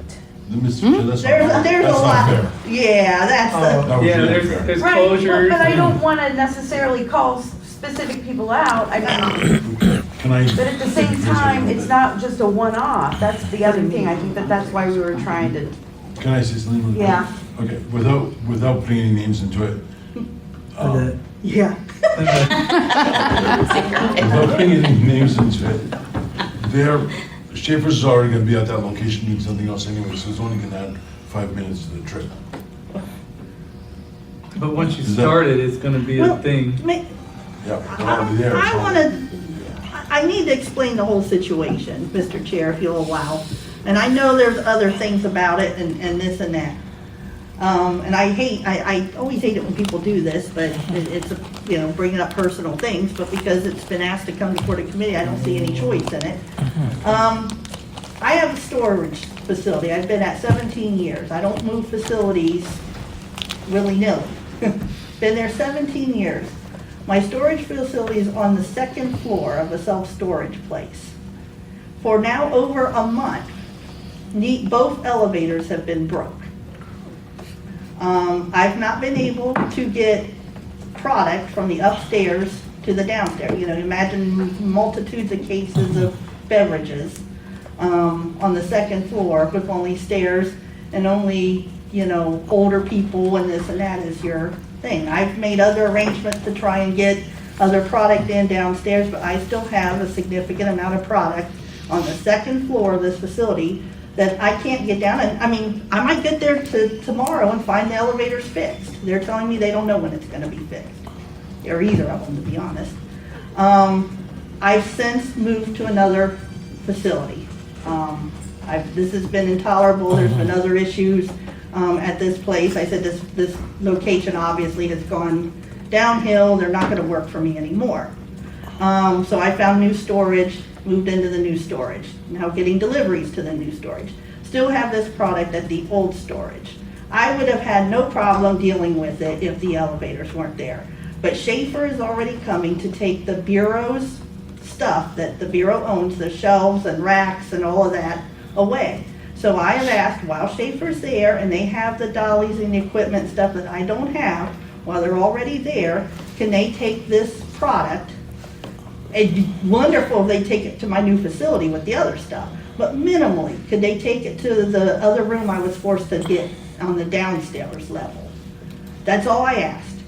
And I was told, maybe, but we should bring it before the committee. Wow. So, I don't know how else to do it. So I'm in a pinch and, That's a tough one. I ain't gonna lie. I misspoke. I don't know how else to get it down. My employee's in his 70s. In the last year has had shoulder, back, shoulder replacement, knee replacement, back surgery. He's not able to do it. There's probably 40 cases of pop still upstairs. Mr. Chair, they're coming, Schaefer's coming to get, what are they doing with the equipment that belongs to the state? What are they doing? They're not bringing it to moving your it new to my other facility? place. So what would be the big deal in That's throwing the what- other stuff? Yeah. What is the big deal? 40 cases of pop. Come on, Larry, you could go help her too. I mean, I'm willing to do a bucket list down the steps if everyone wants to come over after the meeting, you know, but I can't do it. If I was 20 years younger and maybe I would have carried It's a it good down. point that you're moving locations and they're moving equipment. I mean, they're already, they're They're not already making a new there. trip. So is everyone cool with them doing it? Okay. It's a toughy question. It is tough. It is. Is there a motion or do we just say? Mark Wood had something, Larry. I did that once from Groveport, out to where my storage facility is now, and they wouldn't pay for my move. They moved their stuff, the state product, but I had to move my stuff. That's just what happened. Who's that speaking?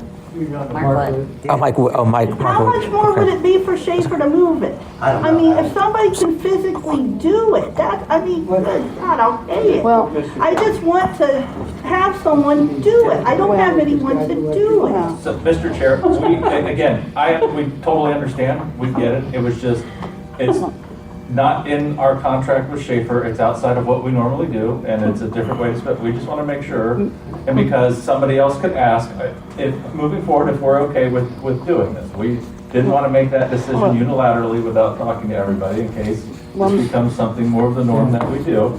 We don't have a problem with it, we just want to make sure we're all on the same page about this. Well, Mr. Chair, I just recently had to move facilities and I had to rent a U-Haul, but what you're saying is you don't have anybody we had to rent a U-Haul to move the product. Schaefer's did come and move the equipment, but I had to rent a U-Haul to move If it was a small U-Haul. moving it, I don't care about that part. I can't get it down the downstairs, stairs. that's I the have issue. no means of doing that. You'd have to hire somebody. Yeah. And if they write it off, and that's when Mr. Chair, just one question.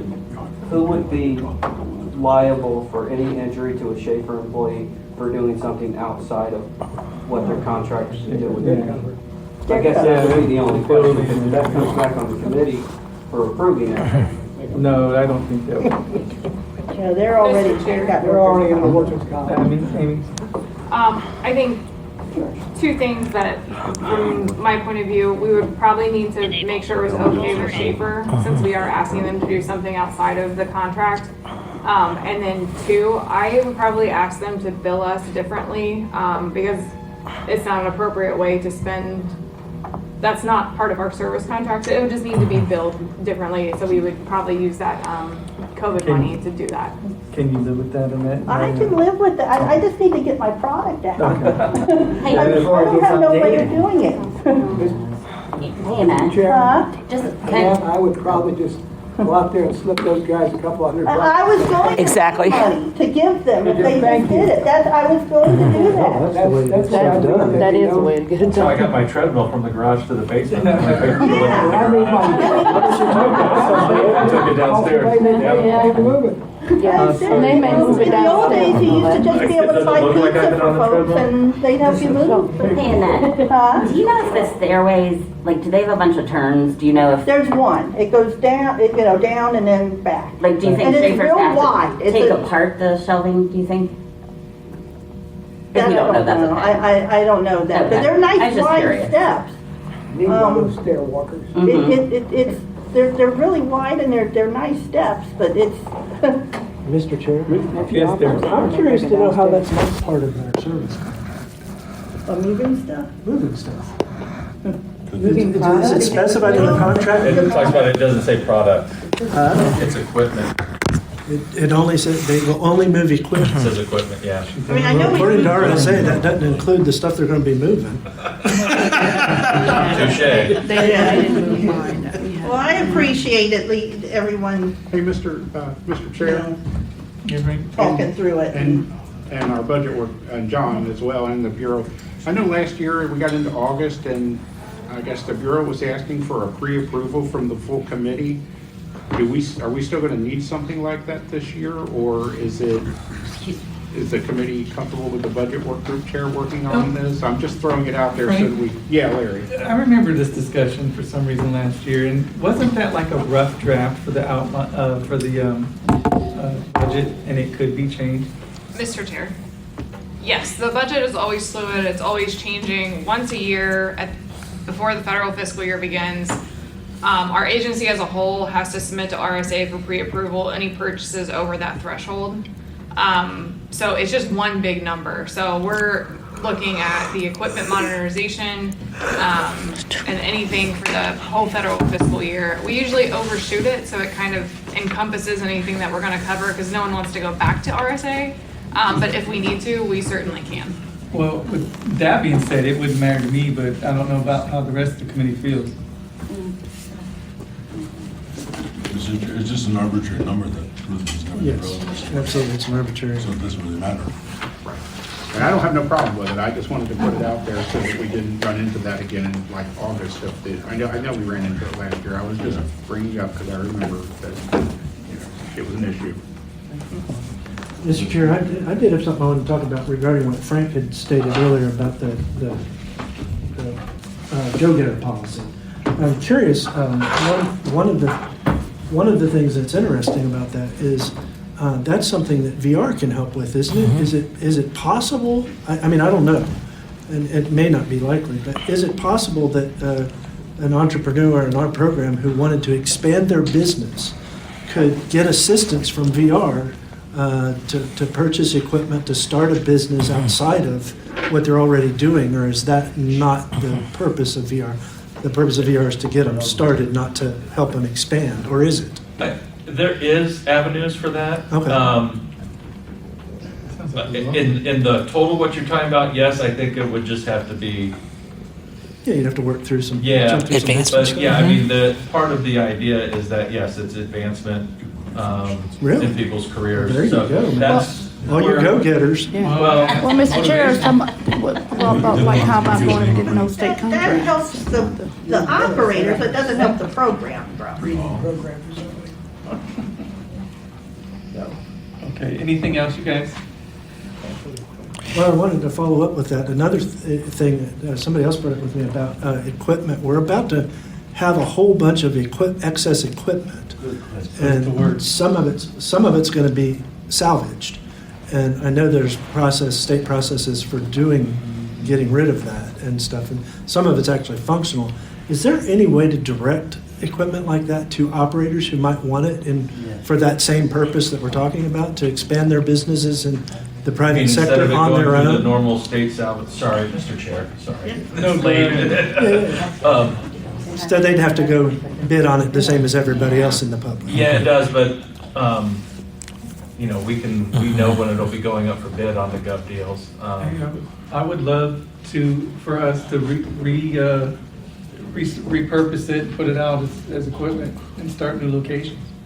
in these universities. Yeah, some of it we can, but some Yeah. of it's maybe not suitable for that, but still would be suitable because the idea of all this new equipment is to give us a higher profile and everything. So we don't want to repurpose stuff that needs to be replaced anyway.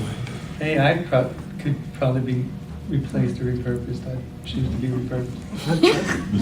What? I'm just thinking, not everything old is out of date Right. or bad, not working.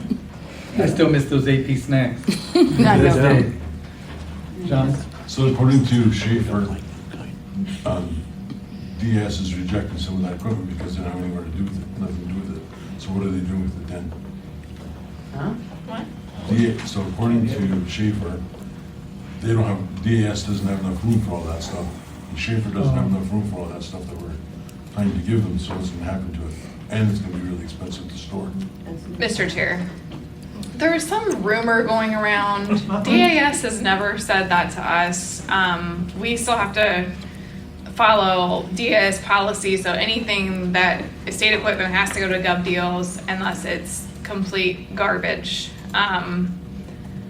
So I'm not for sure who told what driver and how that got back, but it is not true unless we hear something from DAS. All right. It was told to me from the Schaefer employee directly. I'm looking at Zoom from the public, That's the best time to say stuff. No, I'm not gonna get that person in trouble. Yeah, well, it's rumors. Mr. Chair, Yes, Chris. I just would like everyone to know that I've reserved this room for all the dates and it has been accepted, so. Okay. In this room, 1948, in this configuration, all the dates, and what I will do is I will send out a new list of the OVRC, the leadership, plus the dates to all operators next week. You keep working so efficiently, you can't ask us for more staff. Absolutely. Mr. That sounds good. Tell them, like, Mr. Chair, Slow down if you want more people. Mr. Chair, Chrissy, I thought we were going to try to get a phone or intercom or something, ask them here at the building. Didn't we say something about that? Well, at least the last time I attended. Something about. There's been a lot of conversation and talk. I don't think they have a phone necessarily, but we talked and Chris has done the Ring Central, and I think we just need to do some more investigation on, the Bureau can purchase some sort of microphone. I did like a quick search the other day, but I need to work with Chris and Larry, maybe Derek, your expertise in that. We got to make sure that whatever we get interfaces well with the Ring Central and try to get something together. And Chris, I don't know, I thought we used Ring Central last month, but it was Zoom. It was a Zoom platform, actually, So- yes. So I guess, and do you get, is there a 30-day you can cancel the membership on? I don't think so.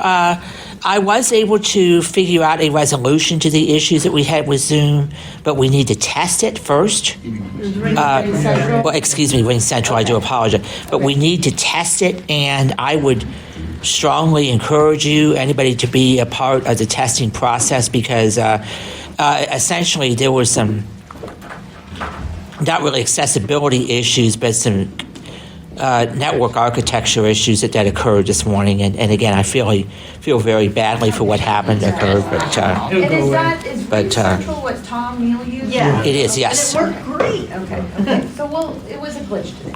Yeah. Well, except for using it in this meeting room, it still had issues with people on the phone not being able to hear the committees or the conversation. Yeah, we need a better. So what, Speakers or a microphone. we shouldn't be looking to do this on the cheap.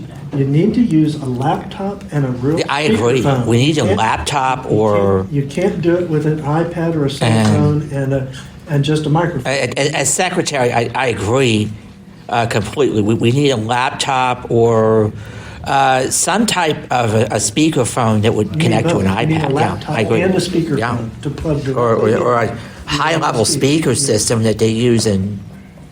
An Alexa or something. Maybe a bullhorn. Well, I was actually thinking of those speakers that are big presentations, big conferences use and so forth. So, Yeah, well, More like an intercom. like an intercom, yeah. Intercom type speaker. No, I promise you need a laptop and a speakerphone. Yep, I agree. That's exactly what you need. That is compatible and will interface with Ring Central. But the problem with Ring Central is they don't have as many hardware options in terms of compatibility the way that Zoom and Or Teams. and Teams Even and, Teams. and Skype and all kinds of other. Yeah. Ring Central's Tom's not, working that with his phone. not catching up yet. They're- I'll admit to you, I'm not a fan of Ring Central personally, but I prefer Zoom and even Teams, but... Well, and one of the reasons I'm sorry, Mr. Chair.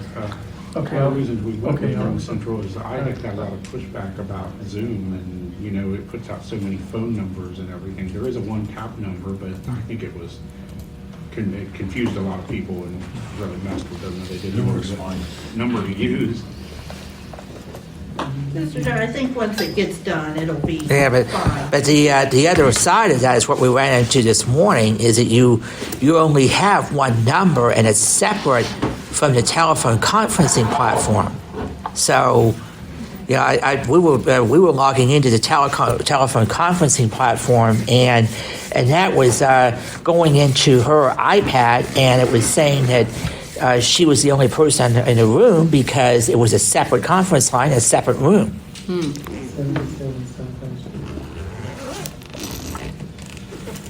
So did we figure out how we're gonna figure it out and get it up and So I running? figured out what that is, and we need to test the solution. And Mr. Chair, I have asked Rice, and I will ask for IT, and if I strike out, then I'll get back to you guys, but maybe I can. Okay, I get think some Chris was hardware. gonna do a test over the weekend as well. Yeah. See how it goes. If you need help, give me a call. That being said, can we adjourn? All right, have a great weekend, everybody.